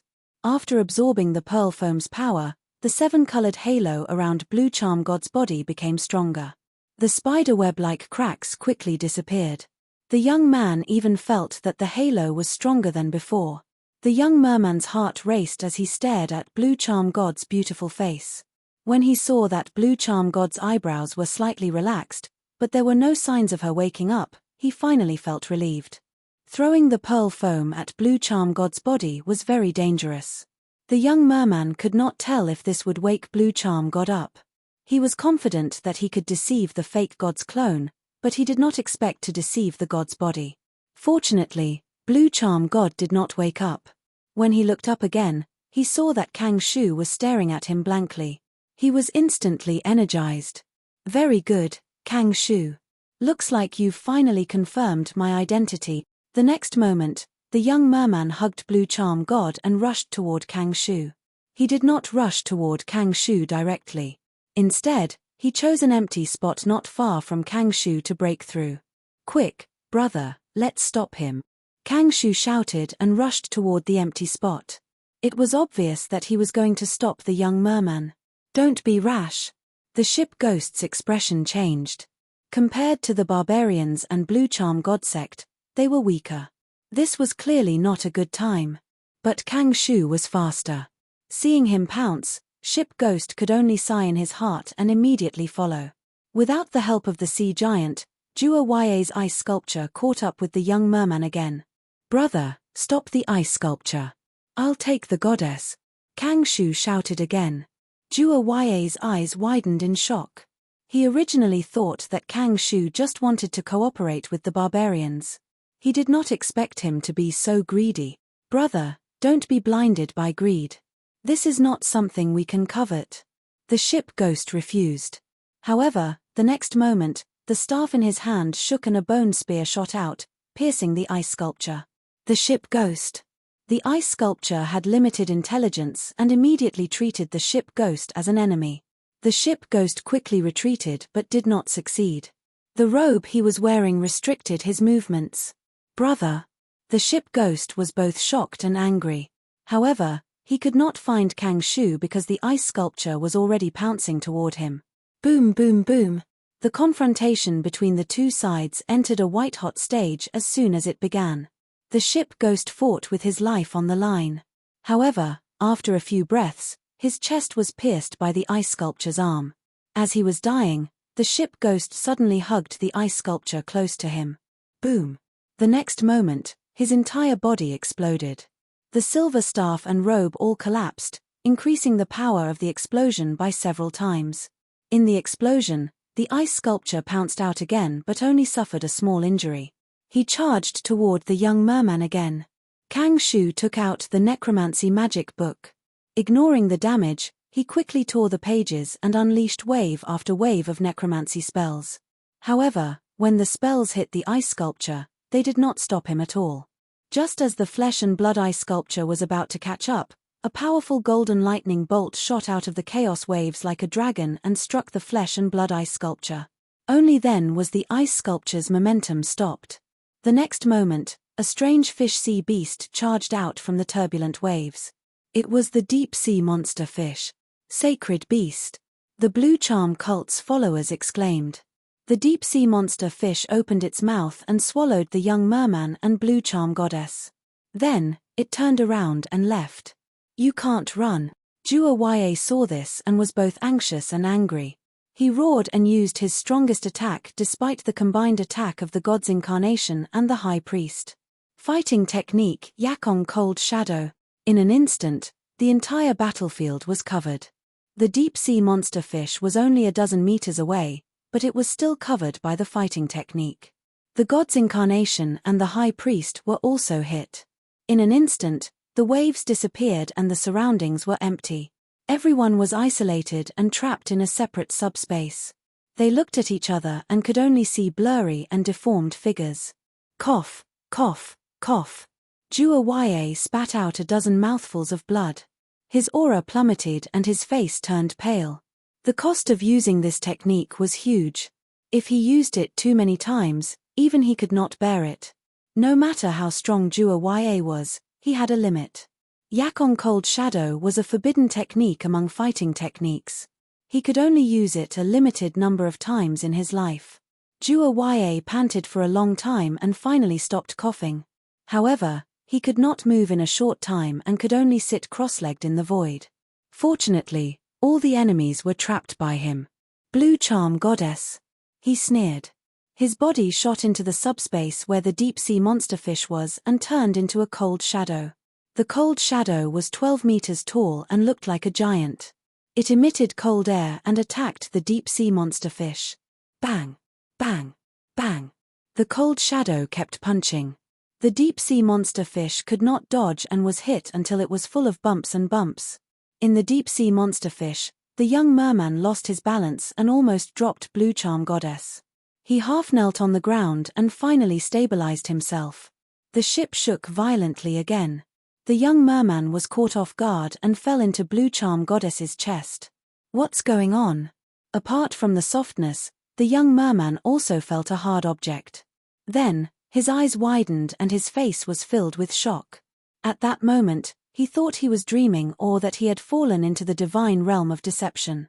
Because he saw a blood-red crystal slide out from between Blue Charm Goddess's voluptuous breasts. Bloodcore. What is going on? There's a third blood core hidden in Blue Charm God. Chapter 334. At this moment, the young Murloc was in a state of intense shock. He had never thought that he would be able to obtain a third blood core from Blue Soul God here. The blood core should be developed by the war traffickers. Why does Blue Charm God have it?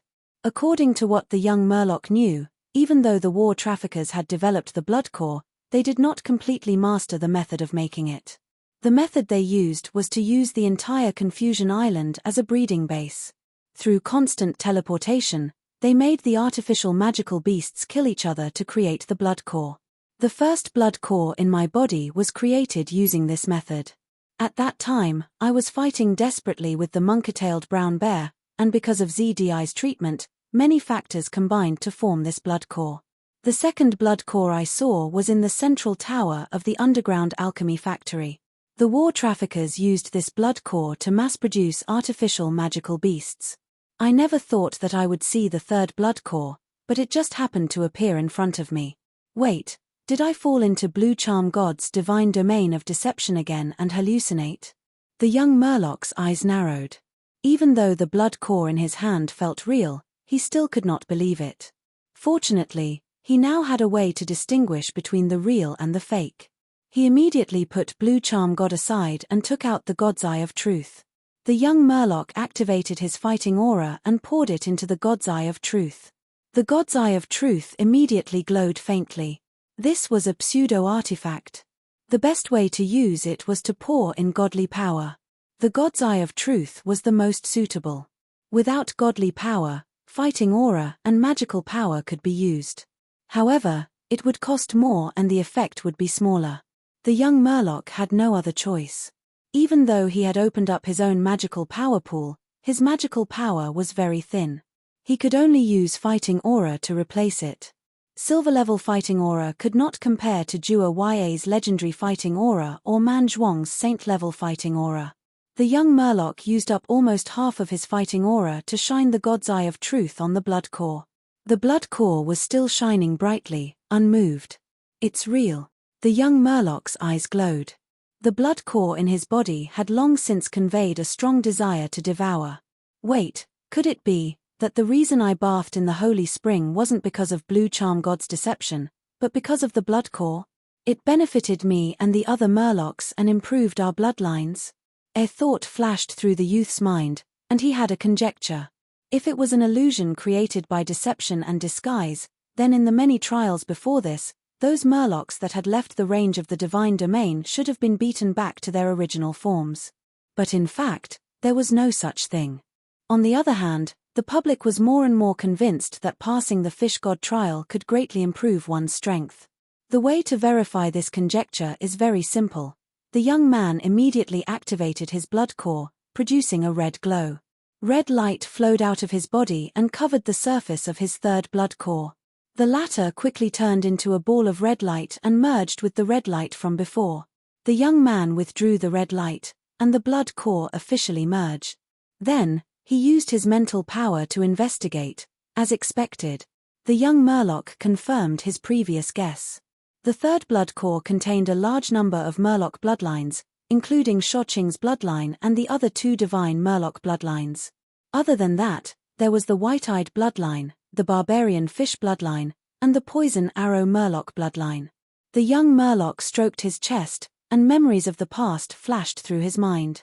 On the second level of the alchemy hub, the formation that used the fairy tale of the mermaid as its core. In the Sea City, when he was investigating everywhere, he had received information about the mysterious sacred beast, and the azure fish. The young Murloc had already sensed the truth. It was getting closer and closer. He was only one step away from touching the truth. Boom! An earth-shattering boom accompanied by the violent tremors of deep-sea monster fish interrupted the young Murloc's thoughts and pulled him back to reality. Claw Crow's frost giant was still attacking deep-sea monster fish. The young Murloc hurriedly carried Blue Charm God and ran to the captain's cabin. Tower Spirit, counterattack, the young Murloc shouted. Order received. The Tower Spirit's stiff voice sounded.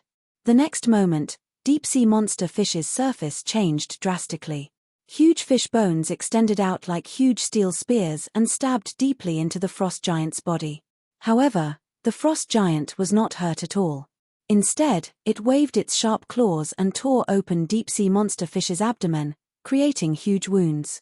The Tower Spirit sent out an alarm and controlled deep-sea monster fish to quickly retrieve the fish bones.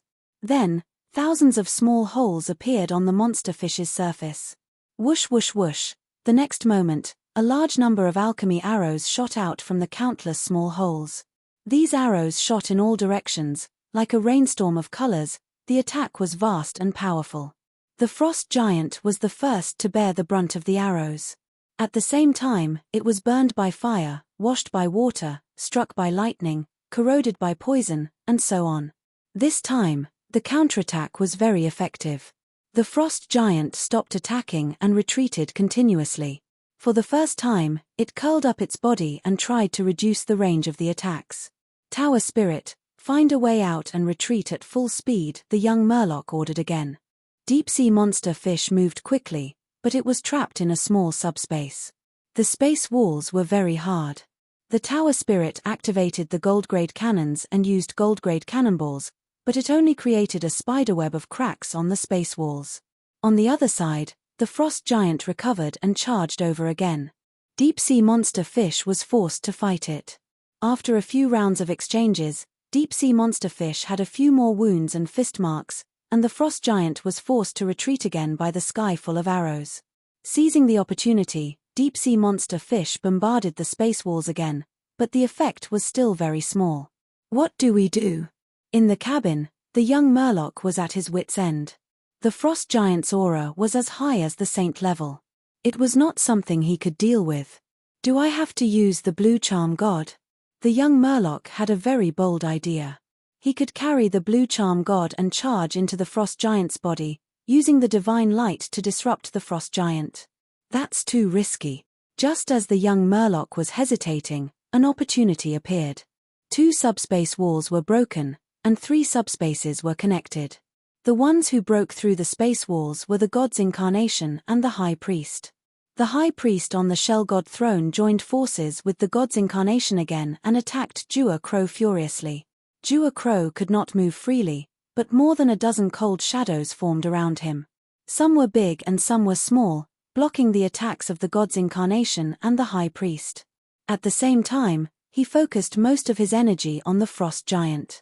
The frost giant's body shrunk, and its power became very condensed. Its combat power increased by a large margin from its original foundation. Deep-sea monster fish was in a more dangerous and difficult situation. There were many deep openings on the outside of the ship. One could see the cabin directly from the outside. In the midst of the fierce battle, a ghost quickly squeezed through one of the openings and entered deep-sea monster fish. I'm finally in. The ghost was Ship Ghost. Previously, he had been tricked by Kang Shu and could only hug the flesh ice sculpture and self-destruct. But in reality, this was his secret method of survival after putting himself in a desperate situation. Old Zhong. My cute junior brother, you've really tricked me. That magic book of yours is obviously mine. The staff, the robe, and the badge should all be mine. Very good, I will definitely have my revenge. My body is gone, but as long as I have my soul, there is a chance for revenge. Ship Ghost's soul was very hard to discover. After he was betrayed by Kang Shu, he immediately saw Kang Shu crazily tearing apart the magic book and using all kinds of necromancy spells. The magic book's characteristics were too obvious.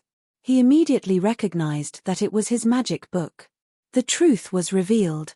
Ship Ghost's heart was filled with hatred, but he also knew that now was not the time for revenge. He was very weak and needed to rest. He wanted to leave the battlefield, but deep-sea monster fish suddenly appeared.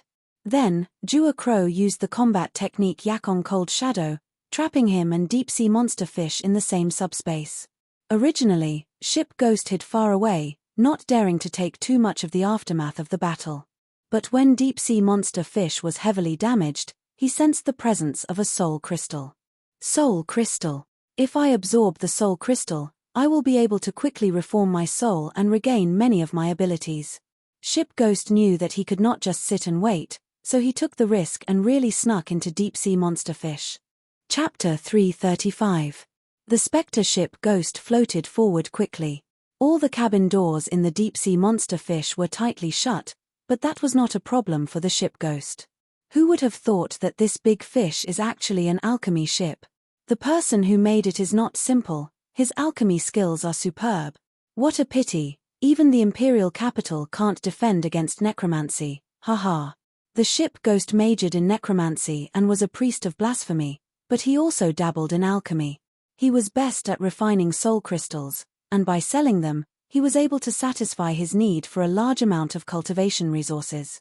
With his limited knowledge in alchemy, he could sense that the deep-sea monster fish was a high-end ship. While he was shocked, he was also very happy and proud. Necromancy was a new genre, so it was hard to defend against it with conventional methods. Even though the deep-sea monster fish was made by war merchants, it lacked understanding of necromancy, so the Spectre Ship Ghost sneaked in without anyone noticing. The Spectre Ship Ghost sneaked in just like that. Soon, I'm close, I can sense a few soul crystals hidden here. The Ship Ghost came to a cabin door. But this time, when he tried to go through the door, he failed. Hey!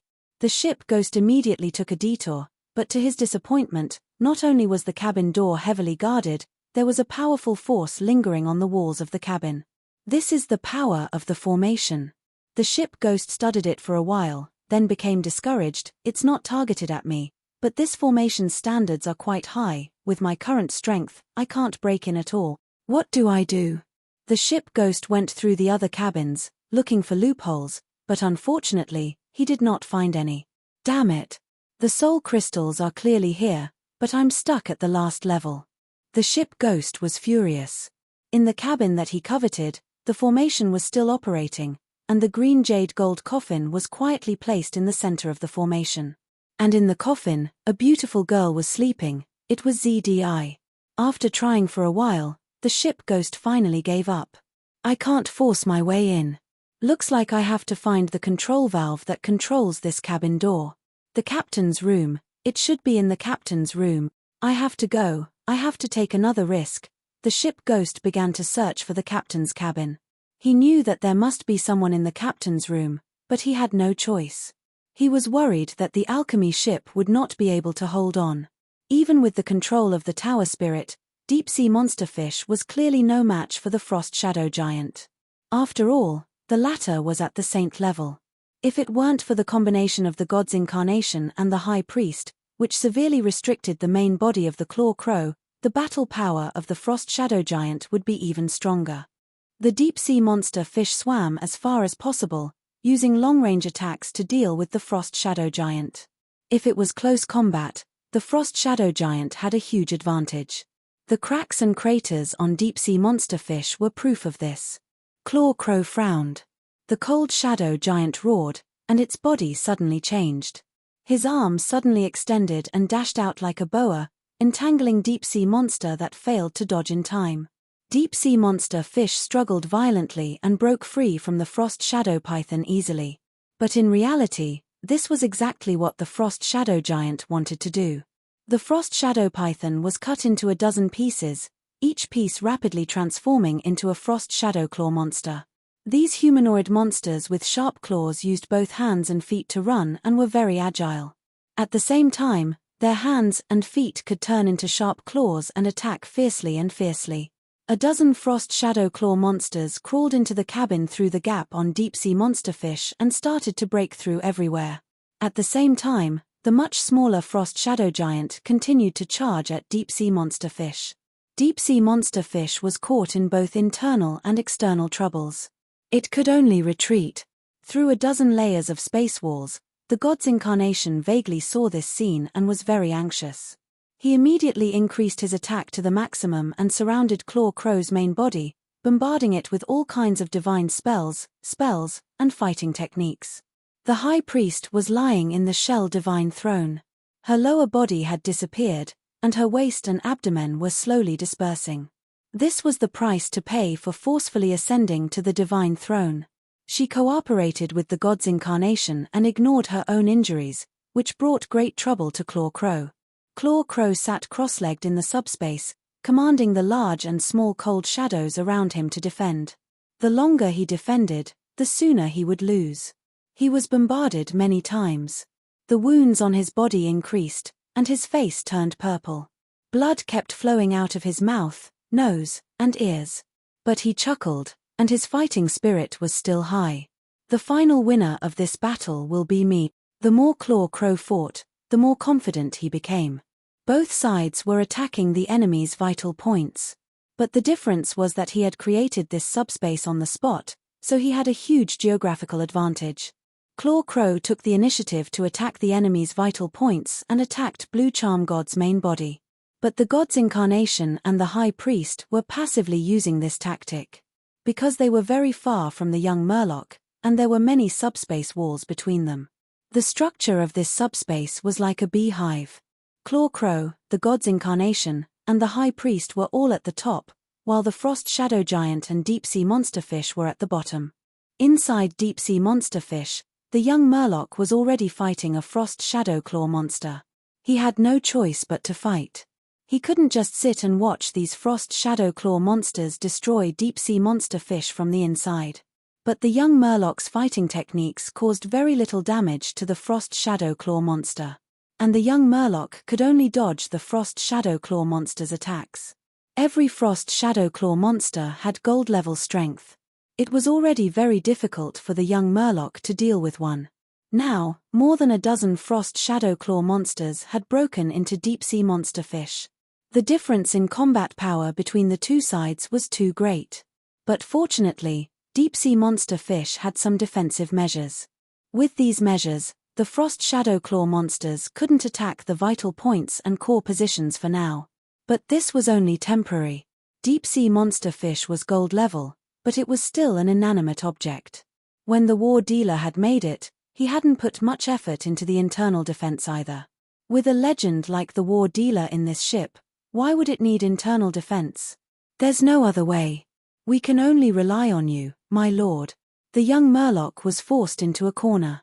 He could only take the risk and use Blue Charm God's main body in his arms. The frost shadow claw monsters attacked. This time, the young Murloc didn't dodge. Instead, he charged in the opposite direction. In the moment of the clash, the young Murloc bravely raised Blue Charm God in his hands. He used Blue Charm God as a shield. The frost shadow claw monster hit the goddess' divine body, but only caused the rainbow light to ripple slightly. The young Murloc was unharmed. On the other hand, the frost shadow claw monster retracted its claws, trembling. Its claws were originally fierce and strong, but after being hit by the divine light, half of its claws had completely disappeared. Originally, one of the frost shadow claw monster's specialties was to quickly recover the damage in their bodies. What it consumed was the frost shadow claw monster's body, which was reflected in its body shrinking. But now, half of its claws had been destroyed by the divine light. No matter how hard the frost shadow claw monster tried, it couldn't repair it. Good job. As expected of my lord, Blue Charm God. The young Murloc's eyes lit up. He was excited. He didn't see that when the frost shadow claw monster attacked Blue Charm God's main body, the goddess frowned. Although I'm only a silver and can't defeat this gold-level monster, I have the goddess in my hands. The young Murloc saw hope in this hopeless situation. He started to attack.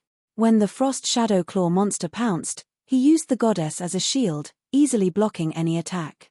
What's wrong with this guy? The ship Ghost was attracted by the battle. When he saw this scene, he was stunned. Isn't he a deity? What is he doing to his goddess? Unbelievable. He's using Blue Charm God as a weapon. The ship Ghost looked as if he had seen a ghost. What a terrible sin. What a disgrace. Blasphemy. This is blasphemy to the gods. How dare you? F***CK. You're a deity. If the Murlocs outside see this, they'll tear you apart first. The ship Ghost was shocked. He was proud of being a blasphemy priest, but at this moment, his pride had shrunk to the extreme. Because he saw with his own eyes a fierce man who used a god as a weapon, the young Murloc didn't notice the ghost ship Ghost. In fact, on the battlefield, even the Claw Crow didn't notice the latter's existence. Because he was inside deep-sea monster fish, no one could see him, so the young Murloc fought to his heart's content. The frost claw monster was very strong, but it didn't have intelligence. It only followed the instincts of a beast. The claw monster's attacks landed on the goddess body. After a few hits, it crippled itself and couldn't recover quickly. The young Murloc seized the opportunity and grabbed Blue Charm God's tail with one hand and the goddess waist with the other. He used the goddess' beautiful face as a spear and stabbed at the claw monster. The claw monster was pierced through. This was a fatal blow. It howled in pain and turned into nothingness. After the young Murloc won, he laughed loudly. He didn't notice that the moment the claw monster was pierced through, the goddess' eyes twitched and frowned. The ship Ghost who was watching from the side noticed this. This guy is playing with fire. Do you think a god is so easy to toy with? Blue Charm God isn't in a good state and is in a deep sleep. But with such frequent stimulation, she'll definitely wake up quickly. That slight change in expression just now is the most obvious sign. It's over. It's over. Once the goddess wakes up, I'm afraid the entire ocean will be turned into a graveyard. I have to get out of here before the goddess wakes up. The ship Ghost obviously couldn't leave this place in his current state. He had to absorb the soul crystal and stabilize his soul before he had any hope. Captain's room, Captain's room, the ship Ghost kept muttering in his heart. He quickly got out of here and left the young Murloc who had left a deep impression on him. He began to focus on finding a way to escape. Chapter 336. 3 frost claw monsters surrounded the young Murloc. They screamed in unison and pounced on the young man from 3 different directions. The young man sneered despite being surrounded. He was not afraid at all. He let go of Blue Charm God's waist with one hand and grabbed her tail with both hands. He spun on the spot, using his feet as an axis. He spread his arms and swung Blue Charm God in a circle. Blue Charm God's long hair was flung to the front, and the rainbow divine light on her body formed a huge halo. The 3 gold-ranked Frost Claw shadow monsters were immediately sent flying as soon as they touched the circle of light. The young man shifted his feet slightly. The halo moved slowly and chased after them. He forced 2 Frost Claw monsters into a corner and killed them. The last Frost Claw monster wanted to counterattack. It pounced on the young man's back. The young man heard the sound. He immediately took a few steps forward and dodged the monster's attack. Then, he turned around in midair and swung his tail.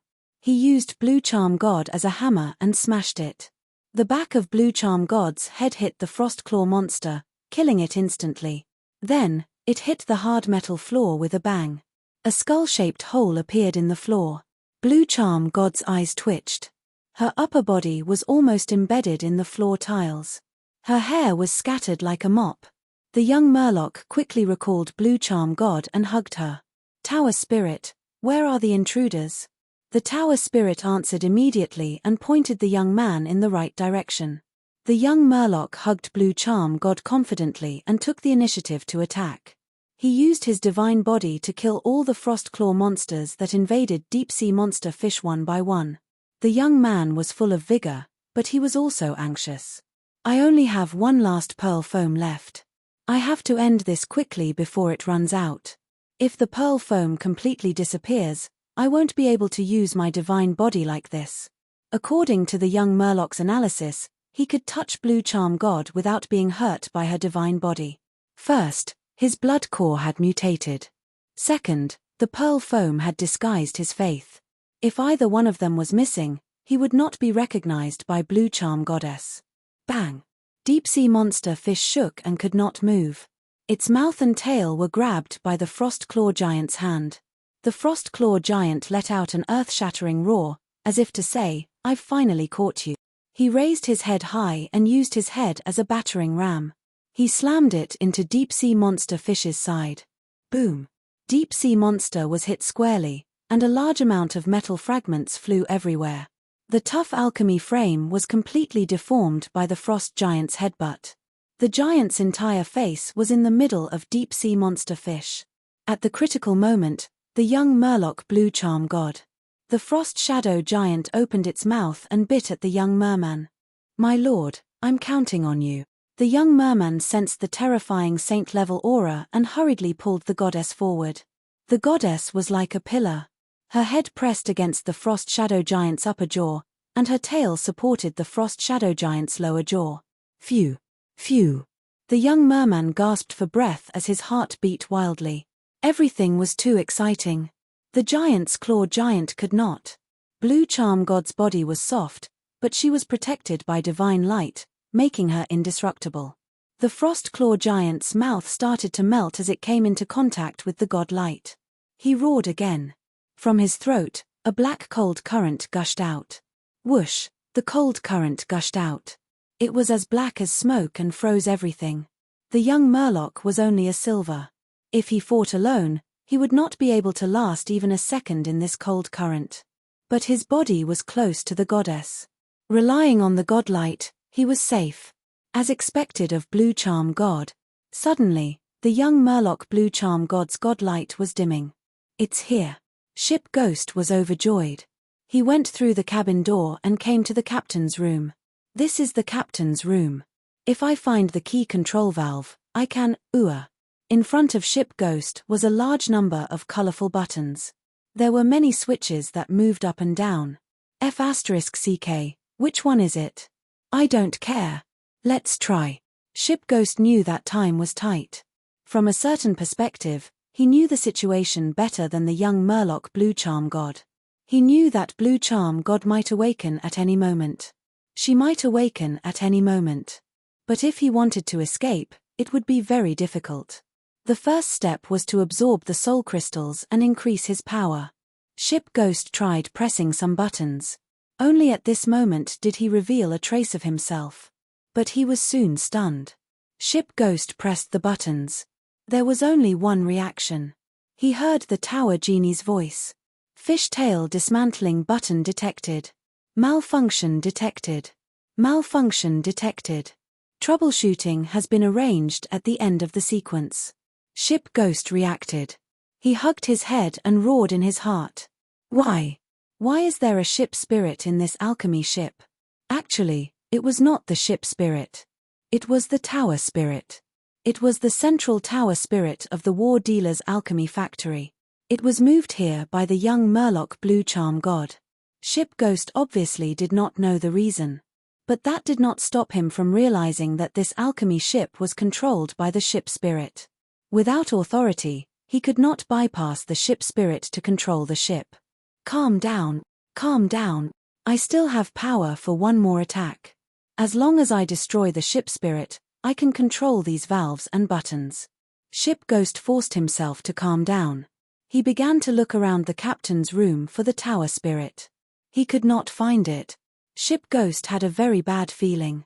Could it be that the tower spirit's carrier is hidden in that cabin? If he wanted to enter the mysterious cabin, he had to open the cabin door.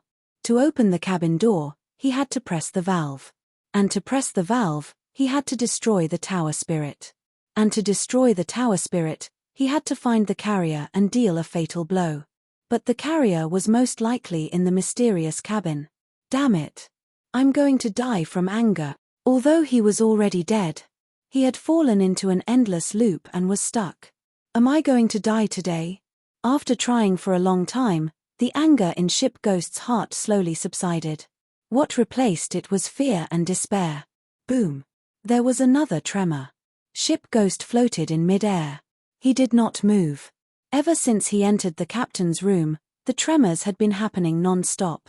And the tower spirit kept reporting the damage to various parts of the ship. He was already used to it. Wait, what did I just hear? Ship Ghost suddenly quivered. The first core cabin was destroyed. Don't tell me it's that cabin. Holding on to this hope, Ship Ghost immediately rushed out of the captain's room. He passed through the corridor and quickly arrived at the first core cabin. Ha ha ha. He found the first core cabin. It was the one he wanted to enter. And the cabin was already destroyed, forming a large hole. I still have hope. I still have hope to escape. Just as the Ship Ghost was about to enter the cabin, there was a loud boom. The young merman fell into the cabin with the goddess in his arms. The two gold-ranked frost-clawed beasts followed closely behind and charged into the forest. The young merman kept retreating. He used Blue Charm God as a shield to block the strong enemies. Ship Ghost took a few glances and became even more panicked. He found that the layer of rainbow godly light on Blue Charm God's body was already very dim. The godly body's defense was quickly weakening. And the goddess was starting to get injured in the intense battle. Because her forehead had been used as a spearhead many times, there were already a few bruises. Her face was also a bit swollen. Her white and slender waist was even redder. The goddess's brows were tightly furrowed. The corners of her eyes were vertical, showing anger. Ship Ghost was terrified. If the goddess woke up in the next moment, he wouldn't be surprised. This merman is too daring. Too scary. Ship Ghost felt like he was walking on a tightrope. I have to race against time. Ship Ghost also rushed into the cabin. Shock struck him again. He saw the beautiful formation that was still being maintained. He also saw the core godly weapon in the formation. It was a golden coffin. The surface of the coffin was inlaid with green jade carvings. The carvings were also lined with silver. The carvings depicted an elegant snake body and broad wings. Is this the green jade gold coffin? The feathered serpent god's godly weapon? Godly weapons were too rare. With Ship Ghost's knowledge, he immediately recognized it. There's a godly weapon hidden here. Where did this merman godly son come from? Is he really Blue Charm God's backup plan? Ship Ghost was filled with doubts. Why would his junior brother help this merman? How did they find out about his secret underwater chamber and take away all his treasures? This merman was also very strange. Although he was recognized as a godly son, his attitude towards Blue Charm God was even more blasphemous than the blasphemy priests. Bang bang bang, in the continuous battle, the merman held onto Blue Charm God and kept retreating. Although the merman killed one of the frost-clawed monsters, another one joined in. There were still 2 of them. It would be fine if it was elsewhere. But here, the merman had to protect ZDI in the green jade gold coffin. He was forced to take a defensive stance and was at a disadvantage. Pagoda spirit, close the formation, the merman shouted. The formation was closed. Soon, the merman retreated to the edge of the formation. His battle with the frost-clawed beasts had affected the formation and destroyed a large portion of the formation's edges. Fortunately, the formation was closed in advance. Otherwise, if the formation was damaged, it could cause chaos in the magical power, causing the formation to collapse. It could even explode and cause more damage to the merman. Good chance. Without the hindrance of the formation, Ship Ghost immediately shot in and arrived above the green jade gold coffin. The next moment, he saw the unconscious ZDI. He also saw the 12 murals on the walls of the coffin. The murals depicted the feathered serpent god's deeds. Ship Ghost was certain about the green jade gold coffin. At the same time, he was overjoyed. Why are there so many soul crystals?